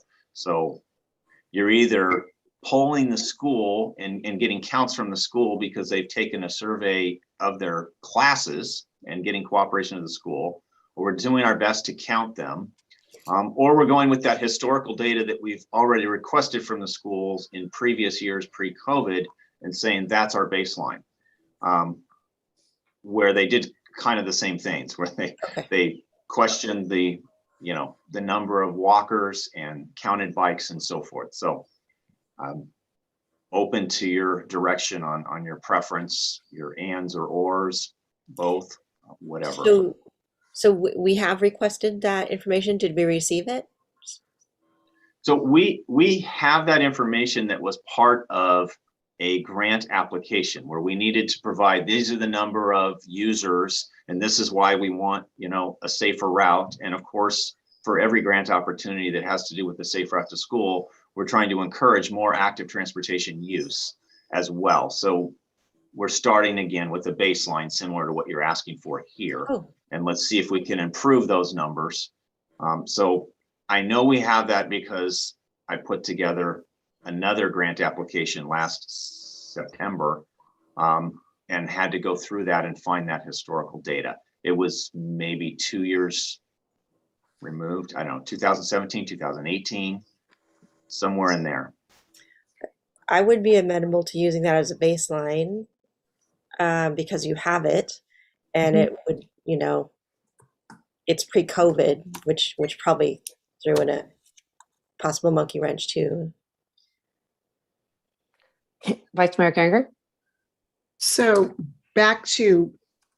I had also how we evaluate the pilot program in my initial questions, and Mike has, and we talked about it at the last meeting as well. And Mike, basically outlined these same historical speed survey and, do one in terms of the calming.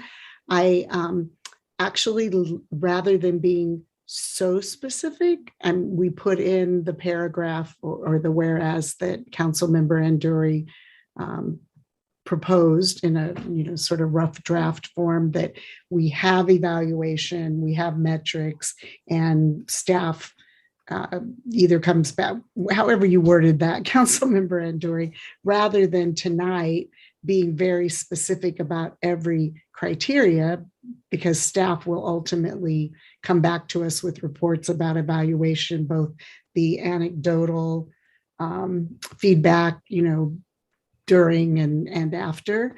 So I'm going to hope Councilmember Anduri can say what he was proposing again, because I think that we'll miss something if not being, anyway, I think that being, we want it to happen, and how we're specific about it is. All right, Councilor McClock.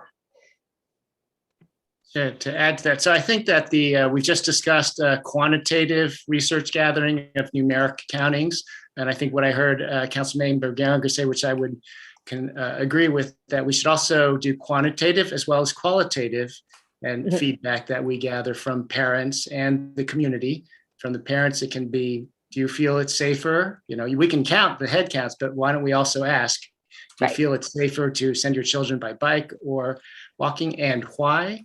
And also to the community, well, you can ask about parking across the street versus one side, and feedback, right? So we have some qualitative feedback at not just at the end, but if we could do, ideally we do it before and then in the middle and at the end. And that's a little bit what, anyway, so if we could leave it as guidance for staff to put together both the qualitative and quantitative studies to get learnings here. Right. So something more like, whereas in order to assess the success or failure of the pilot, we will include both quantitative and qualitative metrics to be collected, including feedback. And maybe it's Something not the like success of the pilot, but the success of various elements of the pilot, because I think elements of the pilot. We're here to learn various things that I don't know that we're going to say this whole thing was a success, but I think I would feel it's successful if we did a lot of learning on a variety of metrics of what was working and what wasn't. So, I sort of think that the end of the pilot will have lots of learnings, but not necessarily like, was it successful? Was it unsuccessful? Fair. Okay. Right. Okay. So do we have any, so the wording would be, whereas in order to It'd be a further resolved at the end. Something like, be it further resolved that the county evaluate the success of the parking restrictions based on quantitative and qualitative data be collated by city staff. Sounds great.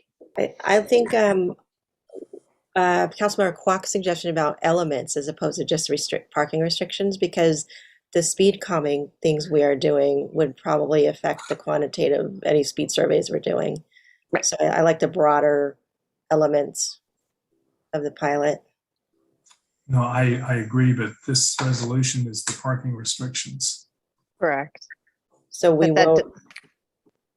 It wouldn't be appropriate to discuss the other elements. That doesn't mean staff can't take note of that. But for this resolution, I think we need to be clear it's for the parking restrictions.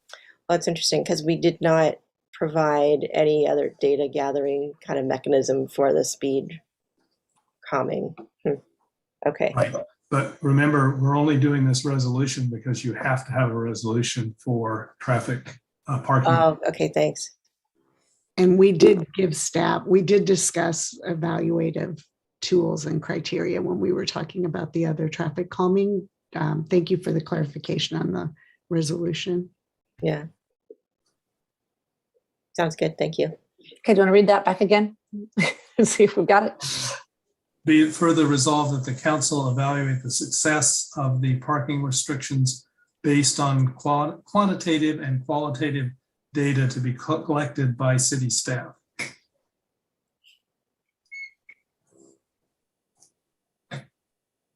Good. Okay. And that leaves us flexible on the timing of the collection as well, which is nice. Okay. Yeah. So, and now is that one of the whereases, or is that none of the there be resolved? Where are we putting it? That's the final be it resolved. Be it further. Number 4. Well, no, it comes after there's a be it further resolved. Right. Got it. Even like and that. Be it further and finally resolved. No. Okay. Okay. All right. Go ahead, Vice Mayor. Oh, I was just going to say, so with that, is there a motion to approve the resolution as amended, or are there other questions about? I'm ready. Oh, we didn't note the enforceable point. Would that be maybe established in the number 1, establish no? Well, it's in the further resolved. Oh, it is. Yeah. the police department is directed to Oh, enforce. right. Thank you. Super.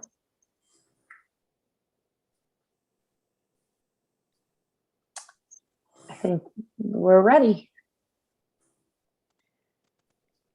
So I was waiting, Carl was breathing, I'll move adoption of the resolution as amended. and I'll second it.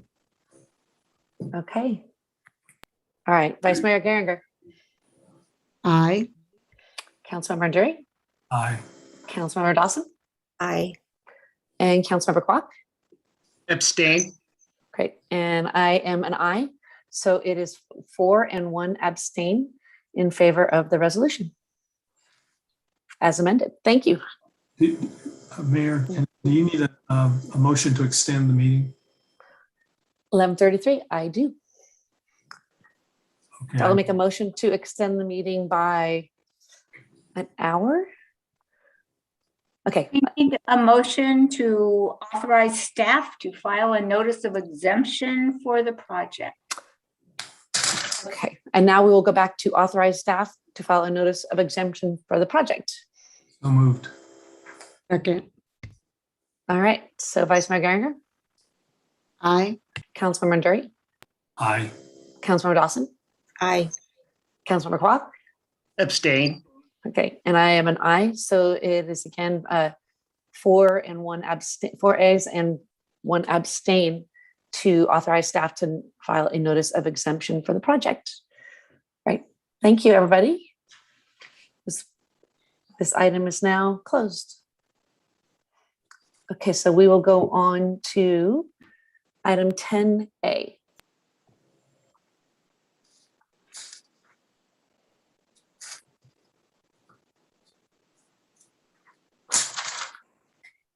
Guess we're bringing in Matt.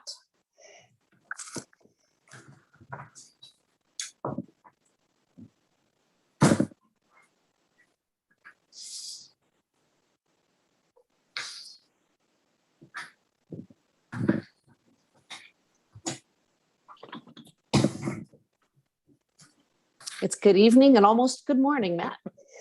Good evening and almost good morning to you, Mayor and council members. Let's see. I'll wake up a little bit.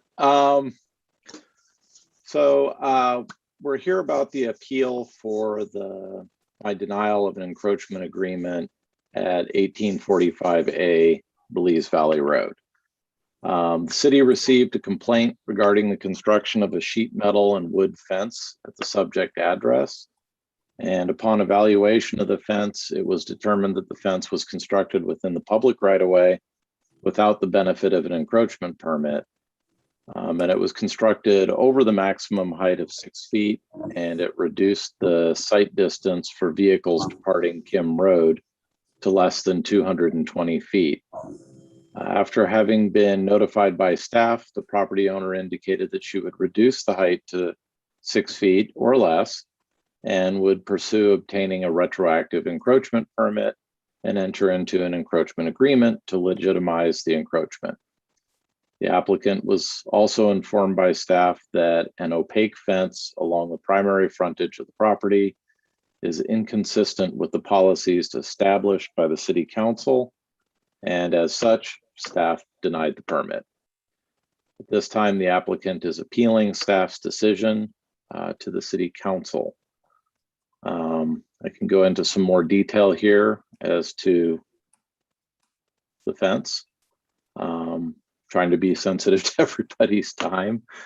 The public right-of-way in front of this particular home is greater than adjacent properties, and the widest part appears to, this was created as part of a subdivision that created the lot in 1971.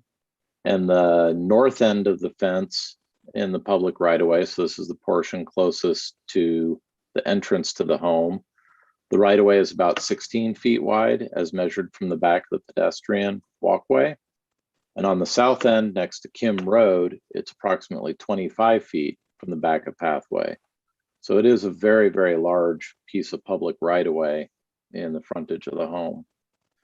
The applicant constructed the fence approximately 3 feet away from the pedestrian pathway and an existing split rail fence under the assumption that the split rail fence was the property line. The applicant did provide us with a sketch showing the plan for what she wanted to do. And in her appeal letter, she indicated that she will add plants to the front of the fence to soften the appearance. Staff has discussed the city policies with her with regard to site distance. We discussed with her the policies with regard to an opaque fence and my concerns about site distance. And I asked that, and let her know that one option for her would be to move her fence to the property line. And then she could construct her fence out of any material that she wished, as long as it wasn't higher than 6 feet. She indicated that due to the location of the property line, this would not provide enough usable yard for her, so she didn't want to do that. I also suggested that she could remove the metal panels and replace those metal panels with hog wire, which allows for a see-through fence. And she indicated that she did not wish to do that either, as it would not provide the privacy she was looking for. I also discussed with her the need to have the proper site distance of approximately 220 feet, and that would involve removing the first panel of the fence adjacent to Kim Road. And she expressed concern that doing that would further reduce the amount of usable space that she would have available to her for a yard. She has indicated in correspondence with her neighbors that if the existing fence is not approved, that she would seek an encroachment agreement for the construction of a chain link fence that would be in compliance with city policies. And that is true, it would be, because it would be, you could see through it, it'd be less than 6 feet tall. So it would be compliant. I have received numerous emails from adjacent residents, some of which support the fence as is, and others that are opposed to the fence. So I've attached a great deal of correspondence that I've received, as well as a copy of the appeal from the applicant. And she also sent a subsequent revised appeal letter that I believe all of you received as well. So if you have any questions for me, I'm available to answer them. Great, thank you so much. All right, does anybody have any questions? Councilor Rendry. Yeah, I'm going to try to ask this as a question, but I just want to make sure everybody's clear on the procedural posture of this, because in 2013, the resolution, the council adopted this resolution. It's a policy of the council pursuant to which it authorizes the engineering department to grant these encroachments if certain criteria are met. If the criteria are met, the engineering department has no leeway. It has to say no. So in this particular case, you have the two issues of the sight line and the opaque fence along the frontage. So just so everyone's aware, engineering had to say no. But that doesn't mean the council can't say yes, just so everybody's clear on that. Matt, is that understanding of how this has been? Yes, thank you, Carl. Great, thank you, appreciate that. Any other questions? Okay, go ahead, Councilmember Kwok. Thank you for that explanation, Councilmember Anduri. So the two issues, the sightline and opaqueness, are they somewhat the same? Like the opaqueness is what prohibits the sightline, or are these two? If you solve for one, could you still be in violation of the other? I'll give my answer, and then Matt can give the up-to-date answer. I be the old timer, but the first time I was in the council, every month we would have an encroachment application. It was a pilaster, a fence, something that people had built into the city's right of way. So after I left, the year after I left the council adopted this resolution, which means in the last 8 months we haven't had one of these. So I was surprising to see it come up. So one of the reasons that the opaque fence is in there, it's not just line of sight, it's also a feeling from the council that it didn't want the streets walled off, where you're going along Lafayette streets and all you're seeing are fences and gates. So that's just something to take into consideration. It's a concern. But it is separate. It's true that you can solve this line of sight by making a see-through fence, but they are two separate issues. Thank you. That's great. Question. I have a question. So I saw the tape on the south. I guess what the away from the house, end of the fence towards Kim Road. I saw that angling back. I'm assuming that the fence is going to go back to the garage on the other end, like straight back. I didn't see a piece of tape, but I'm assuming it's going to get closed off, kind of. Is that front end towards the garage open? I don't know. That would be my assumption, but I believe Heather, who is the applicant in this case, can answer that question. Got it. So another question for you is, it seemed to me that we have other fences that are opaque, either by shrubbery or by the fence itself, that hinder the sight lines along Release Valley Road. This isn't if we choose to approve this one and it doesn't have the sight lights, it didn't seem like that was the only one on Release Valley Road that has that, problem, say. I believe it is the only one that has that problem at the intersection with a road. There are quite a few people who've elected to put fences up. Actually, some of Heather's neighbors have done this, where it does impede visibility coming out of a driveway. But we don't really have rules about that. We have rules about coming out of a street. Secondarily, many of the fences that you see on Release Valley Road that are right up against the edge of the road are on the property line. The right-of-way on Release Valley Road is very unique. I think it's the most convoluted right-of-way that we have in the entire city. I believe the first subdivision, or the first map that shows the property lines in this neighborhood, is the first map that we have in our record files, and it's dated 1908. So the right-of-way out there is horrible. Surveyors don't even like working out there. Interesting. All right. Thank you. All right. Those were my questions to Matt. Vice Mayor Geringer, are you? Well, that was, similar to the question, because I drive that road quite a bit, but did go and, drive to look at the fence and look at where the pictures that the owner had submitted. So basically, all of those fences meet our current ordinances. And so in terms of where their property lines are and their setbacks and, I wasn't able to identify every single one of the fences that she had in her report. Yeah. Some of the most egregious one is the white wall. Yeah. Or at least that's what I've always called it. And that one is on the property line.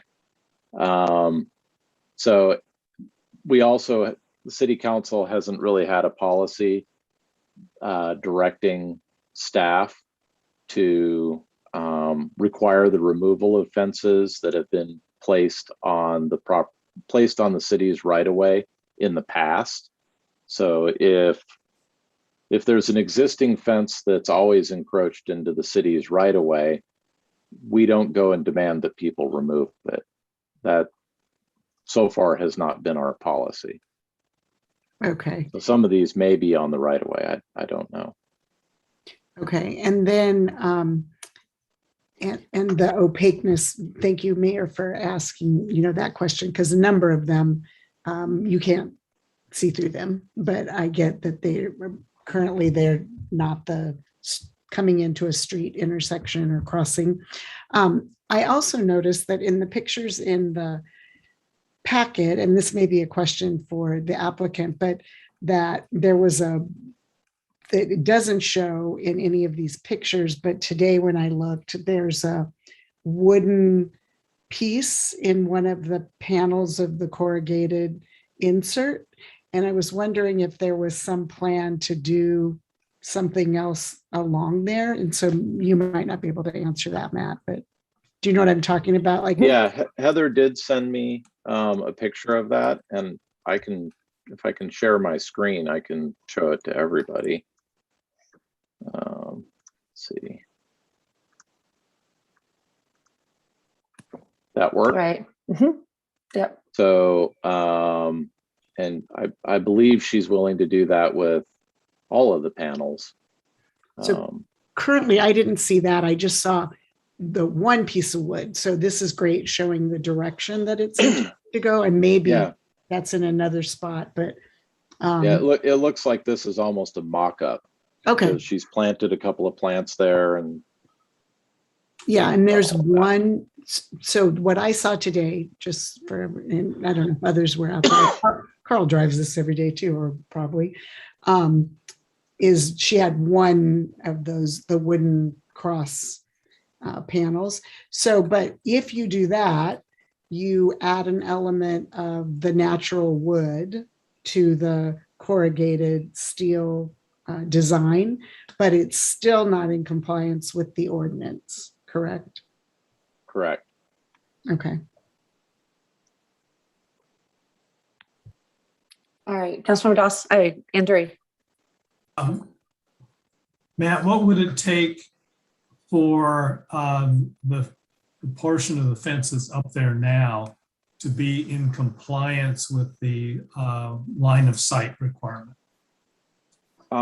Really, the easiest way would be to remove the last panel of the fence adjacent to Kim Road and start the angling back of the fence towards Kim Road a little sooner. That would be the most straightforward way to do it. She could probably also shift the alignment of the fence a couple of feet closer to the house, and for the first 2 or 3 panels, and then that would allow enough sight distance, because the problem is that this fence is on a slight curve. Mm-hmm. Well, it's a pretty good curve in the road, and the fence is a straight line. So it's just that tail end part of the fence. It either needs to be moved back a bit further or one panel removed, and then you can get 200, 220 feet of sight distance. Would it also work if that last panel were changed to hog wire or something? Yes. If you could see through the fence, then yeah, that would work.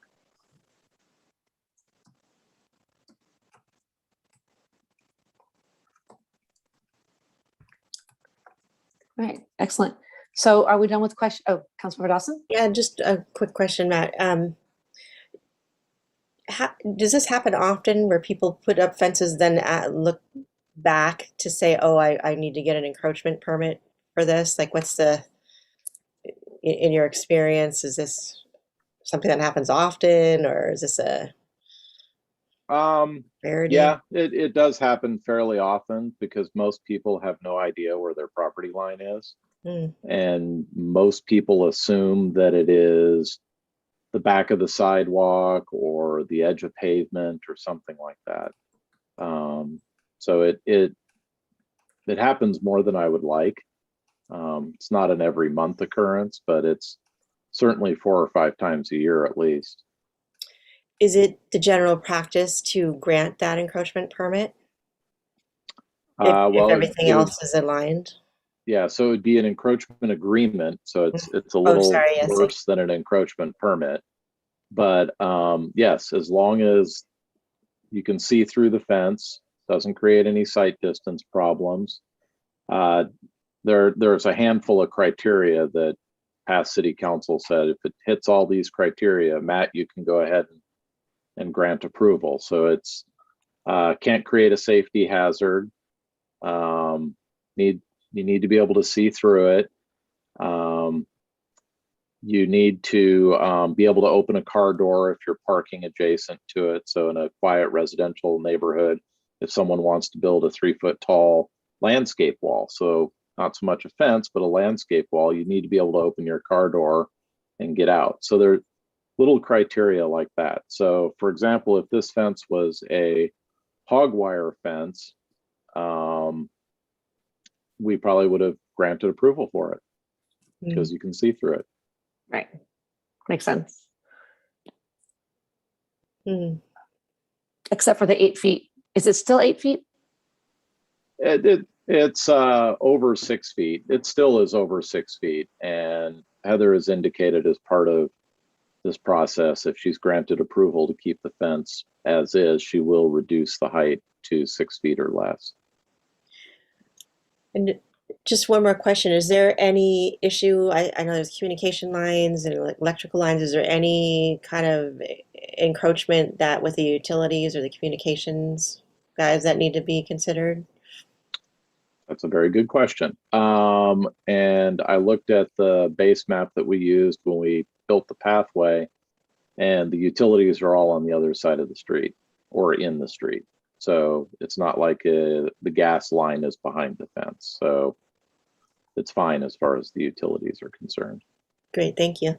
Thanks, Matt. You bet. Any more questions?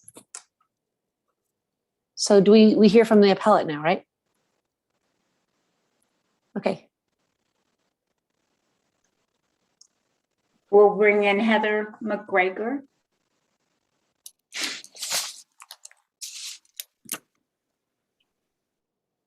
And just for process, how long does Heather get?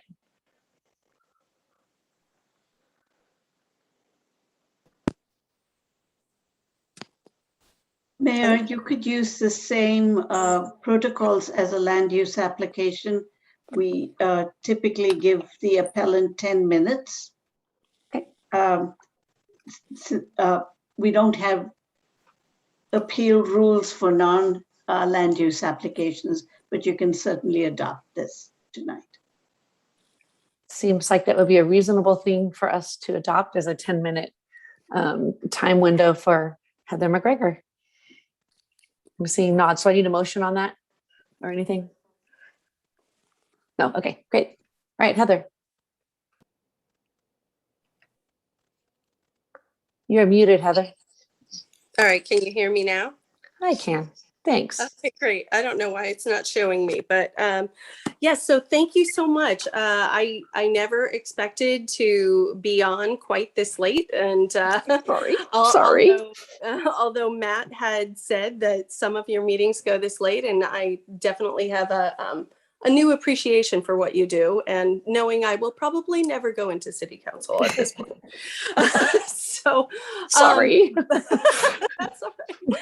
That's all right. My parents are here. They had to be here for my 4-year-old, so they're like really tired.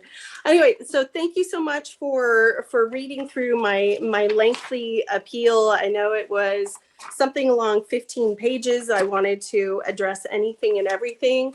I'm not going to reiterate things that are in there that you have read, but I want to speak to a couple things that were in the amendment, just to say, that the corrugated metal, it was thoughtfully chosen. And it doesn't mean that everybody loves it, but it was thoughtfully chosen for its sustainability, and for,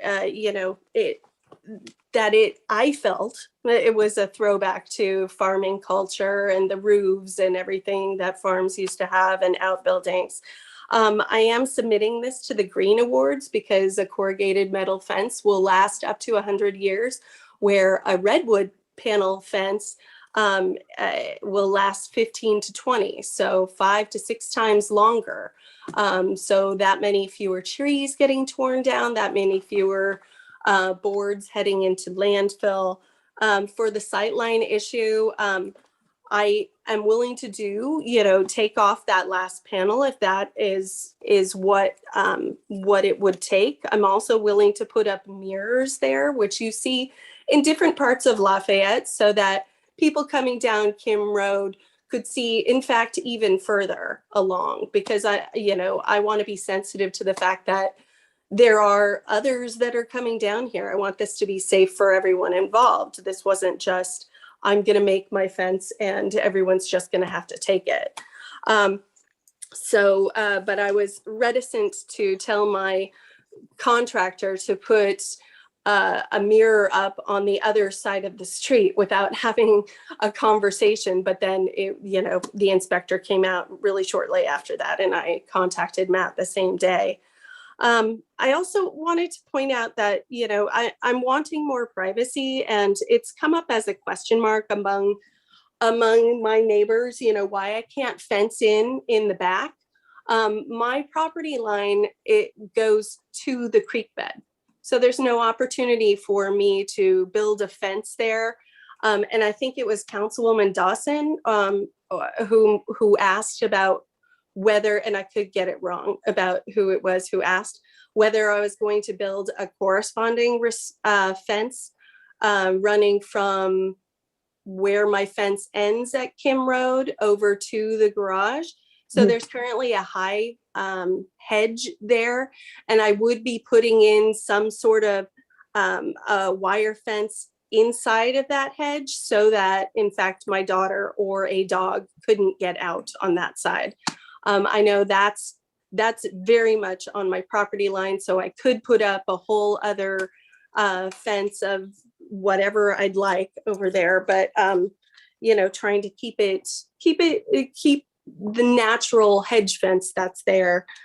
Something that, even if I had put the hog wire up, and I've looked at the other examples along Release Valley Road, among many other examples in Lafayette, where they put up the hog wire and then they do these hedges, and it effectively becomes opaque.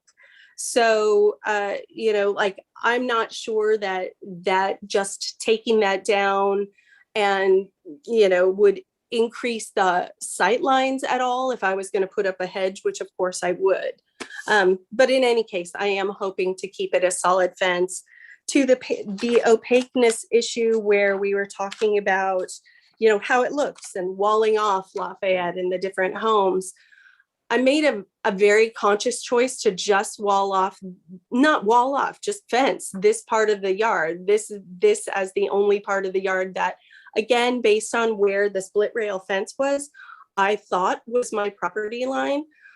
Obviously I was wrong. But there is I have a half circle driveway that's directly in front of the actual home. The yard that we're speaking of is in front of the garage.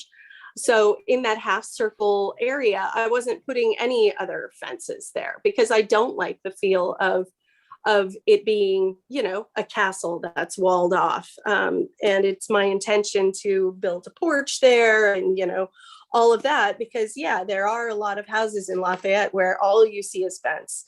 So, and I think about that a lot, I guess, as a parent, and I think about it at Halloween time. I'm like, I guess we don't go trick-or-treating there and nobody else does.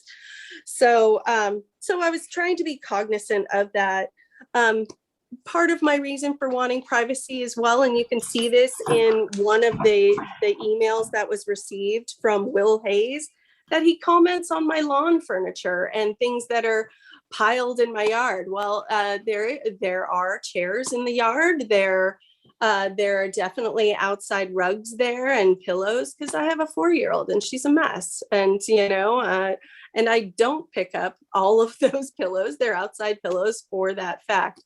But the fact that a neighbor would be so petty as to point that out to city council, it's all the more reason why that neighbor in particular might want me to have a solid fence. So, so that's really it. And I honestly thought I was doing a nice thing, and that, you know, this fence would look nice, especially with the plantings that I have in front of it, that will grow and block it effectively within 1 to 2 years, because they're fast growing, drought tolerant, and you have the details on all of them, as well as my little sketches of how they would look. And, you know, and I thought, oh, that's a nice thing to do, because hardly any of the opaque fences that I saw along Release Valley had anything even remotely like that. Like, they didn't have anything nice for people to look at as they walked along. And I was thinking of my neighbors. And when I look at the pictures that they have sent in, you know, from as views from their house, I honestly don't see that my fence is all that obtrusive, and that it blends in with the asphalt, actually. But you won't even see that in 1 to 2 years. So that's where I was coming from with this. And I know that one of the other, you know, a couple of letters say that I was threatening an even uglier structure, you know, regarding the chain link fence. Well, I know a chain link fence would be approved because Matt told me it would have been. I also know that I have friends in the construction industry that I might be able to get, you know, fences that are used but not broken down, to be able to reutilize here, because after all, I've already spent quite a lot of money putting up this fence, and I would have to spend quite a lot of money taking it down. And that's not your issue, but that's kind of why I said, hey, I can put up a chain link fence. I thought I was doing something nice, but I guess I'm really not. So that's really, that's where I'm coming from. I mean, I could address anything and everything that came up in the emails that you received from neighbors. I have talked to other neighbors who did not send in emails but were supportive. Marianne, who lives kitty corner to me, right across from April Pierce, who is one of the people who complained about the fence, and she didn't have any issue with it. I think she's lived in that home for 35 years. Sterling, who bought the lot that's 1845 right behind me, he doesn't have any issue with the fence whatsoever. My direct neighbors to, I guess it would be my house is left, I guess that's the north. They don't have any issue, and they wrote in about it. That's Mitchell and Kelly. So there are people who are supportive or don't care. I mean, and honestly, I didn't think there would be this much concern over a fence. And I gotta say, I'm a little bit embarrassed considering the conversations that were being had by parents about serious issues, you know, earlier in this call.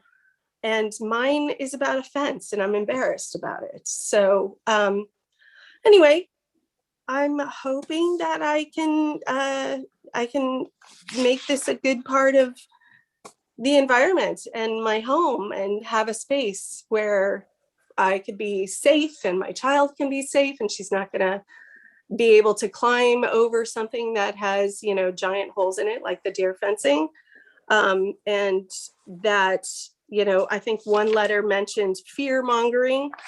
Well, the real fear mongering, if I was going to put in there, is that I'm afraid that someone's going to hit my daughter with their car if she climbs through or over the fence.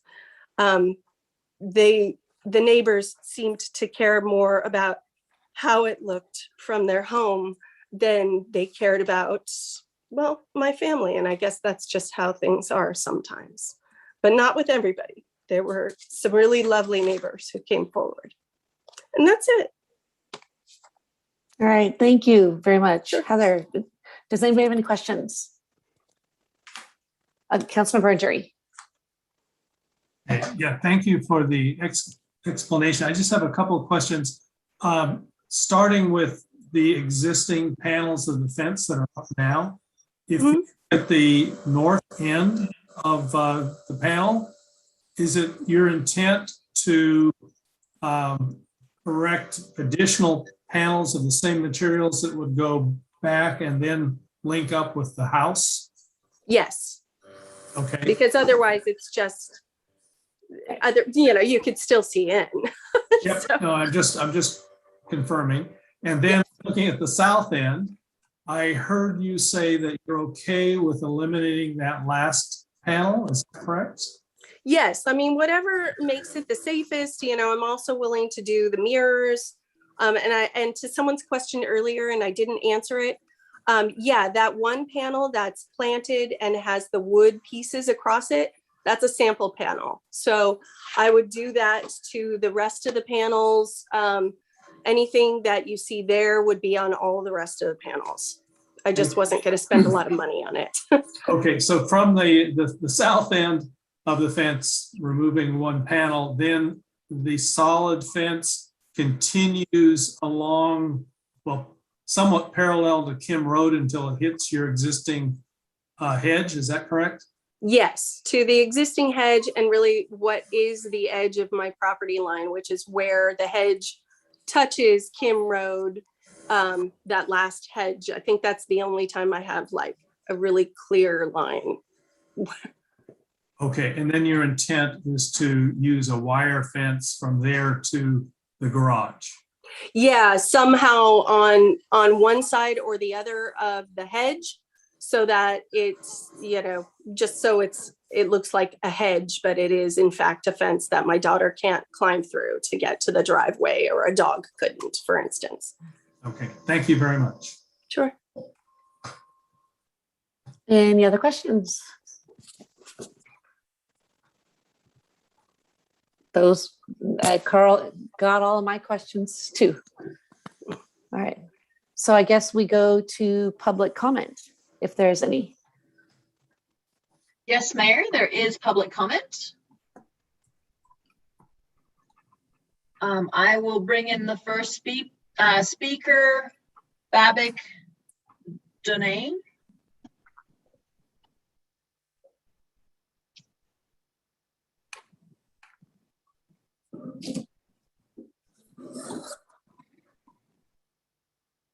Hello, can you hear me and see me? Yes, I can. Hi there. Thank you for staying up this late to listen to our issue. And I know, as Heather said, that there's so many more important things going on. So thank you for your time. I wanted to say that a couple of things. One is that the sheet metal fence is really out of character, for not just this neighborhood, but anywhere. It's not a residential fence material. And that was the first thing for us that was a little bit jarring. And it is taller than the city allows. It is opaque. And I believe that the intention with the chain link fence option was to also make that opaque, to insert slats in it to make it opaque. And chain link is, I know that the city unfortunately doesn't have a standard for quality or aesthetics at all for a fence on public right of way, which is unfortunate. But that is also a very unattractive way to fence a front yard, to put in a chain link fence 6 feet high and slats. So those are really our primary issues. But at the same time, since the city does have standards for what can be built in the public right of way, and this is entirely in the public right of way, it seems appropriate that the city should enforce those rules that they do have, rather than have a policy of not allowing it if someone asks in advance and allowing it if someone builds first and then asks for encroachment, as Matt was describing. Since there is quite a bit of space, that actually land that does belong to the city, it does seem practical to place the fence in a place where it's a little bit more generous to the sidewalk. This is very close to the sidewalk. There are sightline issues. This is actually not the safest place in the world. 5 or 6 years ago, someone was hit on a bicycle and injured pretty badly right there at that intersection of the court and Release Valley Road, Almaden Court. And 3 years ago, you probably know, someone was hit with on a bicycle and killed just north of here. So not that I'm thinking that this is going to cause those kinds of safety issues, but it is a public space. It is less safe than your standards require. And it is sheet metal residential 7-foot tall fence in the public right of way. And we didn't understand that it was going to be enclosing a pen that doesn't actually attach to the house. There's no way to get into it from the house. So it just seems an unnatural way to provide a fence for a front yard. Thanks for your time. All right, thank you. Any questions for the speaker? Just, Councilmember Andry. does it matter to you at all whether she puts those wood slats across the metal?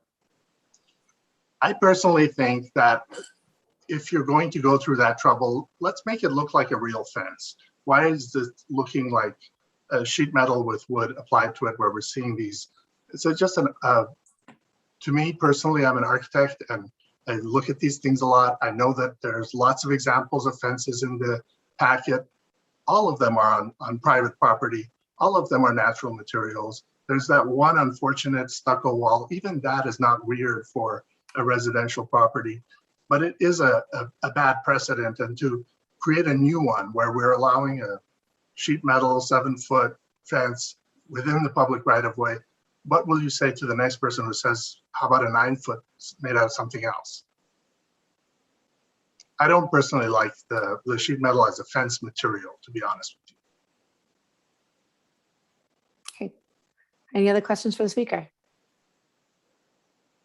All right. No, thank you. Thank you. Mhm. The next speaker is A. Pierce.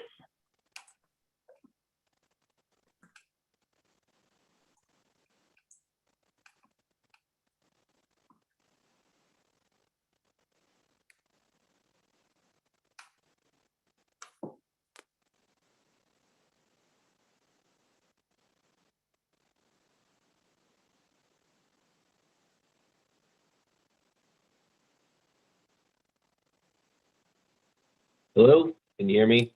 Yes, can. Thank you. All right. Thank you, Mayor Kendall, and the whole City Council for, hearing my comments on this matter.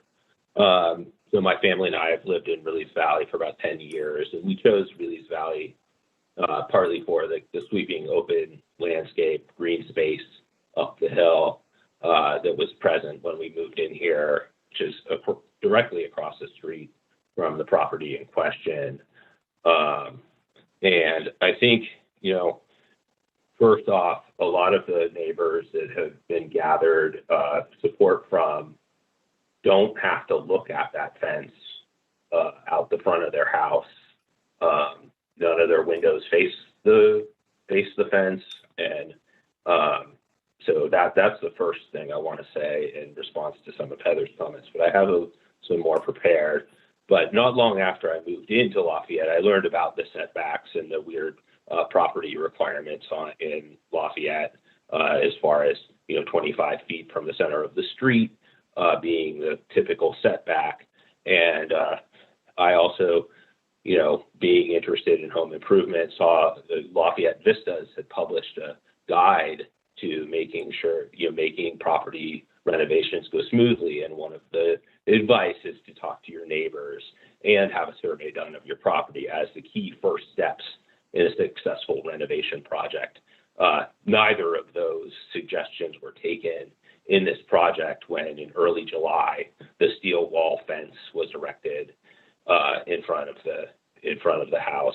And one of the neighbors down the road texted me and asked me about, a height restriction and material and about the size of the fence. And when I returned, I was on vacation, returned home from vacation and saw the fence, and it was, over 7 feet in some places. And even with the infill for planting that Heather has done, it's over 6 feet. I believe that, she's made, statements that she'll address this and, put dirt both in front of and behind the fence. And I have, I think that some of these things, if the encroachment permit is approved, that this still set a bad precedent for a couple of different reasons. One is the height and the material blocking the view from Kim Road. Babak did a good job of describing it. The cyclist that I knew about Martin Nellis was a public information officer in Pleasant Hill, was struck at Attree Court in August of 2018 on Release Valley and was dragged to death by a truck. And so, and more on the sight line. So this, corridor of Release Valley is not particularly safe in terms of making for sight lines worse. We have. So can you wrap it up? It's 3 minutes. So can you wrap it up? Thanks. Okay. So,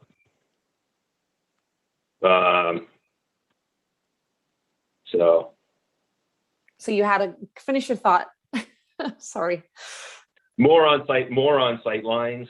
Basically, when the engineering department installed new signs on our street, I had to prune my trees so that people could see them from the corner of Withers, which is 200 yards away.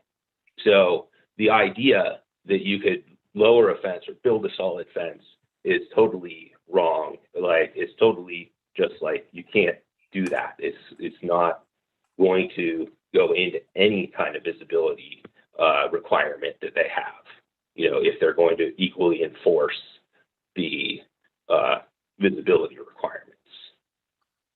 Right. You can't have a solid wall there. All right. Thank you very much. Any questions for the speaker? No. Thank you.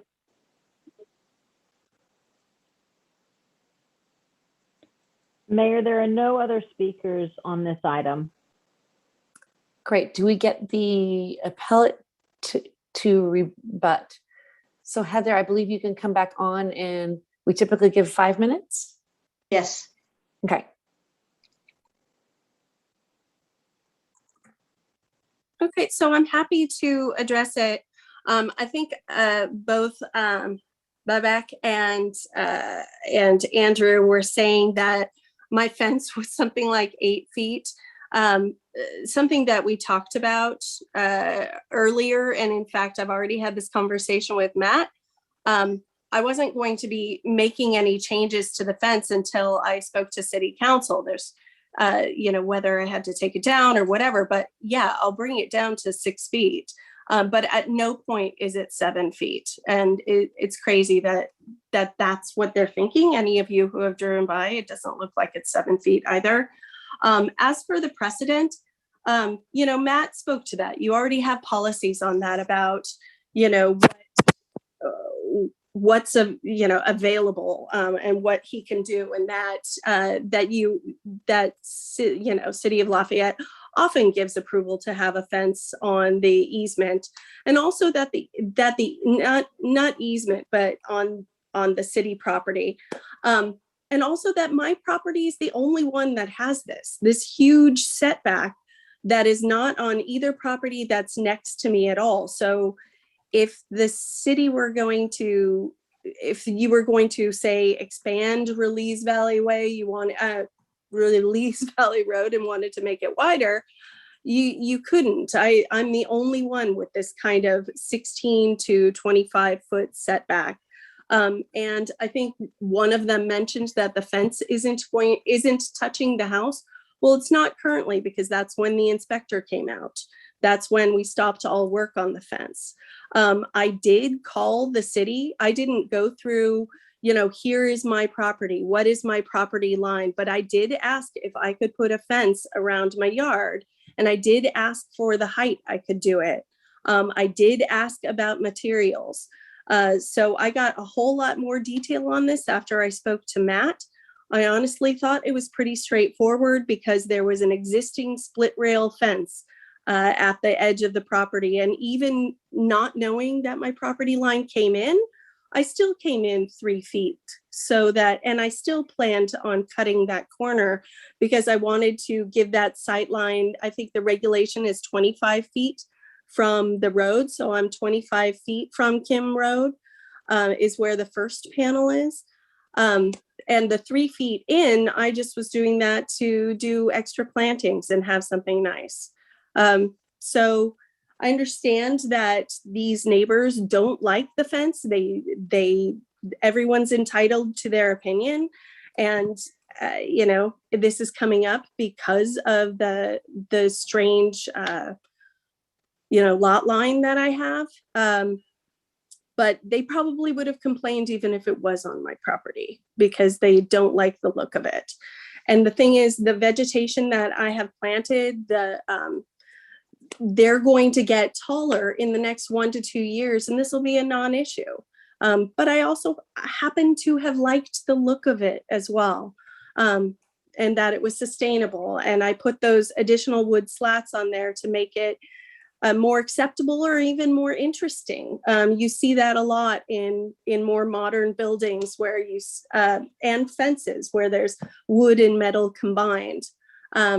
So I come from Oakland and Berkeley area most recently. So you see that a lot. And I thought that was interesting. And my house isn't a 1908 Craftsman. It was built in 1973, you know, so I thought I was being a little bit different than the houses around me. And I was adding a new element to the look and feel of Lafayette. I actually thought it was sort of fun. And that's pretty much it. That if I'm given the go ahead to do my fence, it won't be taller than 6 feet. And if the city council would like me to remove that last panel or put up mirrors across the way or attached to the fence or wherever, I'm happy to do that as well, because safety is a big concern for me as a member of the community. And I think that's it. I think I've addressed everything else.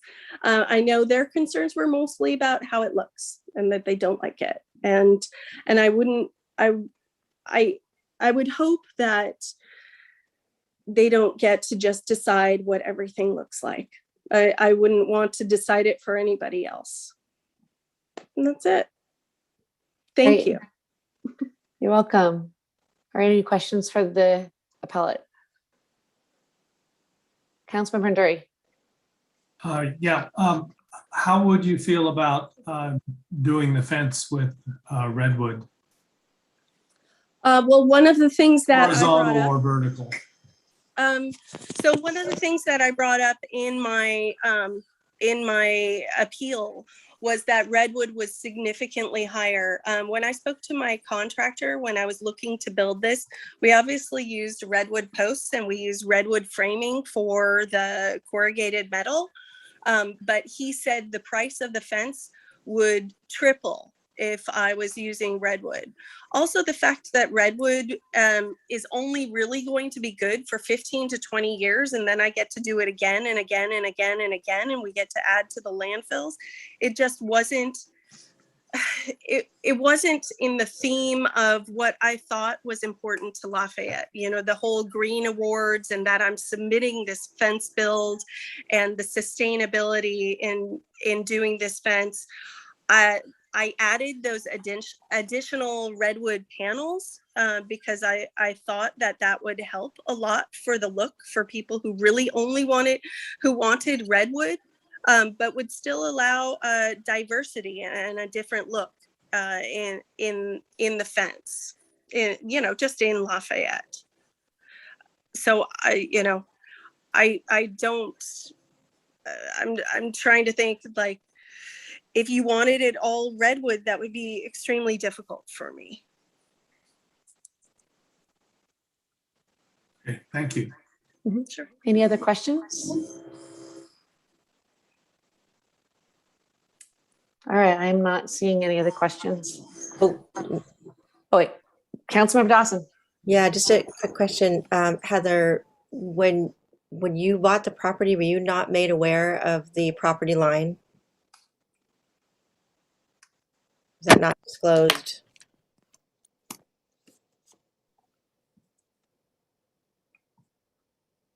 Sorry, I had been dropped off.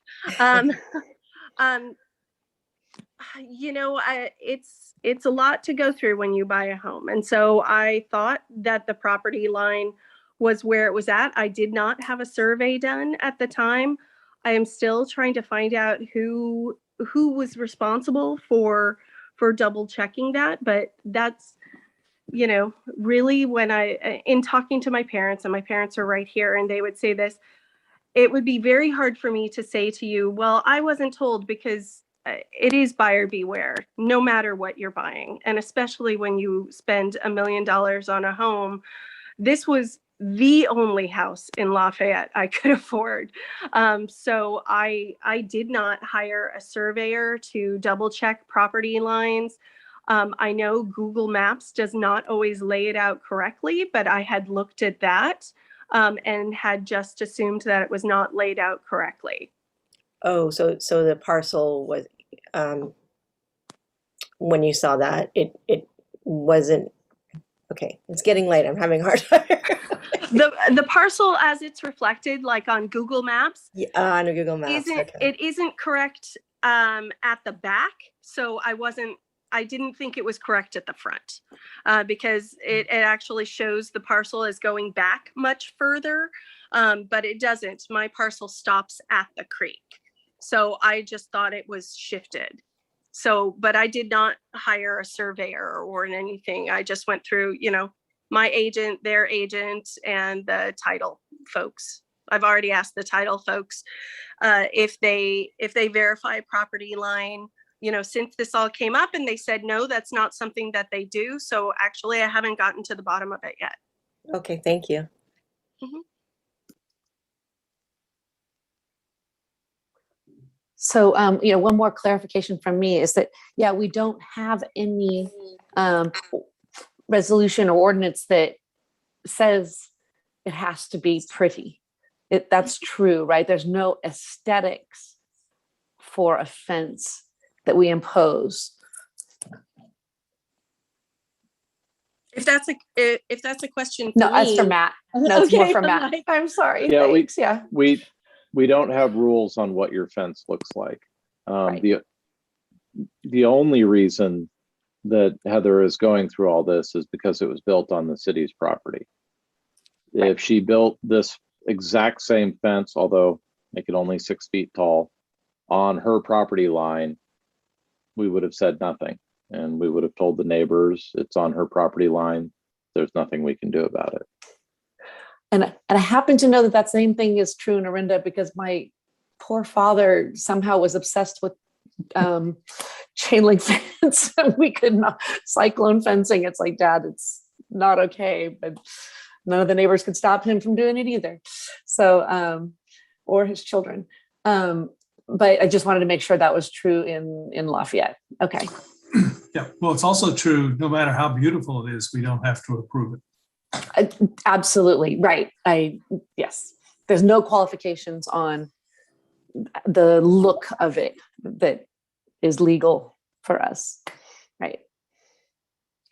Okay. So any more questions, or do people want to start considering whether they would approve, or the pieces that they don't like or do like, or let us know where you're at.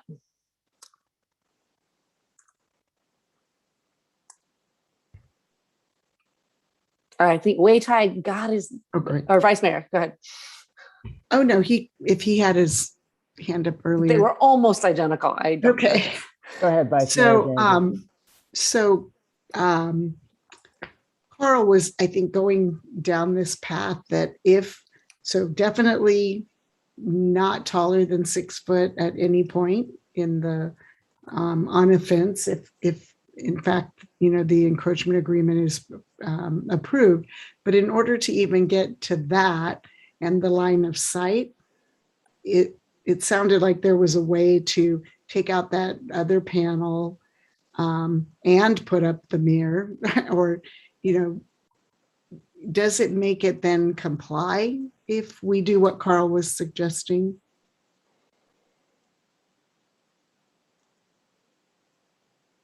There we go. Now I'm unmuted. The only part that isn't in compliance is that it's opaque. And it just isn't in compliance with your policy that allows me to make the decision without taking it to city council. Right. There isn't an ordinance that says all fences located on the public right of way must be transparent. That ordinance doesn't exist. So the only reason this is coming into play is because it was policy that the city council set forth that said, hey, if you meet these minimum criteria, you don't need to come to us. The engineering department can grant you the encroachment agreement. Okay. Important point. Thank you. All right, Councilmember Kwok. I think I have a similar question, but that is, I think I'm asked to give an opinion on two elements. One is the sight lines, and the second is opaqueness. And it seems like on the sight line piece, it's clearly a safety issue that a fence in the encroached area would need to comply with that. But the second, so that one, I think the applicant has indicated a willingness to make a change and potentially solve for that. So what I'm left with is the opaqueness issue. And if there's a city policy that you can't do an opaque fence in your front yard, then is there unless some other factors, but if there are any other extenuating factors that we could weigh, then I sort of feel like I'm only judging whether it's opaque or not. It doesn't matter whether it's redwood or steel or anything else. It's if it's an opaque fence, it's not permitted, and I don't think I have any purview, right, to say, except for these conditions, safety or whatever, that we could do it. Is there any other way that a city council person would be able to approve an opaque fence in the front yard?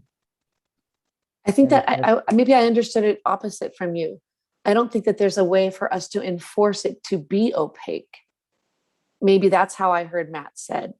We don't get that. It's only to match the criteria in that resolution, must it not be opaque?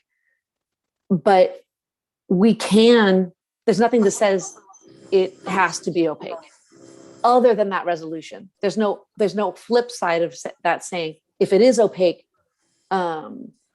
then we can't approve it. Am I saying that right?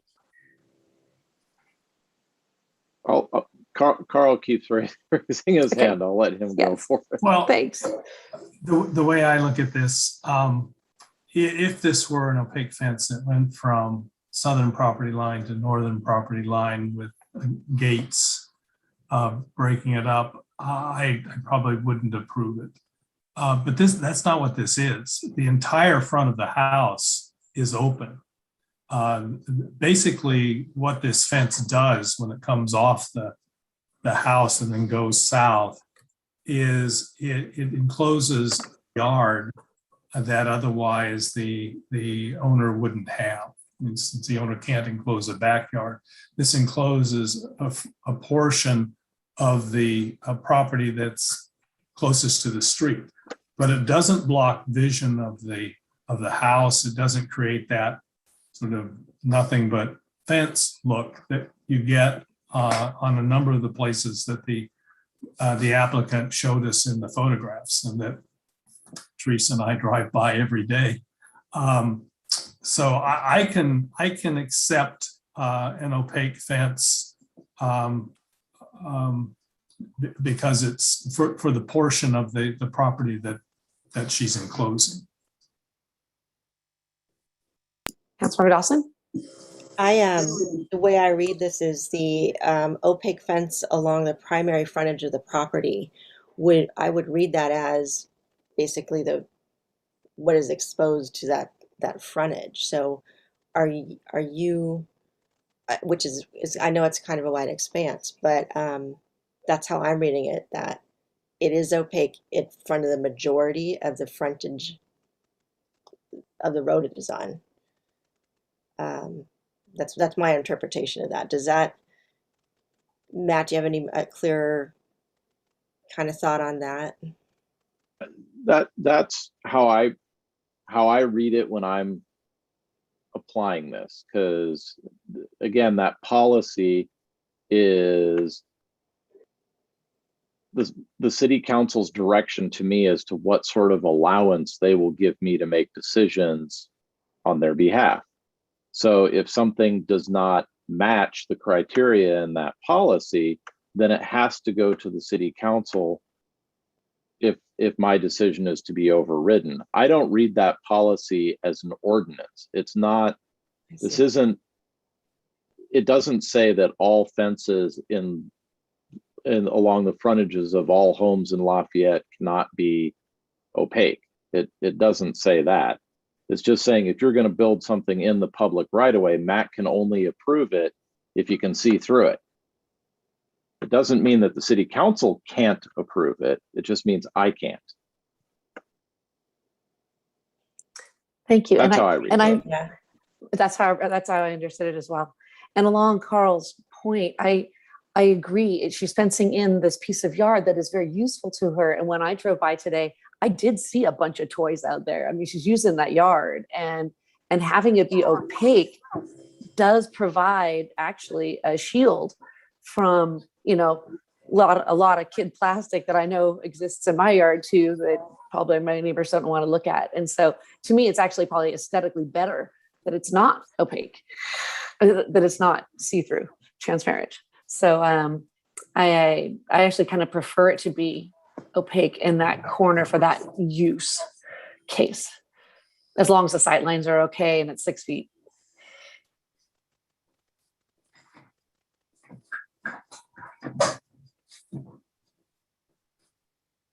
Any other thoughts? Councilor Dawson. I just want to throw out there, I'm a little just uncomfortable with that same thing, sending out this precedent, because as Matt says, you know, then we set that precedent, which is, it expands, which is nothing, of course, wrong with that, with your ability to just kind of say, oh, yes or no. But at what point are we being very qualitative about this, and kind of looking at aesthetics when that's not really our bailiwick in this consideration, in terms of, at least in my opinion, in terms of like the privacy factors, the other qualitative items that have been brought up in the argument. To me, it's a simple kind of cut and dry. There is an opaque fence in the city right of way, and previously that was, you know, not acceptable. Especially, this is unusual. It's at an intersection. So I kind of am agreeing with Waitai, unless I have a specific to kind of overturn that value that council set when they did this particular resolution. I'm not sure, you know, unless I'm convinced otherwise, to not to overturn the denial. Okay. Any other thoughts? Councilor Geringer? So with the line of sight, so I do like the mock-up, but I'm sort of struggling now. Can I even weigh in on on that in terms of the mixture of the materials, the wood slats, but not sure that, other than saying I do like that, and I think it does, you know, to the character of the neighborhood, it does sort of bring it more in alignment with that. I appreciate the need for the privacy, but the line of sight, you know, making sure that it's safe in there in terms of doing that. I also didn't hear Matt say that this is the only one, because I know that there's one down the street from this particular property, that white stucco one that we all keep referencing. Is that in his property, Matt, or isn't it still a little bit encroaching in our right of way? If memory serves, that wall is on his property. Okay, because I guess I had always thought that it was back when it happened and when we had moved that path. I wasn't on the council then, but that we allowed that to stay there. The city did. So because it had already been put up and there was some question about, but maybe in the interim it's been determined. So so I'm leaning toward, as long as it complies with the safety aspects of it, supporting the encroachment agreement. And Narup is Mayor, We have to, I you move have that to we, extend the meeting. yeah, I move we extend the meeting. Yeah, let's extend the meeting for Until- oh, 15 minutes. yeah, I was going to say till 1 o'clock, but so because Yeah, till 1 o'clock is fine. Yeah. All right. I'll second. All right. So Vice Mayor Geringer, aye. Councilmember Drury, Aye. Councilmember Dawson, Aye. Councilmember Kwok, Aye. and I'm also an aye. We'll extend to 1 o'clock. Thank you. All right, wait, hi. Councilmember Kwok, how are you? Well, I'm looking at the final page of the attachment of the package, right? So that's the actual resolution 2013-29, and looking at sentence C to help me guide my decision. It says we have to make sure that the encroachment is consistent with the following: that the encroachment would not substantially obscure the main property frontage, such as an opaque fence along the front of the house. And so I guess that's a judgment call. Councilmember Anduri has proposed that if it's a portion of the frontage, that's different from the whole frontage, right? But the sentence, the encroachment would not substantially obscure. So does substantially mean 51% of the frontage or 49%? What's the definition of substantially obscure the main property frontage? So I struggle with that sentence, the intent of that sentence. I don't think this is, to me, a design review question about what material it is and so forth. I mean, great if it looks great, but I don't think that I'm being asked to opine on the materials. Maybe that helps the neighbors feel better, and maybe that's definitely valuable, but I'm not actually considering any of the design criteria. I'm only considering whether opaqueness is, at this sentence, is it prohibited or not? And still thinking about it. Thank you. Councilmember Drury. Well, Councilmember Kwok, if it helps, yeah, I read the whole sentence, and the last part of the sentence, such as an opaque fence along the front of the house.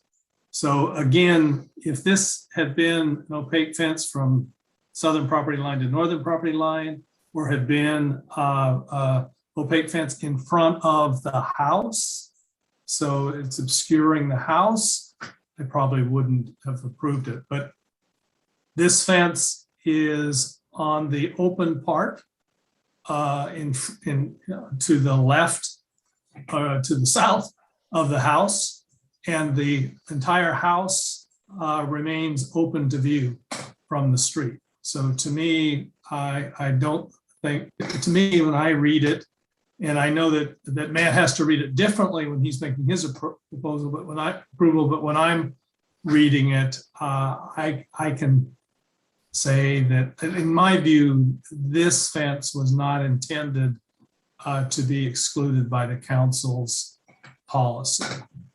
And it's hard for me to tell from the package because there is not a front view of the whole frontage of the house. I could see some pictures. I haven't driven by the property itself, so I may have to defer to anybody else here who has driven in front. Carl, are you saying that you've driven in front of this property, looked at the fence, and it's your view that it's off to the side? Yeah, I've driven back and forth in front of the house, and yeah. The fence angles down to the house. It leaves it open, the view of the house. I see. Okay, thank you for clarifying. All right, Matt. I can share my screen. I have a Google Street View open. I was looking at that too. If that would be helpful. Yes, it would be. Thank you.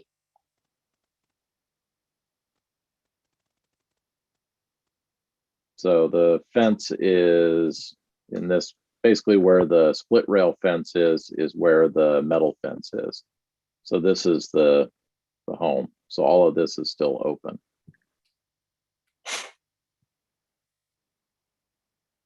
I don't know if that helped or just made it cloudier.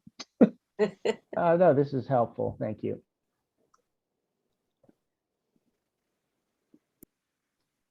Okay, so Councilmember Dawson,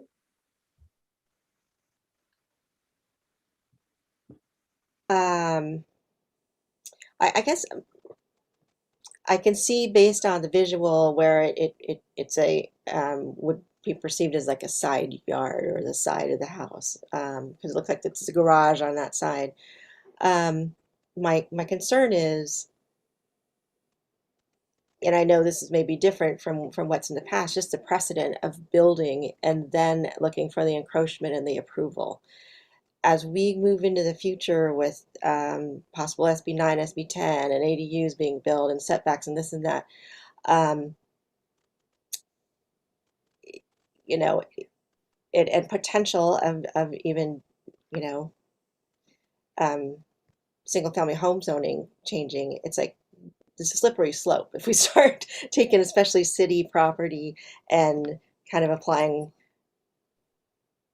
you know, different from what was set before in terms of that resolution. So because we don't have a real I mean, it seems like we're making a qualitative decision, that's all, which is our right, of course, at this point. I'm just a little uncomfortable with that. Councilmember Derry? Well, what I'll observe is that, as I recall from past experience, virtually every time it came to us, it was already built. It was complete, and it might have been completed a year ago.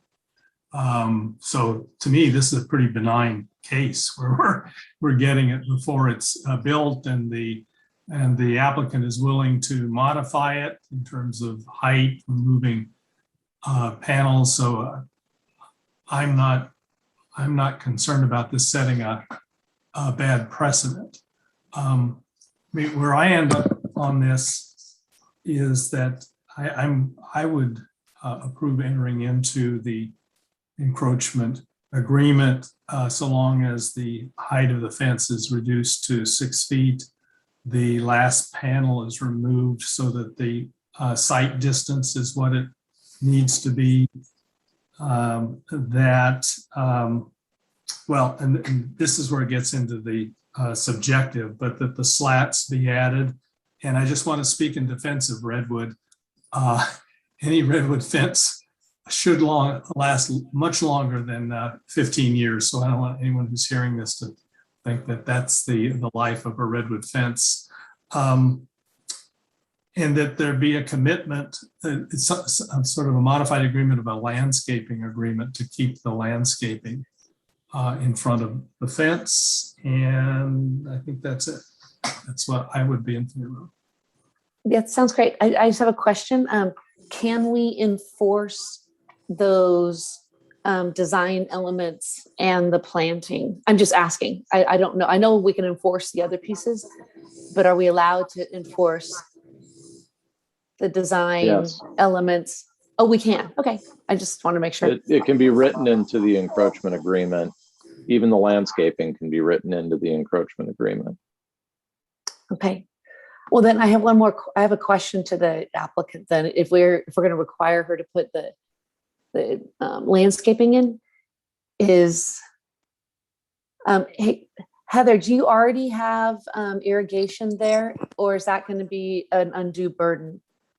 I already have irrigation set up there because this land has been occupied by this home for 50 years. So there's irrigation all the way to the edge. So there's already a plan in place to put, the soaker hoses all along that side. Yeah. So I just wanted to make sure. Yeah. I wanted to make sure. Great. Thank you. Appreciate it. So in that case, then I agree with Carl's assessment. I'm not so against the corrugated metal, but that's just me. I don't require her to put in the slats. I think the slats are lovely. And if she chooses to put them all in like she showed, that would be great, but I'm not going to force her. That would be the only way that I differ on that. All right, Councilmember Kwok. First of all, I neglected to say to Ms. McGregor that welcome to Lafayette. We're glad you moved here, and it's unfortunate that you've had this as your first experience. But I also moved to Lafayette 20 years ago with a 4-year-old and a 2-year-old, and I built a home on a bare land, and there were many city policies and neighborhood feedback that I was very surprised that we actually had to make many adjustments when we constructed our home. What I wanted to suggest, because in that guidebook of Vistas, they suggested that you talk to your neighbors and you look at your sight lines for a reason. You could go ahead and do this, but you could see how angry your neighbors are, and that's not a great neighborly feeling to start with. So what my wife and I did, we recognized that we're going to be living next to our neighbors for many years. We want to try to exhaust all possibilities to find an acceptable solution before just, proceeding. And I'm inclined to stick with the rules here, but I would love it if you could take another look and try to find a solution that was compliant with both what the city was looking for and what your neighbors will be happy to have you here for many, many years. And if you've not exhausted all if there's no other choice to come to us with that, then, come again. But I'd say as of the moment today, I would really like to see the homeowner really exhaust all possibilities to try to go within the rules. Okay, thank you. Did you want me to comment or? No, it's okay. You don't Okay. have to comment yet, but I appreciate Okay. that. Sure. All right. Vice Mayor, were you? So I was leaning toward, as I had mentioned before, if we can make it safe and can do all those things. And, yes, I can't fully opine, or actually Matt said we can, leaning toward supporting Councilmember Nduri and the mayor's, position of allowing the encroachment agreement. It seems that I like the idea of, and agree, if there's a way to make everybody happy and the neighbors work together, that would be great. But it feels like that there has been work on that. Would still encourage working out ways to work with the neighbors to come to that. But I don't know that unless there's additional discussion that changes my mind, that sending her back changes the outcome of my approving it. So, but appreciate the arguments around and the relook at the resolution. All right, Councilmember Dawson. I think I'm weighing towards Councilmember Kwok's assessment that I too would like to see following up on the resolution. So it's kind of interesting because we're obviously newer to council, but for me, as I'd like to think that I'm starting that way, defending what we have in place right now, and kind of trying to steer clear of the qualitative assessments. I know Councilmember Nduri, your experience is much different, but I think that's the way I'm going to be weighing in on this. Okay. All right. So do I have a motion?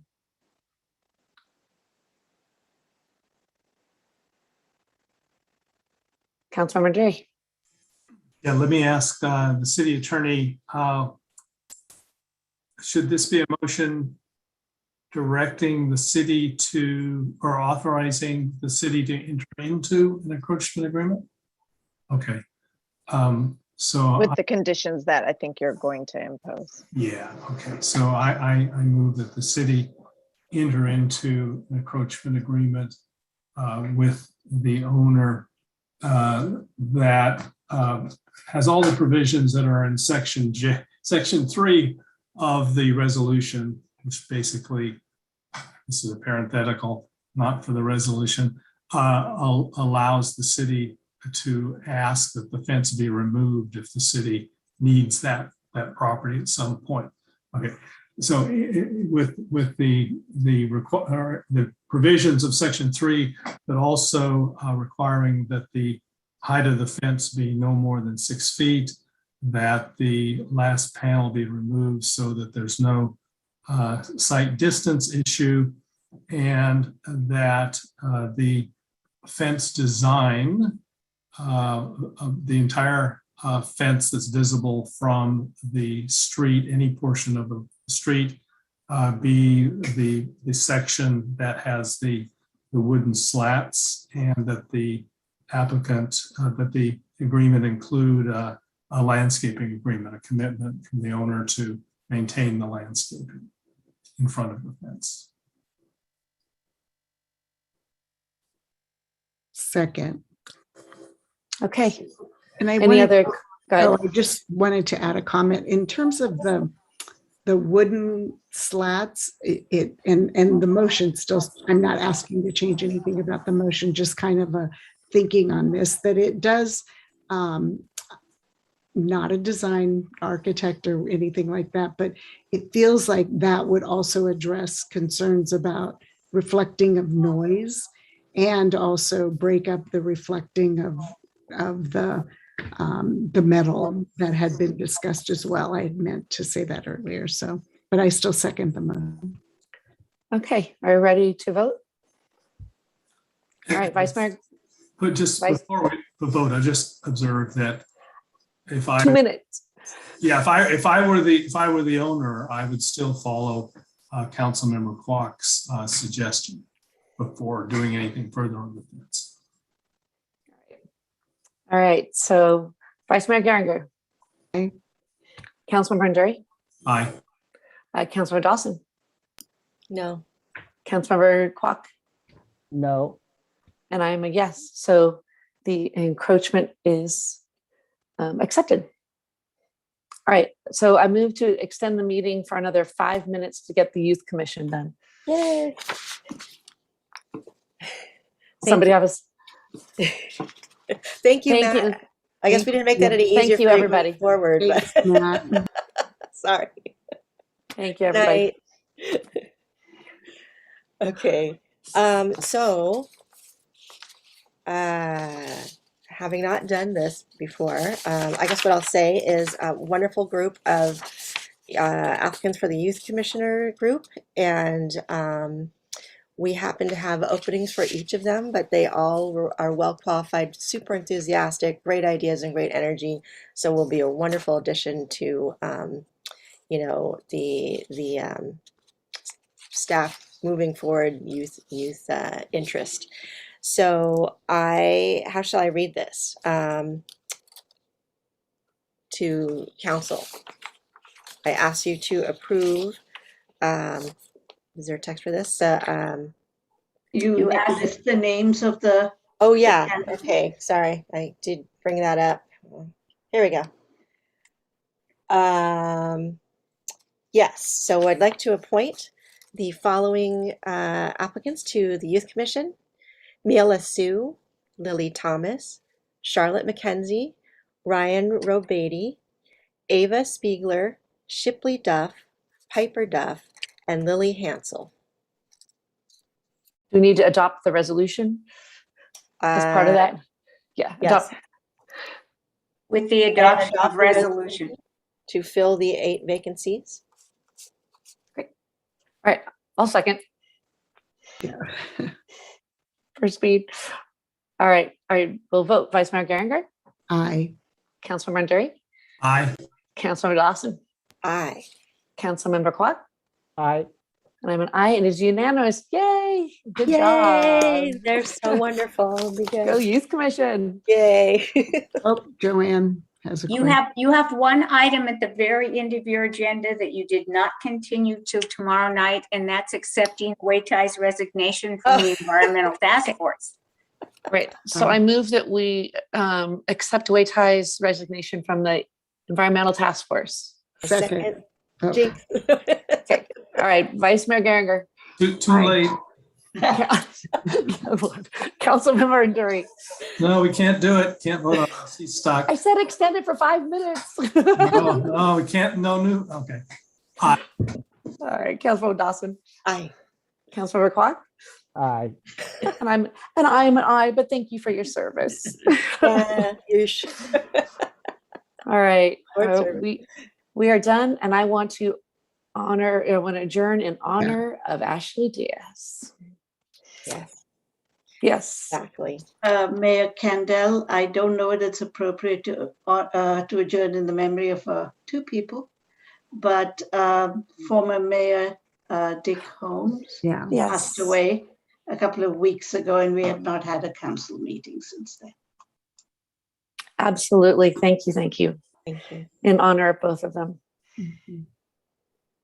And we did, I did adjourn though, but I want to say that we thought we didn't go back to our consent items. We'll have to bring those back. We had agreed earlier that we would I do thought so. that. Yeah. Perfect. Just making sure don't forget that. Yeah. Have a good All right, night, guys. all. Thank you. Good morning. See you today. See you later tonight. Hey, wait till I went down. It's not too late. No, Bye. you're still on the environmental task force. You had your chance. Good night. Thank you. Good See you night. tomorrow.